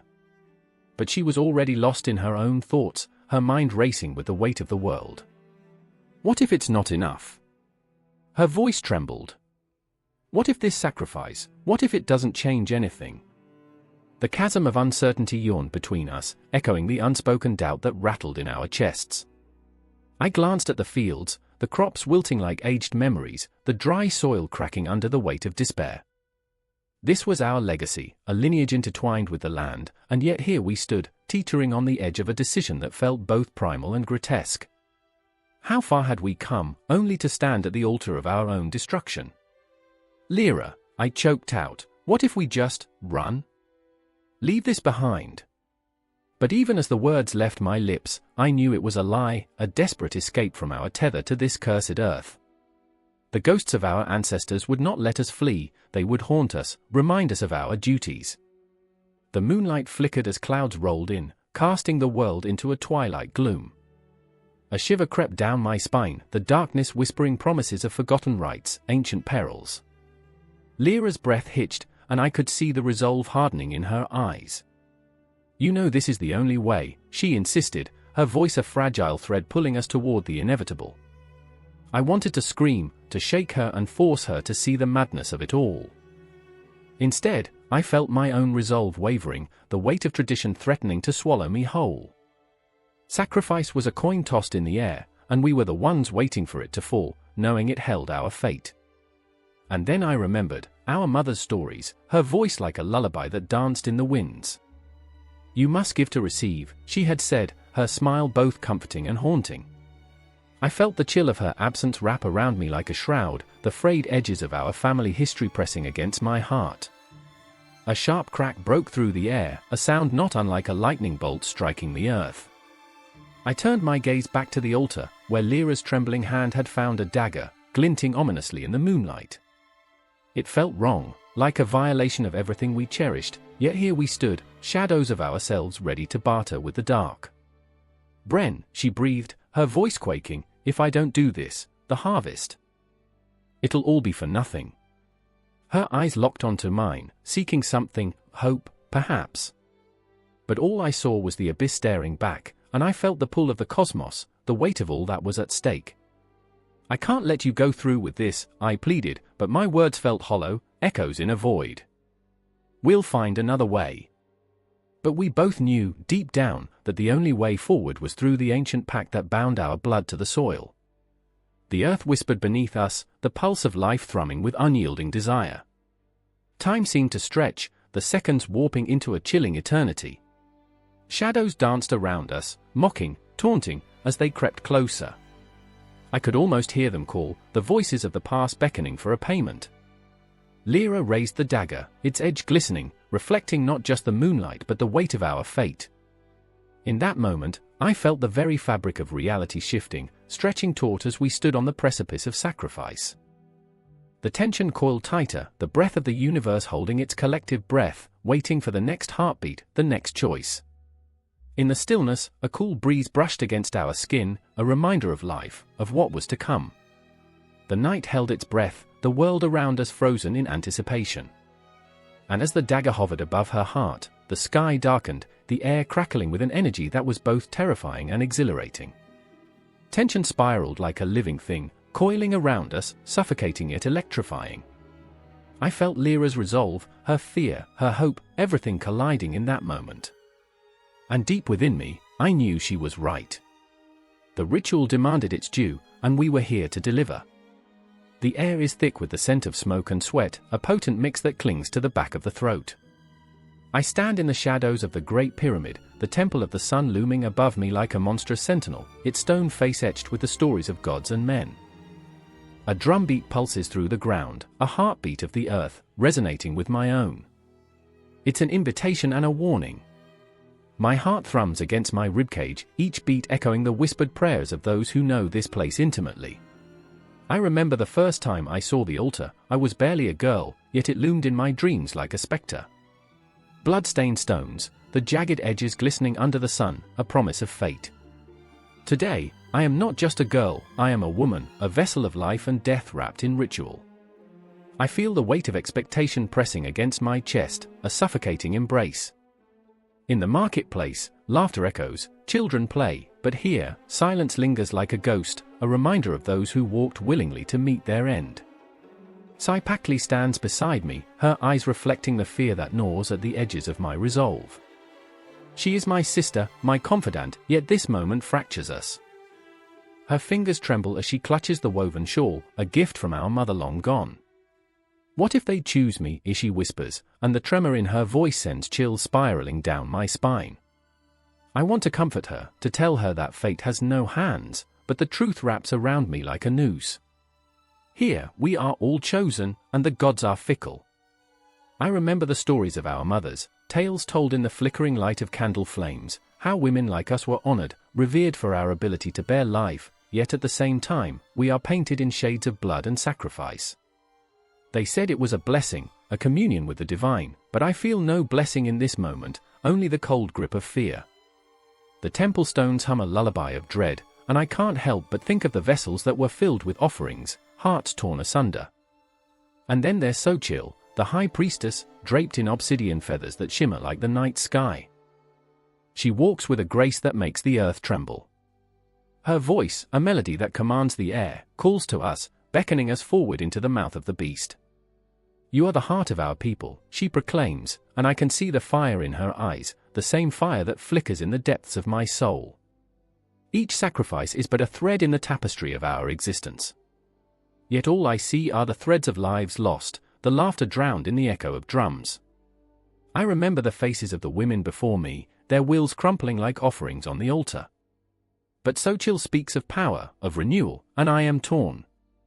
Is this what it means to be a woman in this world, to revel in the horrific beauty of life and death entwined? As the anticipation thickens like storm clouds, I glance at Mictlantecuhtli again. Her eyes are wide, reflecting a mirror of my own despair. We are not the warriors of our stories, we are the vessels, the conduits. I want to reach out, to tell her we will survive this, but words cling to my throat like ash. The drums grow louder, each beat a countdown to an unknown fate. I remember when I thought I could change the world, when I believed love could conquer all. But love feels distant now, a fleeting dream washed away by the reality of sacrifice. They say women are the backbone, the nurturers, yet here we stand, teetering on the brink of annihilation. A shadow flickers at the edge of my vision, a figure cloaked in darkness approaches. It is the chosen one, the woman who will become a vessel for the gods. The crowd hushes, an inhale of collective breath, anticipation crackling in the air. She walks with a serenity that belies the horror of what is to come. I can feel the pull of her spirit, the surrender in her bones. In this moment, she is both victim and hero. Sypactli's hand finds mine, a lifeline in the chaos. "What if it's me?" she asks again, her voice trembling. I want to scream at the gods for the cruelty of it all. Why must we be torn between our love for life and our place in this macabre dance? I want to shout that we are more than sacrifices, more than pawns in a game of cosmic chess. But the words die in my throat, buried under the weight of tradition. The moment is suspended, a tightrope stretched between dread and acceptance. I can hear the whispers of ancient women echoing through the ages, their spirits entwined with ours, urging us to remember the power we hold, even within the confines of ritual. I feel the warmth of Sypactli's hand, the reminder that together, we can shatter the chains of destiny, even if for a fleeting moment. The figure on the altar raises her arms, and the crowd erupts in a primal roar, a symphony of horror and reverence. My heart races, each beat a drum in its own right, echoing the call of the gods. "We are not mere vessels," I whisper to Sypactli, though my voice is swallowed by the cacophony around us. "We are the heartbeat of this land." But is that enough? In this place, where shadows dance and the scent of blood lingers, we are bound to the cycles of existence, creation intertwined with destruction. I feel the weight of the universe pressing down upon us, a reminder that each moment holds the potential for both life and death. As the sun dips below the horizon, casting long shadows across the temple, I know we are all threads woven into a tapestry of fate. I want to scream, to fight against the darkness that threatens to consume us. But as the first sacrifice falls, the echoes reverberate in my soul. The cycle continues, and as I stand here, I am both terrified and alive with the knowledge that life, in its most raw and visceral form, is a dance with death. And so, with every heartbeat, I brace for what is to come, knowing that the shadows will always linger, that the choice between life and sacrifice will haunt us forever. The ritual is not an end, it is a beginning wrapped in the embrace of eternity. The ground trembles beneath the weight of unquenched anger, each thud echoing the heartbeat of a world on the brink. Smoke drifts lazily through the air, curling around remnants of a village barely standing, charred wood, broken walls, and ghosts of laughter that once filled the space. A woman kneels in the ash, hands trembling as they grasp a soot-blackened doll, her silent screams clawing at the sky. This was home. No, it is a graveyard now, a graveyard of dreams, hopes, and laughter now choked out by war's relentless hand. I remember that moment, the air felt electric, heavy with unvoiced sorrow. Her name is Ilara. A name like a whisper in the wind, but now it's an anthem of despair. Behind her, the shadows of soldiers loom, men transformed by bloodshed, faces hardened, eyes dull, devoid of the warmth they once harbored. Each one carries the weight of their own sacrifice, a personal tale entwined with the collective misery of loss. They are not just warriors, they are the living embodiment of pain, the scars upon their skin telling stories that no one dares to articulate. "Why?" she shouts, voice rising above the crackling remnants of the fire. The question flares into the night, a challenge thrown against the cosmos. Her heart pounds, each beat a reminder of the life she fought to protect, now turned to ashes. The soldiers shift, the air thickening with unspoken truths, each man a mirror reflecting the haunted glint of regret, fear, and fury. Then there's Rian, a soldier in the front lines, his hand stained with the remnants of battles fought. He was once a boy with dreams as bright as the dawn, now hollowed out, a mere shell of flesh wrapped around torment.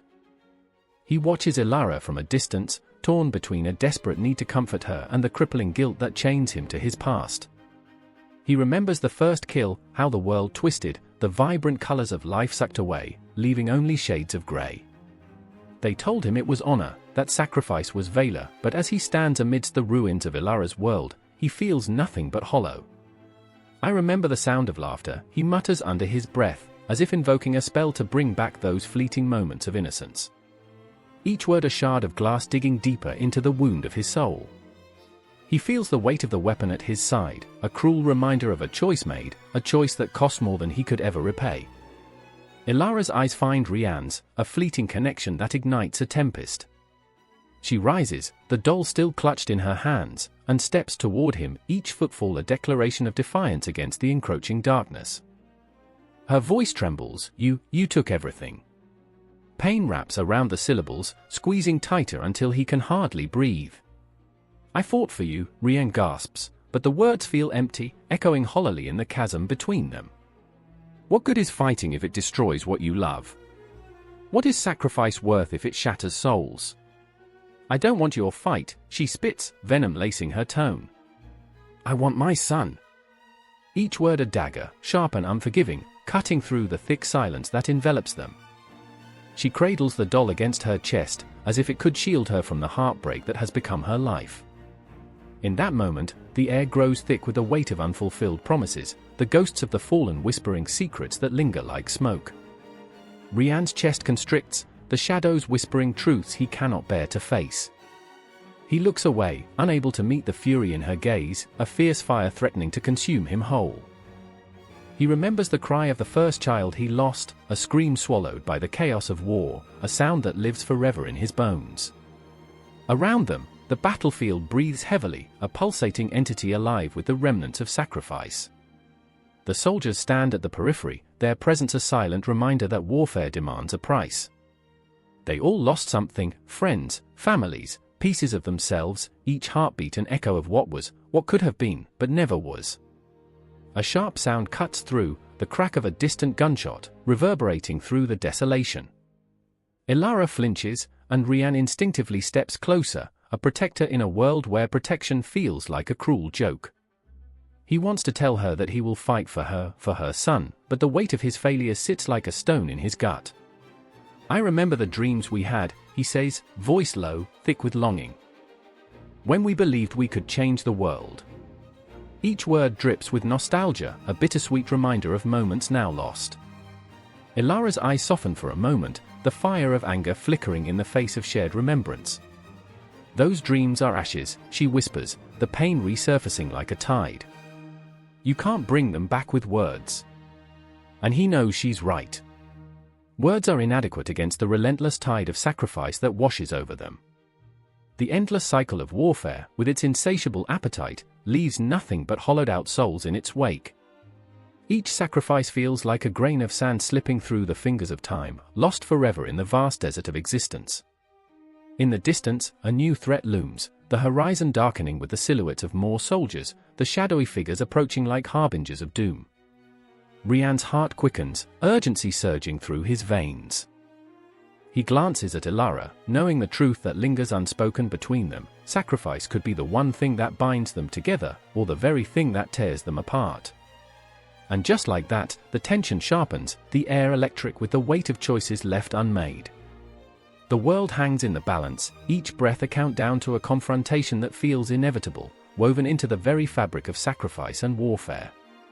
Stay, Rian pleads, knowing full well it's a request that can't be honored.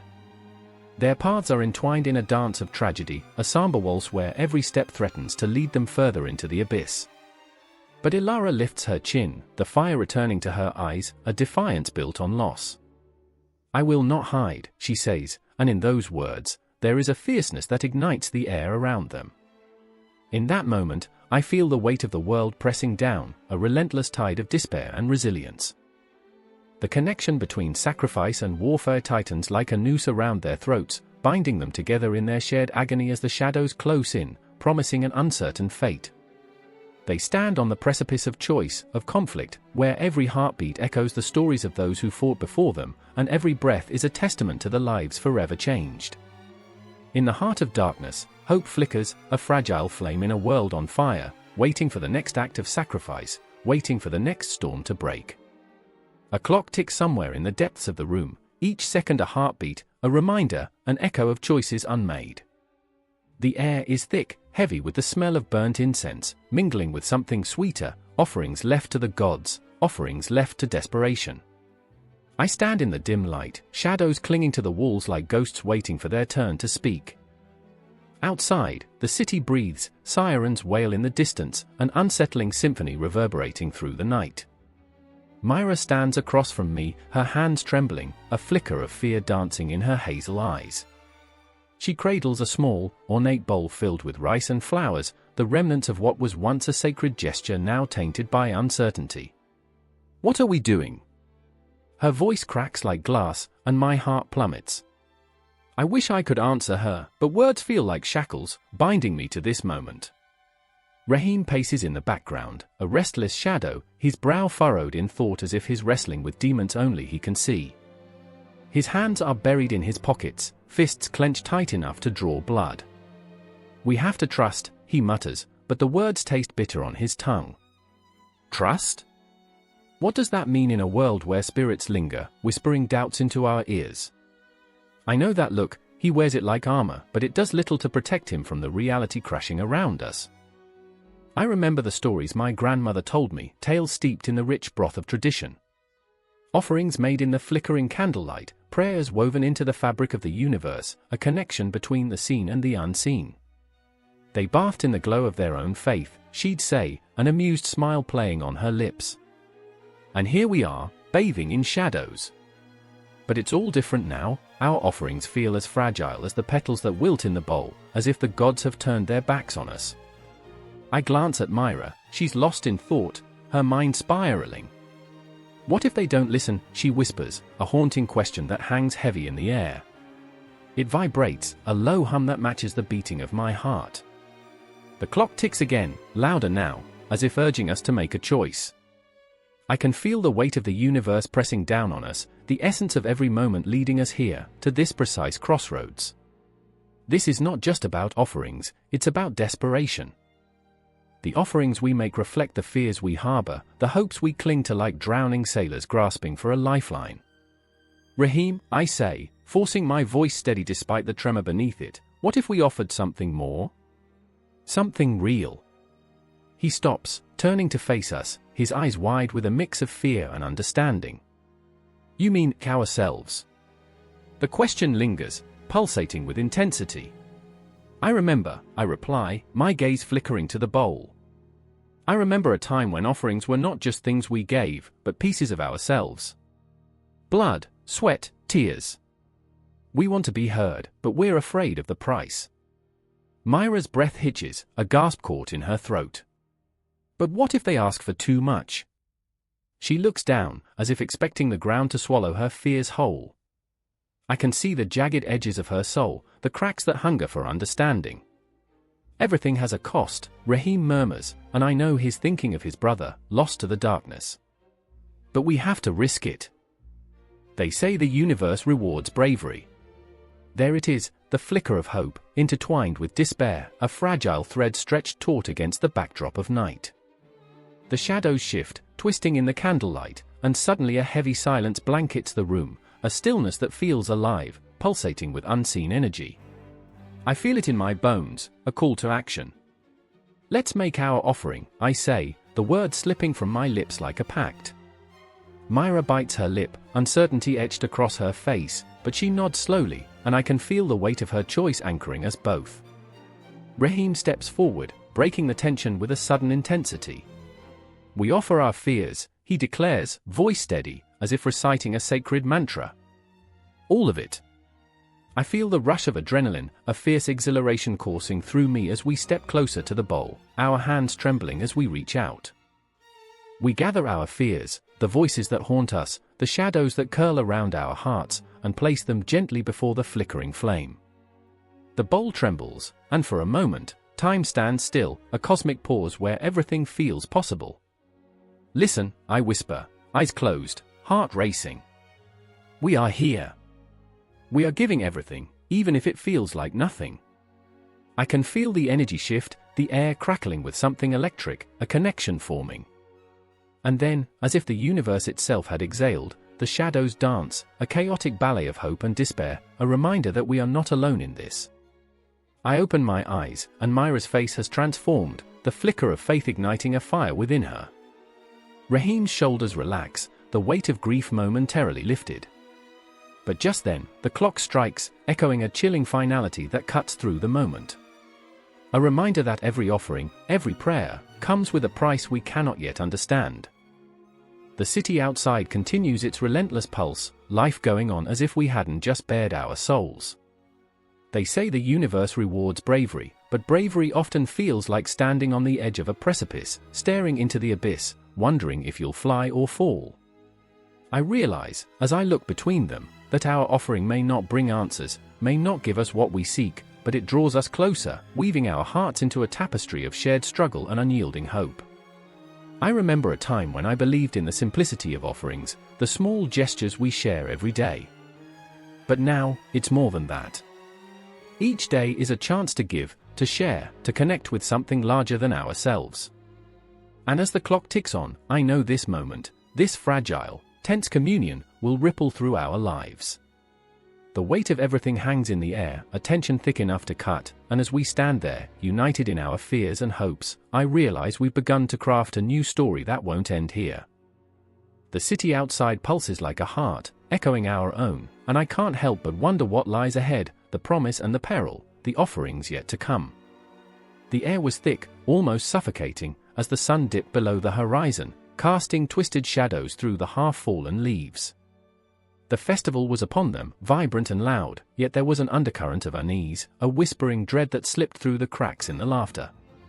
I stood there, heart racing, as the drumming grew louder, an echo of primitive instincts rising from the depths of something ancient and terrifying.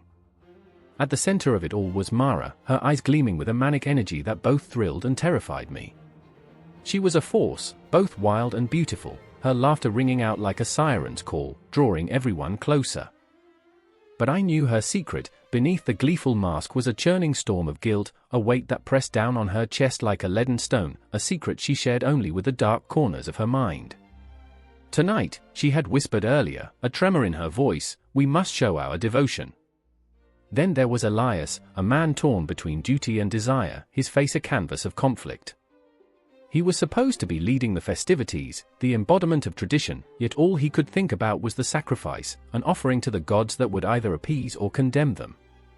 I watched him, shoulders tense, jaw clenched. He was the reluctant priest, caught in a web of expectations and fears. The drums beat a relentless rhythm, and with each pulse, his resolve faltered, the weight of ancestral traditions clawing at his heart. I remember, I thought, the memories flooding back, those childhood nights spent listening to my grandfather's stories, tales of glory sung by the firelight, but they were always stained with blood, a price paid in flesh for the fleeting embrace of divine favor. I remember the sweet scent of roasted meats mingling with the acrid smoke of burning sage, the way the flickering torches cast ghostly shapes on the faces of the crowd.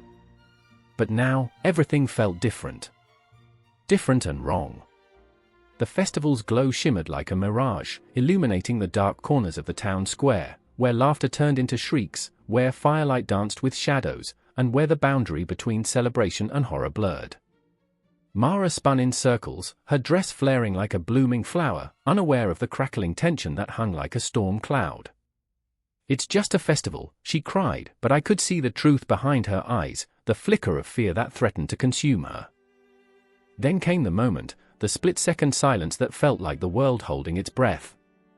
The crowd halted, eyes widening in unison, as they turned toward the altar, each heartbeat a drum roll of fate.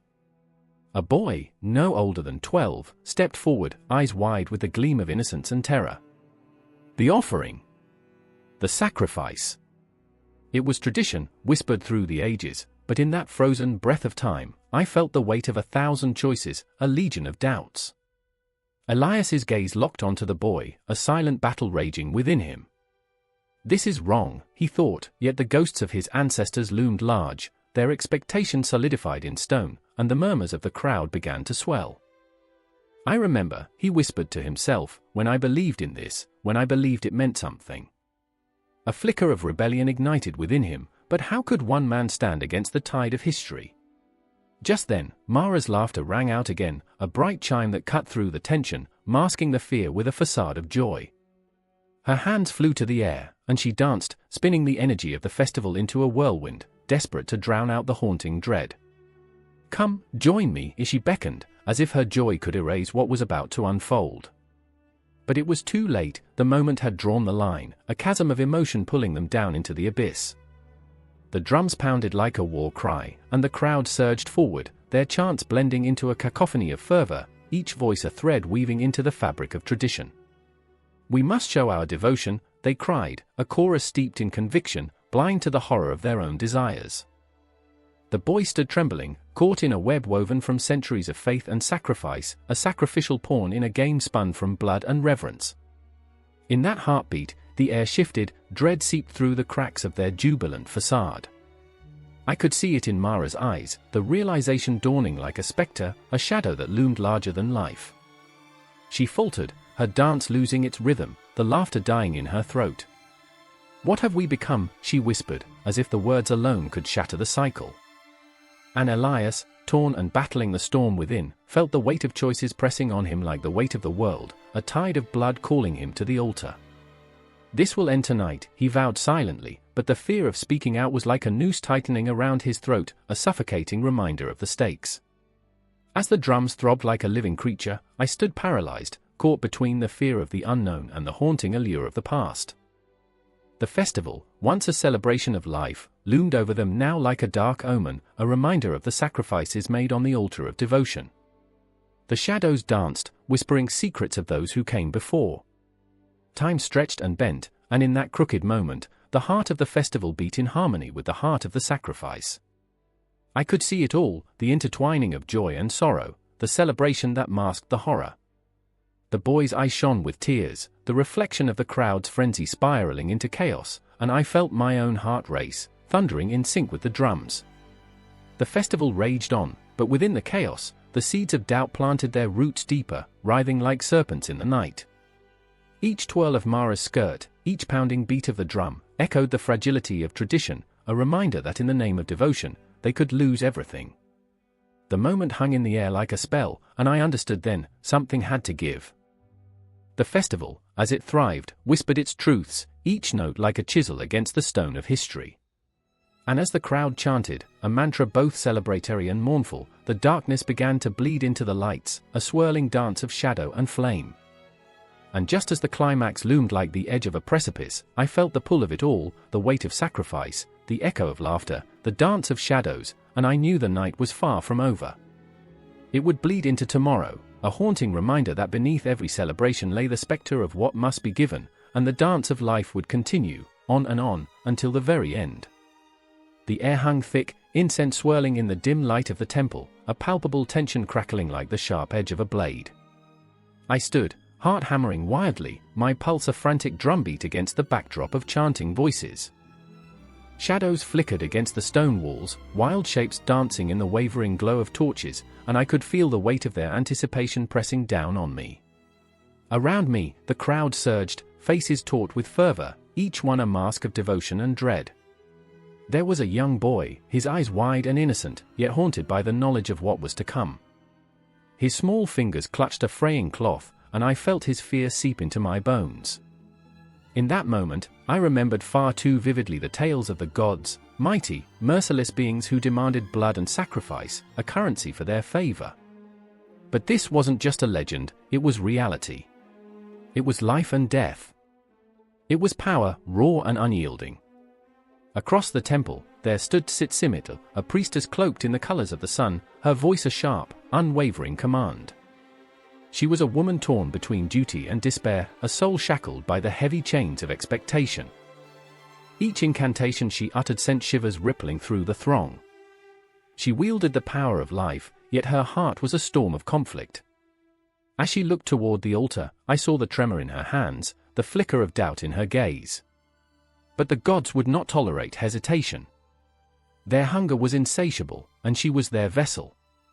And then there was Itzkali, a warrior, fierce and proud, his spirit ablaze with the fire of loyalty. His heart, however, bore the scars of sacrifice, his brother, once a source of laughter and light, now a memory blurred by the haze of death.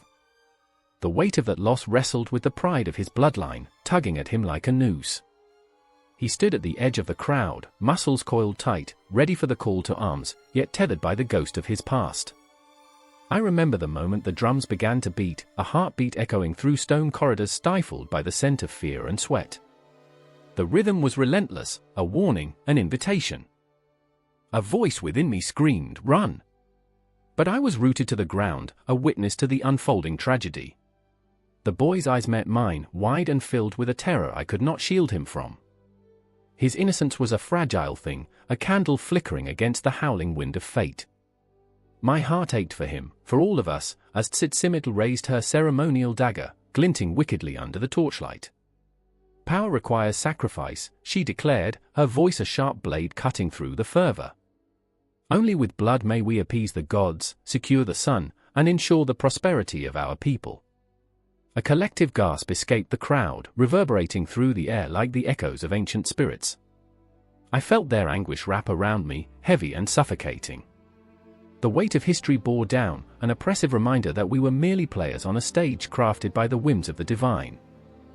Itzkali's fists clenched, knuckles white as he grappled with the urge to rush forward, to protect the boy from the horrors that lay ahead. But how could he protect someone when he could hardly protect himself from the ghosts of his own choices? The power he craved felt like a curse slithering through his veins, binding him to a fate he had not chosen. The altar loomed, a gaping maw ready to swallow the unwitting sacrifice. I felt the heart of the temple beating in sync with my own, an echo of desperation, a plea for mercy in a realm where mercy was an alien concept. The air thickened, and I could taste the metallic tang of dread on my lips. As the dagger arced through the air, glinting like a fallen star, time seemed to slow. Each heartbeat felt like a whisper of agony, each breath a lamentation echoing in the void. I saw Tzitzimittl's face, carved from stone yet shattered by her own choices. I saw Itzkali's chest heaving with the weight of duty, poised on the precipice of an impossible choice, a violent clash between valor and vulnerability. But in that fleeting moment of suspended time, amidst the trembling anticipation, a flicker of rebellion ignited within me. I wanted to scream, to tell them that this was not the only way. I wanted to reach for the boy, to shield him from the impending darkness, to shatter the cycle of sacrifice that bound us all. But the power of the gods loomed large, drowning out my defiance. A whisper of wind swept through the temple, carrying with it the scent of fear intermingled with the richness of earth. The shadows twisted, morphed into grotesque figures, mocking us with their laughter. I felt the chill of ancient eyes watching, judging, as life and death hung in the balance. And then, with a single, decisive thrust, the dagger pierced flesh, a sacrificial offering to the gods, a heartbeat lost to the cosmos. The boy's cry echoed through the temple, reverberating like thunder in a storm, an anthem of despair that shattered my soul. Time fractured, the moment splintering into 1,000 shards of agony. I was left standing in the aftermath, an unwilling witness to the brutal dance of power and sacrifice, the weight of my own helplessness crashing down around me. The echoes of the boy's last breath mingled with the relentless beat of the drums, a haunting reminder of the price we paid for survival in the shadow of divinity. As darkness cloaked the temple, the boundaries of power and sacrifice blurred into an indistinct haze. I felt the ground beneath me tremble, the walls whispering secrets of an age-old pact that would not let go. And all around me, I sensed the hearts of countless souls thrumming in rhythm with my own, a tragic symphony of pain and yearning, echoing through eternity. The air is thick with the scent of charred flesh, acrid and sweet, a grotesque perfume that clings to the skin. The sun hangs low in the sky, a molten orb bleeding orange and crimson, casting long shadows that flicker like restless spirits across the stone steps of the temple. I can hear the drumbeat pounding like a heart in my chest, rhythmic and demanding, echoing the pulse of a city teetering on the edge of something ancient and terrible. I remember the first time I saw the altar. My heart raced, not out of fear, but a twisted thrill that coursed through my veins like fire. I was young, a mere shadow of the person I thought I wanted to be. But that day, with the sun beating down and the air buzzing with anticipation, I stood frozen, caught in a moment that felt both real and surreal. It was a vision of life and death intertwined, where the people danced around the sacrificial stone, their faces painted in colors so vibrant they seemed to bleed into the very ground beneath them. Then there was Xochitl, her eyes wide with a mixture of wonder and horror. She was all fire and fragility, a living contradiction, and in that moment, I could see the conflict tearing at her. "It's for the gods," she whispered, her voice trembling. "They need the blood to keep the sun from dying." But I could see it, the doubt flickering behind her brave facade. She was caught between faith and fear, the pull of her ancestors' traditions and the undeniable truth of her beating heart. Then there was Tizek, resilient yet haunted, who stood at a distance, fists clenched so tightly I thought his bones might snap. He was torn between duty and love, the heavy weight of expectation riding on his shoulders like a mountain. He was the heart of his family, the eldest son destined to carry on their legacy, but the thought of sacrifice gnawed at him, a relentless creature that whispered in the dark corners of his mind. What if the gods no longer care? He'd ask me in quiet moments, his voice barely above a whisper, as if the very air might betray him. The drums thundered, a call to arms, a summons to the inevitable. I could feel the tension crackling in the air as they prepared for the ritual, the tension of lives hanging in balance, the air heavy with dread and anticipation. I wanted to scream, to plead with them to run, to escape the fate that awaited. But they were bound by history, weighty chains of tradition that shackled them to a past filled with blood and reverence. I remember Xochitl's soft laugh, a sound that felt out of place against the backdrop of impending horror. "They bathe once a year, you know," she said, her smile flickering like a candle in the wind. So yeah, romance was earthy. I wanted to laugh with her, to dismiss the darkness that loomed, but the words caught in my throat, choked by the reality around us. The sacrifices that would come, the lives snuffed out for the sake of a cycle that felt as old as time itself.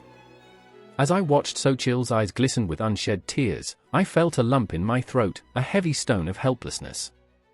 It was the same lump I'd felt many times before, witnessing the beauty of life intertwining with the grotesque.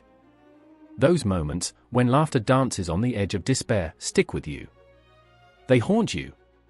They weave into the very fabric of your being, creating an unbreakable bond to the past. The sun lowered further, casting shadows that stretched like fingers clawing for redemption. The crowd surged, drawn toward the altar like moths to a flame, their bodies moving with an almost feral grace. I could feel the rhythm of their hearts, the unspoken pact they made with the cosmos, a bargain sealed with blood, a promise etched in the fabric of existence. The beauty of it was intoxicating, the horror of it was suffocating. Tizek stepped forward, driven by a mix of obligation and inner turmoil. "I have to," he murmured, as if trying to convince both himself and the universe. His hands trembled, the weight of the knife pulling at him, an instrument of fate glistening under the blood-red sky. I wanted to reach out, to stop him, but the words caught like thorns in my throat.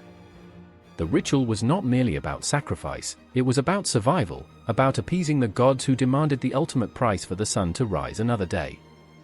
"Life is a cycle," I remembered Xochitl saying softly, her voice barely audible above the drums. "Death is just a part of it." But as I watched the scene unfold, the dancers, the drums, the gathering storm of emotions, I felt the sharp pang of an unrelenting truth. Each heartbeat echoed the inevitability of loss, of a world steeped in darkness, where the line between the sacred and the profane blurred until nothing could be distinguished. The air thickened with anticipation, a prelude to something darker, something primal. I could feel the weight of the ancestors pressing down, their whispers swirling in the atmosphere, urging the living to remember, to honor, to fear. Tizek took a breath, the kind that felt like gathering the very essence of the universe, and in that heartbeat, I knew that the sacrifice was not just a ritual, it was a reckoning. As the sun dipped below the horizon, the world shifted on its axis. Time, like a ghost, whispered sweetly, teasing with memories of what had been and what could never be again. In that haunting twilight, with the drums roaring and the shadows closing in, I understood. I understood that the fascination with Aztec sacrifice wasn't merely about the blood spilled on cold stone, it was about the stories that echoed through the ages, the struggles of the heart, and the eternal dance between life and death. And as I stood witness, the world teetering on the brink of a precipice, I felt the universe hold its breath, a haunting reminder that some cycles never truly end. They merely transform, weaving new stories into the tapestry of existence, whispering to those who dare to listen.